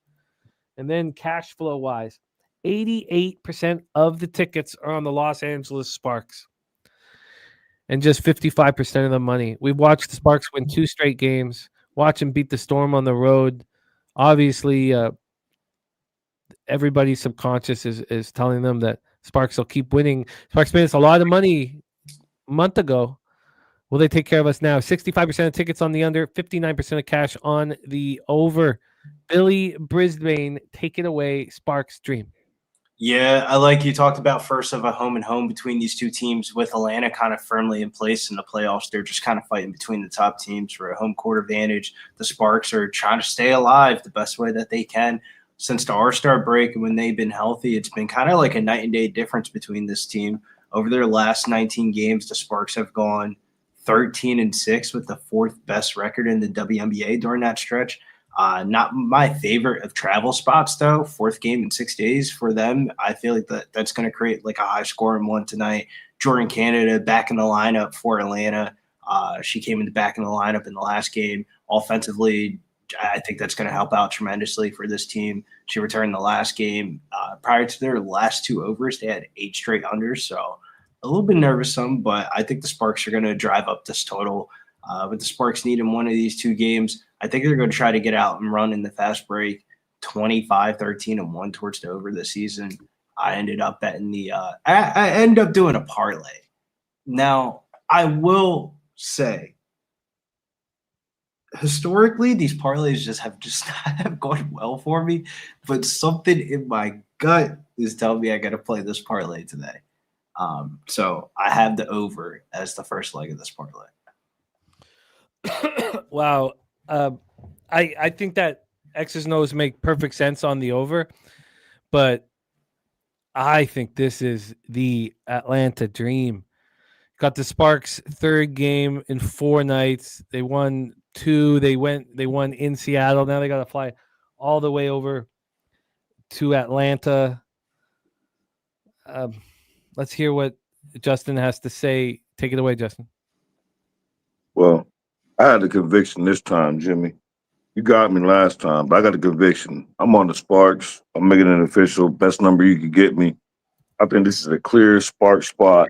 They're playing desperate. They're covering everything lately. You mentioned that they disappointed us last time, but they didn't disappoint me. They covered against the Storm. Like, they playing desperate. They if they lose, they pretty much out of it. I'm not asking them to win a game. I'm not sprinkling no money line. It's a revenge game, and this is my dream team. I'm not saying they're going to win a game, but to give me 7.5, best number you could get, sign me up. Give me the Sparks. We don't want, and I messed up overthinking, and that's why I got to read that Undoing thing, the Undoing Project. It's because phenomenal. The number one rule, at least I have, and everybody might not agree with me because, like I said, I'm not a trend better, but we don't want the Sparks as favorites, road favorites, home favorites. But road dogs, this is where we want the Sparks. Sign me up. I got the conviction this time, Jimmy. I'll look you in your face and say I'm on the Sparks plus 7.5. Or I 7. have the whatever you conviction to get. go right up against you in this one. I think this is a terrible spot for the Sparks. Everyone talking about the Sparks needing to win. Atlanta is tied with the Aces and the Mercury. You know, they need to win this game as well. 3rd game in 4 nights. If I was going to back the Sparks, I would only back them early. Flying from Seattle to Atlanta. No, I don't. By no means do I think the Sparks are going to win, but I got a little gem for you. Aces lose tomorrow. I don't know if you know that or not. Well, I'd love to hear it. I mean, they play the Lynx tomorrow, so you know we'll be there tomorrow. I got to get ready to break it down, but I'm gonna be on the Lynx. I haven't bet it yet. I'm pretty sure. And my whole thing is, yeah, the Dream do got to win. They got to win every single game. They could go up 15 and take their foot off the gas because they know right now help is essential. I think Jordan Canada been gone long enough that she could mess up the chemistry and get like a 4 or 5 point win. I seen something about Alicia Gray, questionable. I don't know if she's in or not. That's going to help me out. And I got another official play. I'm on the Sparks. Whatever. If you could give me the 7.5, that would be that'd be love. But the second play is I'm back in the Sparks player. I'm on Diego Hamby. Over 17.5 points, whatever you get me. Over 17.5 points here for Hamby. I will line shop here. I'm a little surprised by all this. Now, if Alicia Gray, I guess I need to wait and ensure Alicia Gray's in. I guess I need to do that. Questionable. Yeah, she's day to day right now. You're not worried about Jordan messing up the chemistry, like not even a little bit. I think more the guards the merrier for the Dream right now. I'm saying, but game one, you're looking at a double-digit win by the Dream. Game one, I mean, not literally double-digit, but you need to win by 8 or better. I don't think 8.5 points in the WNBA. You know how I feel about like laying double digits in the WNBA. I'd rather just lay the money line. But right. I just think this game goes over. This is just a perfect over spot. I think can backdoor cover this line. If they backdoor cover this line, I think Atlanta's going to put up some points in this one. Like I could see final score of this game being like 98-92. Well, I'll tell you one thing, Briz. I ain't gonna put him out there like that because of what we into, but someone I respect very much is heavy on this over. So my man Ron Crawford, Sparks off of. Oh, okay, there you go. Towards the over. Yeah, I just wasn't gonna tell it for him. It's not my business, but yeah, I thought you in good company. I'm not against it. I'm just on the Sparks. I can't see nothing, and I feel like I'm on an island, but. I knew coming in here, for some reason I knew Jimmy was going to like the Dream. And I had all this time. Luckily, Jimmy takes 4 hours to break down baseball because I have 4 hours to decide if I can sit here and look Jimmy in the face and tell him I'm on the Sparks. The spread's moving. I'm seeing at BetMGM, you can get a 6.5 for Atlanta. And ESPN bet is at 6.5 for Atlanta. Matter of fact, I'm gonna do one a little bit better. No, I want everything. Every time I get greedy, man, I get hooked, and then I can't sleep. I'm throwing air punches at the TV. I was gonna say lower the number down for plus money. No, I want every point I could possibly get. Shouts to Nasty Nate. I kind of feel him on that Sparks spread in the over teaser. Ron Crawford Sparks total between 160 and 169 this year, 17-6 towards the over. It's like you ever have a game where you look your friend in the face and be like, Jimmy, don't bet the Dream. Nah, I can't say that, though. This seems like a game that's... No, I'm speaking from me. I'm saying, is there ever a game that you tell your friend, don't make that bet? This is the game that the Sparks end up shitting the bed in the fourth quarter. Well, let me say this, Justin. In my entire career, I don't believe that I've bet a team to win their third game in 4 nights if they've won the first 2 games and traveled. I don't think I've ever in my whole entire life. So, if this cashes for you, I will take note. I will take note because I've never and will never bet a team that wins those first 2 games, has to travel, and is playing their third game in 4 nights on the road off of a huge victory. I've never. It's just that situationally, and then having not one person in the chat on the Atlanta Dream. I can't see chat, but everybody's believing what they see. They believe in what they see. So. But the Dream going back and forth, road home. Like I feel like you gotta take that in consideration. Like we was just in, what was that, Connecticut? Then we was home before that. We going back and forth. All we gotta do is the Dream. What I'm thinking, I ain't hear nothing, I ain't read nothing. All they gotta do is win the game. And I'm not asking the Sparks to win the game. All I'm asking y'all to do is keep it respectful. Respectful. I mean, it's about a 3-possession basketball game. So that's it. Yeah. Just keep it respectful. Your season on the line. I ain't asking you to win the season.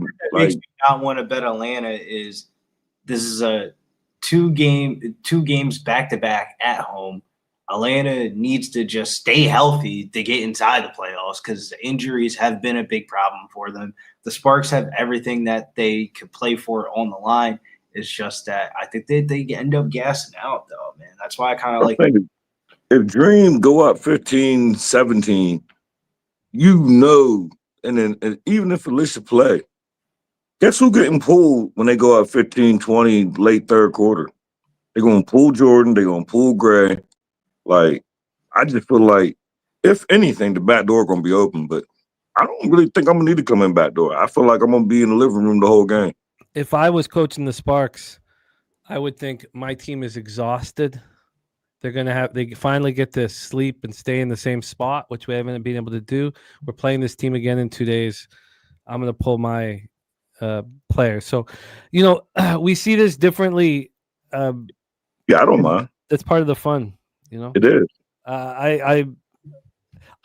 If I fear teams in this situation that Sparks, I like backing them early, so I can't move on a double result. Unfortunately, I kind of want to, but again, the Sparks' legs are going to get heavy, and so maybe it should just be a full game spot, but. I will figure that out. We have two different options for you here with Hamby here. We have let me get this up here. We have oh no, I only have 16.5s being offered here at the books I'm looking at. -130 and -131. I'll take it. Okay, so we'll do the Hamby over 16.5 here. -130. And it's funny. So you guys, if we'll see how this bangs out, we'll see. What am I getting with the Sparks? 7.5. If you want to pay for it, you can have a 7.5 right now. It's 7 across the board. No, I'll take 7. Okay, let me find the best line. Shout out to JW said he's on the Snow Bunny Cameron Brink over points and rebounds. Cameron. Yeah, I try not to bet on Cameron just from a try not to bet on the attractive women. Shout out Cameron. I don't bet on her, but still shout her out. Now I think that it's probably I don't know if it's worth waiting for Alicia Gray. I mean, her props are all available. I think Alicia Gray plays. I think you should just wait for the Sparks line. I mean, obviously, if it's going from 6 down to 6.5, I would imagine that's going to be uniform across the sports books in about an hour. Yeah, but remember, Jimmy, I bet on John Quell. I want to say it was a show that you was on for the Liberty. Oh, yeah. I bet her props, and then I bet her props twice, actually. I was so confident, and then they pulled her.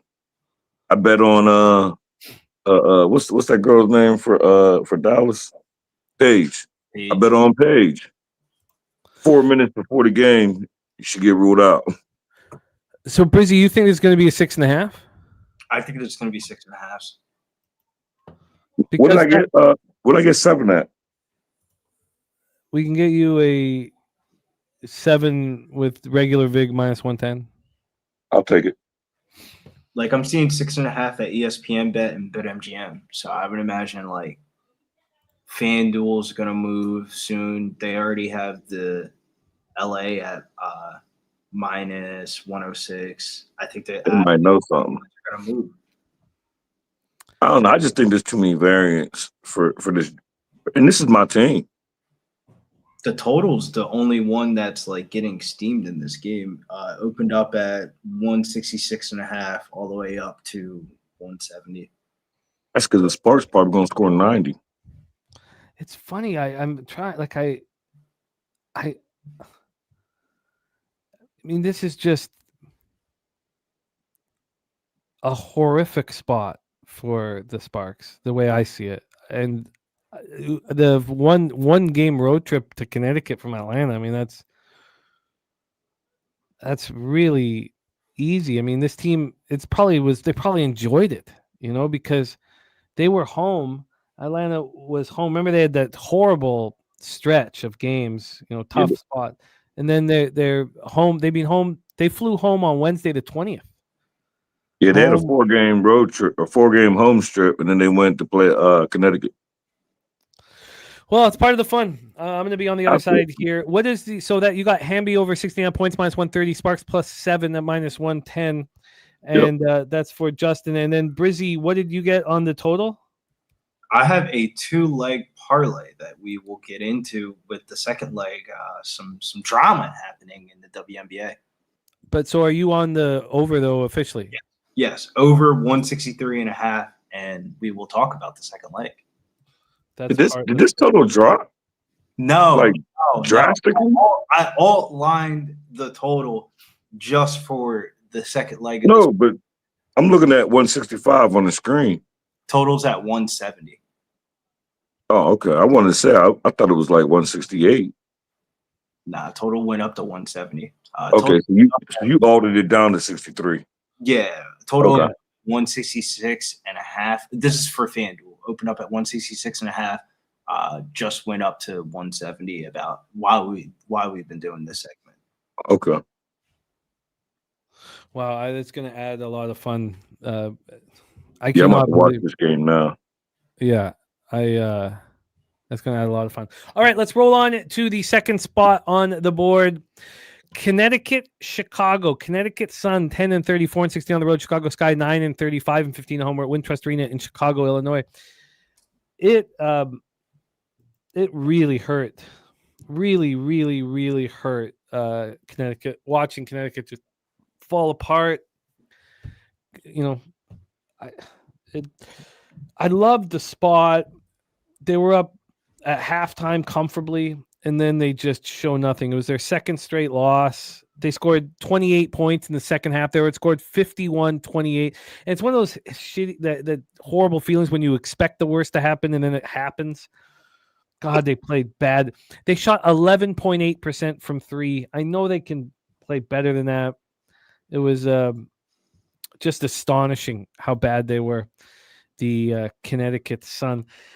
That was their second straight loss, both losses by margin. They beat Dallas 101-95. You go back a little further than that, they beat Chicago 94-84.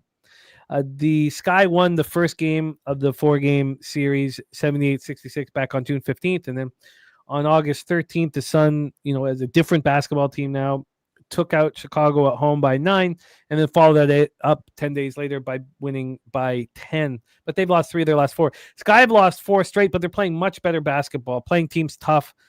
It was a tough road trip. They're rested now. They go to Phoenix and lose by 4. They go to Seattle and lose by 10. But they were in both games. They're playing better basketball. Angel Reese went for 20 and 10 in the last one. That was on Saturday. So Sunday they fly home. Now they have to leave again tomorrow. They fly to Indiana to start a 3-game road trip. It's just one spot in Indiana. Then they get a few days in Vegas, which I'm sure they will enjoy, which during the end of the year, a team going to Vegas is that's totally out of it. It's probably a fade back-to-back nights in Vegas, but we can decide that later. As I said, this total is a 162.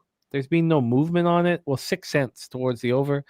And then on the point spread here, we have Chicago -2 at -110. They opened up at -1.5, got up to 2, back to 1.5, been bouncing around, but now it is at 2. So a half-point move towards the Sky. And when we take a look at the cash flow, you have 58% of the tickets and 80% of the cash on the Connecticut Sun, 75% of tickets, 88% cash on the under. Justin McKelvey, take it away. Our final game on today's show, and an exciting one with 2 fucking bum-ass teams, but money to be made. Take it away. Yeah, it's definitely a toilet bowl game, but it's a toilet game that I bet. And it's a toilet bowl game that I gave out yesterday. I'm on it over 162.5. If you give a better number, if not, I like that number, so I gave it out yesterday. And then Ron Crawford gave me a little jewel about this, made me feel even better about the Sky and revenge games.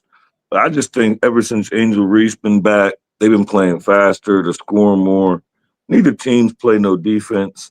And like I mentioned in a couple of, I don't even remember the videos that I do, it seemed like these toilet bowl games that no one's going to the playoffs, like these games, it just seems like they're going over, everybody's stat padding. I wanted to get the Angel Reese, but I was so confident it's over 162. And I wanted to get my record back, so I didn't add Angel Reese, but I bet it, but I'm just not making it official. I'm on the over 162.5. I think Yeah, I just think that it's going to be a fast-paced game. I don't know who's going to win the game. I don't have a side.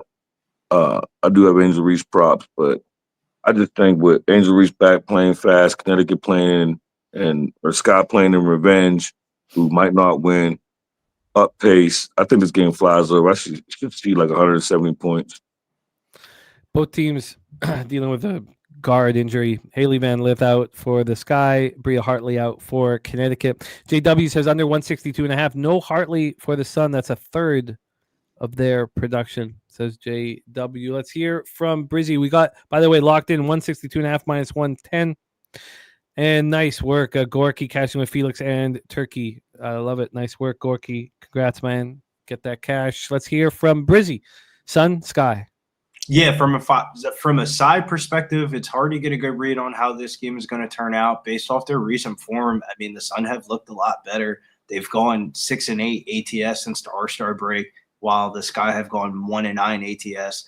With the recent media, though, media day today with Angel Reese, quote, "I'm not settling for the same shit we did last year. I'd like to be here for my career. But if things don't plan out, obviously I might have to move in a different direction and do what's best for me." It's not a promising quote to hear from your star player. No, that's terrible. It could definitely give the inspiration that they've been looking for, though. There's a double-sided coin. The season is done for both teams with draft considerations being behind the wings is wide open. It's kind of one of those games where the front offices is probably trying to look for different results than what the players and coaches are on the court. But, I mean, you talk about steam on a double-double prop. I haven't seen steam on this double-double prop since, like, some Andre Drummond type shit. Angel Reese's double-double prop opened up at minus 290 and has gotten steamed up to 450 since all that has came out. I think Angel Reese balls out in this game, and it makes me not want to bet the Connecticut Sun. Two-leg parlay today is the over 163.5 in the Sparks Dream game, and Angel Reese double-double minus 120 two-leg parlay. Historically, these parlays have not worked out for me, but eventually it's got to hit into the right end. Double-double for Reese and the over 163.5 in Sparks Dream. I took from that being a terrible comment, but in that, she's quitting on her team, sort of like the way Andrew G sees it. But then I guess I could see her, if people are being negative about her stats have been great, double-double in 6 straight. Oh yeah, no, she's been playing well, but I guess I could understand people taking offense to what she says and then her stepping up on the court because of it. And then AM saying the Sun last 10 are 5-5. The Sky last 10 are 1-9. Yeah, the Sky are laying points. He sees that as the books, screaming Sky. And Ron Crawford says Sky revenging versus opponent at home. 0-13. Straight up. I mean, the Connecticut Sun should be angry and embarrassed. But there's big bets coming in on the Sun. 80% of the cash is on the Sun, and yet this line's moving towards the Sky. This seems like a two shit basketball teams that I don't want to trust with an angle and predict. I really like the Sky first quarter in this spot. I think that quote is the type of quote of she's basically saying, "I'm playing, where are y'all at?" And if everybody else shows up and this goes to a super defensive type of game, would you be shocked if the Sun don't put up 20 points in the first quarter and then the first quarter scores like 18-12? Sky end up cashing the first quarter. I think that's the best angle in this game. If you look at the first quarter and the first half money lines, both of them are the same. Like usually you see the first half money line be like 50 cents to $1 more than the first quarter money line in these type of games. And it's the same exact money line for both on FanDuel, minus 130 for each. I think the Sky get off to a good start, and whatever the fuck happens after that, I don't know. Yeah, I didn't see that quote, but I like my over even more now. I feel like after that, it's either one or the other. Either the team gonna quit and say, "Do you," or they're gonna say, "All right, we're here," and come out here and go crazy. And I think it's gonna be the second. I think they're gonna come out here and go crazy. Everybody gonna score. I really like this over. I wanted to make it stat. But that's the scary part. Them going crazy is including the Sun might not score. Like, No, I'm gonna need them to help me out though. Like they're gonna have to get to like 78, 75, somewhere in that area. The Sun were 2 of 17 from 3. They were so bad. I mean, you'd think that they would use that to fuel them, but do I want to trust them? Only thing is, up until like a couple of weeks ago, they've been bad all year though, Jimmy. if you think that the Sun are live, I would more play the Marina Mabry props, revenge game for Mabry. If you remember what happened with the Sky situation last year, where she just kind of outed herself out of the locker room. She had, if you ask her if she cares, she might care because she had 20 points last week versus this team. Chicago allows the most points, third most rebounds, and third most assists to the guard position. So, And Justin, back to the Jordan Canada thing. Just before we put a bow on WNBA, she had. Don't you feel like she had the game to kind of reunite? I mean, isn't it? We don't talk about you fade the team the second game that their key player returns. Isn't it just the first game, or do you feel like it's going to hurt them for a while? I think if this was the regular season, it wouldn't. But I think being the second game, I think this time of year, right now, like this is the best Dream team that I've ever seen. And I'm a Dream fan. I just don't think I think they're going to take all precautions. So if on your side, let's just say the Dream go up 20.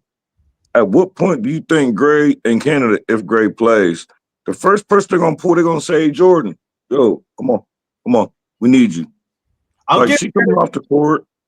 When they put Jordan back in the lineup, they cut the player rotations to 8. They only played 8 players, or they only played 7 players if you count the 4 minutes that Maya Caldwell played at the end of the game, which is Jordan Canada's replacement. They only played 7 players in their last game, and Brittany Griner only played 10 minutes. Like, they're really not fucking around with the player rotation. Like, they're really just playing the players. And I think if you just do the 1-and-1 cross of Maya Caldwell or Jordan Canada is a major upgrade. Even if you want to say Tiana Pau, even though she's a national championship winner, I mean, I think Jordan Canada is a huge upgrade. Like, their offense is going to run so much better with her as the starting point guard instead of Caldwell or Tiana Pau.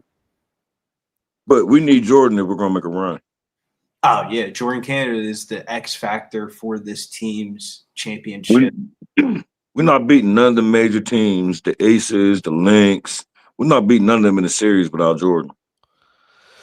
Not a game, a series. Atlanta gets up 20, and I'm like, Kelsey Plum, you played 68 minutes last 2 days. You had 1 day off.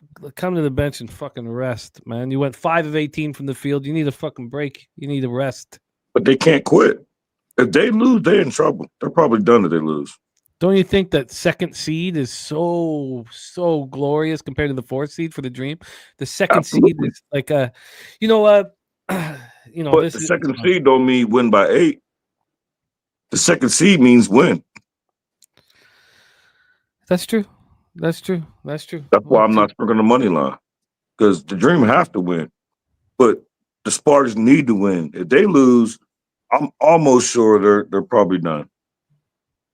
There might be, because the Valkyries, they won again last night.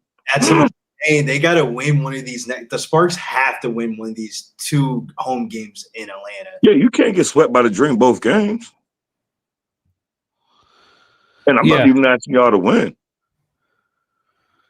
This is a tired group, man. This is a game that I'll be watching on my phone at the baseball game. Yeah, I can't. I'll be sitting there like, especially now that Donnie got scratched.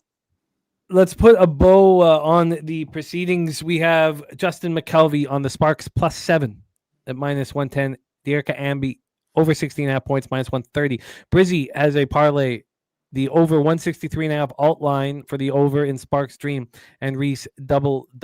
Justin's also on the over 162.5 on the Connecticut Sun Chicago Sky.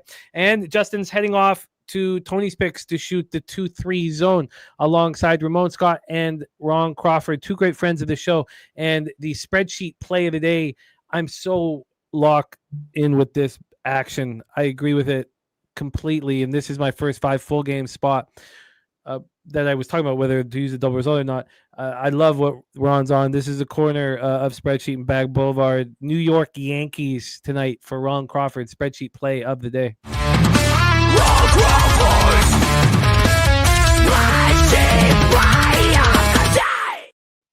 We are in business. Justin, go kill it over at Tony's Picks. Thank you for making so much time for us, man. It means so much to us. I'm going to pop Justin's X handle here in the chat. Please hit it and support it. He puts out his action each day, puts out his stacks plays of the day. He doesn't ask for anything in return. He just wants us to beat the books. So please hit this and support our friend Justin Mcelvy and support everything he does. Justin, thank you for your time, my man. Any last words for the Capper Sport in the show? No, let's have a day. Let's go 3-0. Let's go get Thanks it. for having me. Oh, it's our pleasure, man. There he is, Justin Mcelvey. I'll put his X handle here in the chat. And Brizzy, a huge week ahead, my friend. First off, I need you, as always, on our opening episode of NFL Pub Hub, as you do every year. I need it, so I'll reach out and set that all up. And you have a big UFC stream on Saturday night. Locker Room Talk podcast is out. It's in business right now. Tell us a little bit about Saturday. Yeah, Saturday is UFC El Paris. We'll be going live 12 o'clock Eastern time. A little bit of a different type of timing here. And a lot of action for tonight. I'm just going to read off these best slip tickets because why not? Yannick Sinner under 19.5 total games. This one is getting fucking steam. Iga, this one should come up within the next 15 minutes as well. Iga Swiatek to win the first set and to win the match. I got it at -154. That shit's all the way up to -215. I don't mind it as a parlay piece. You can parlay the money line. I think Iga Swiatek is in a really good spot. The girl that she's playing is this American girl. I'm a fan of the American girl, but damn, I bet Iga Swiatek -3.5 games when they played each other in the Wimbledon final in I think it was the day of the 4th of July. And I have never seen a tennis match go 6-0, 6-0. She bageled her in fucking the whole entire game. The girl looked fucking in Fritz. I think Iga Swiatek, I think she's just in her head. She's just going to beat her ass. Yannick Sinner plays right after that. I think Yannick Sinner smashes as well. Shouts to Lorenzo Musetti, but I think he gets swept in straight sets. And then for tomorrow night, looking at the Jalen Hurts tush push anytime touchdown. And then Cowboys team total under is what we're looking at for tomorrow's NFL game. Just a couple quick hitters. Are you going to be with us tomorrow? Yes. We'll have the legit breakdown, all the odds and all.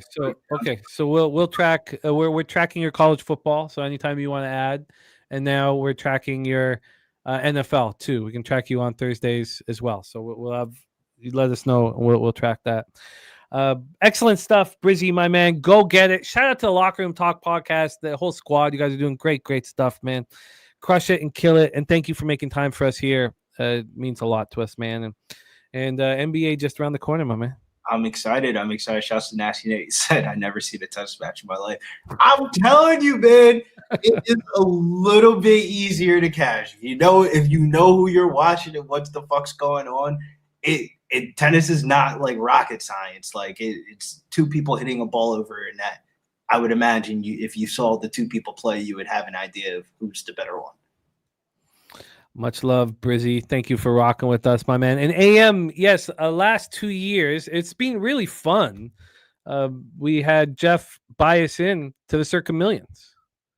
So for the last 2 years, and we would vote on which, but we just weren't getting enough people to support it. That's not all on the Capper's fault. It's also on our end. You know, I didn't make it exciting enough or fun enough or whatever it is. So, but yeah, we were in, and we were pretty good last year. We finished in the top 1,000 out of 6,000. We finished. We were like 800 and something. It was, but it didn't. Just didn't get enough people here supporting it for Jeff to shell out the cash to get us in. So we aren't doing it now. If we want to do a Cappers contest show and just talk about the contest, we were going to be doing it just on here. Jose and I would start the show like that. So, but let's put a bow on today's proceedings. I've got action to get in. Jose, my friend, let's do a review of all action here. What's going on in the ball game anyways, even though 1-0 Orioles over the Padres in the bottom of the first. 2-0 Diamondbacks. So Zach Allen pitching well again. Very, very, very interesting. But I don't start until late night or later action. So let's do a review of all action. Don't forget our big Jose Bouquett birthday show tomorrow. We have Spooner on the Mets first 5, Marlins first 5, Mariners first 5, Phillies Brewers over 8.5, Cubs first 5 -1/2, Royals -1, and the Athletics. And the Athletics also has TJ and Jose on them. Pig Milk play of the day is the White Sox first 5 +1/2. Let's check out those fucking crazy ass chicks again, man. They Fuck yeah. they do it for me, man.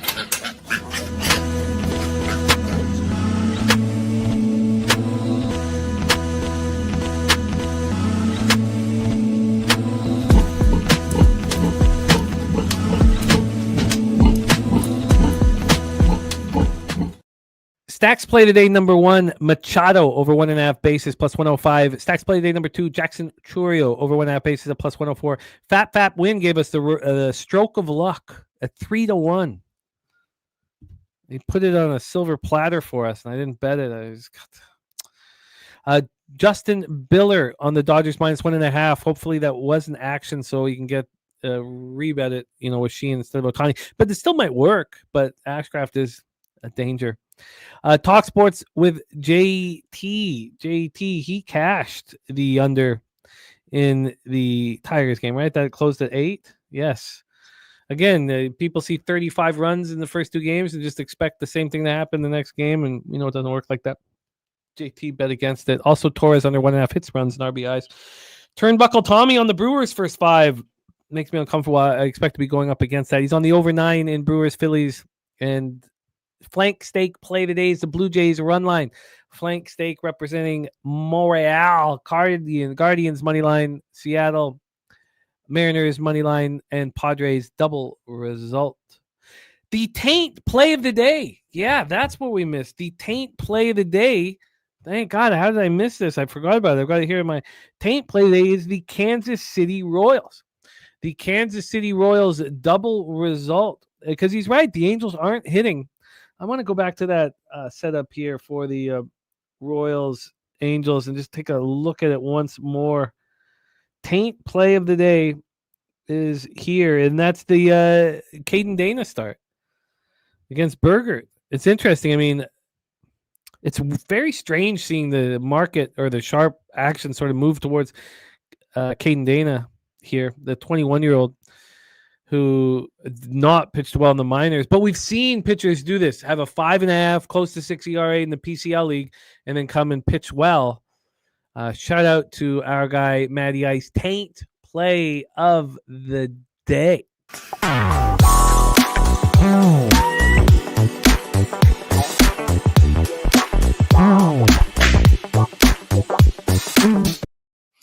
Nuke Worker back from playing 9 holes.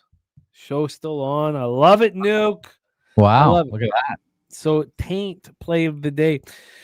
I cashed with the Nats first 5 +1/2.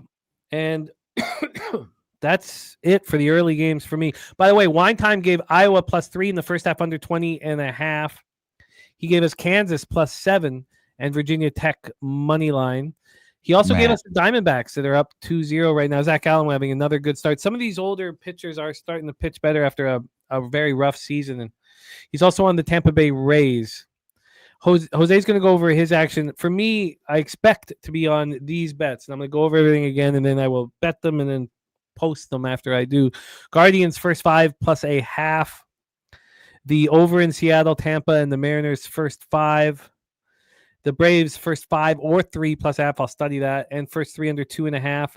The Twins -1 and the first 3 under 3. Again, I want to sit with that one a little longer. The over 5 and the Phillies first 5. Sports Investor told us that Jim Wolf behind the plate, under umpire. So we're going to study that a little more. And then I'm going to sit with this A's game, seeing you guys all on the A's. I want to sit with it a little longer. I think the Yankees are probably the best bet on the board for me. Yeah, I think Yankees full game. Maybe the Yankees first 5 is the best bet. It'll take me a little longer, but I really like the Yankees. I like Jose's look on the Rockies team till over. I expect to join them, but I have this sick need to have the first 3+half or the first 5+half, even though Herman Marquez just takes money out of my family's pockets. And then we just went over WNBA. So Jose, my friend, on birthday eve, tell us your action, my friend. Yeah, I am on Pittsburgh money line plus 154. I accidentally logged out, and team total over 3.5 plus 105, I believe. Sorry, pulling it back up. Yes, plus 105. Rockies team total over 4.5 minus 115. Yankees money line minus 125. A's money line minus 107. The Braves first 5 plus a half minus minus 110. Guards Red Sox Nerfy minus 105. And that's it.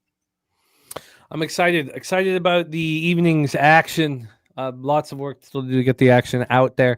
Thank you guys so much for rocking with us here on Pub Sports Radio. Please sign up for our Cappers Contest Survivor Pool. The more people, the more fun it will be. And Jose and I will be talking about it off the top of our shows as we roll through. And let's go out there and get that cash. Thank you to all the Cappers in the chat. The Nuke Worker, Big Zo, Swiggy, We Do. Thank you guys. Nut Flush, Alan, Andrew, G.A.M., Nasty Nate in the house. Tomorrow we're racing. Oh, no, that's Friday. Friday we're racing for the $100 entry into either the. Well, we should probably race tomorrow so they can have the opportunity to use Thursday Night Football if they so choose. Yeah, that is true. Sure. Okay. That's We fair. can definitely discuss it, but yes. No, but that sounds fair. Gorky, thank you for the donos and the support, my friend. It means a ton to us. Old E, thank you. JW, thank you. True Allah, 4th and 1 Entertainment. Wager Detective doing this thing. Room to Run.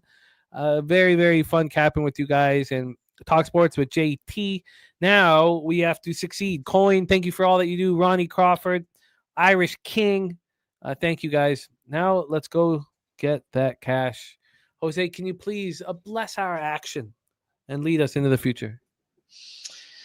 Oh, man, it's going to be a day. I'm already nervous. I'm already anxious about all the day's proceedings, so I cannot wait to see how today all unfolds. I wish you luck, Jimmy. Cappers contest lines come out tomorrow. For all of you guys wondering, you can make your picks starting tomorrow. I think that also goes with the Survivor Pool as well. Yep. So just make all that known now. If you guys have any issues, email us, pubsportsradio.com, and we'll get you guys squared away. But till then, guys, shout out to everyone in here. Shout out to Zoe, Swig, Nuki, all you guys. And let's leche, you los bookmakers.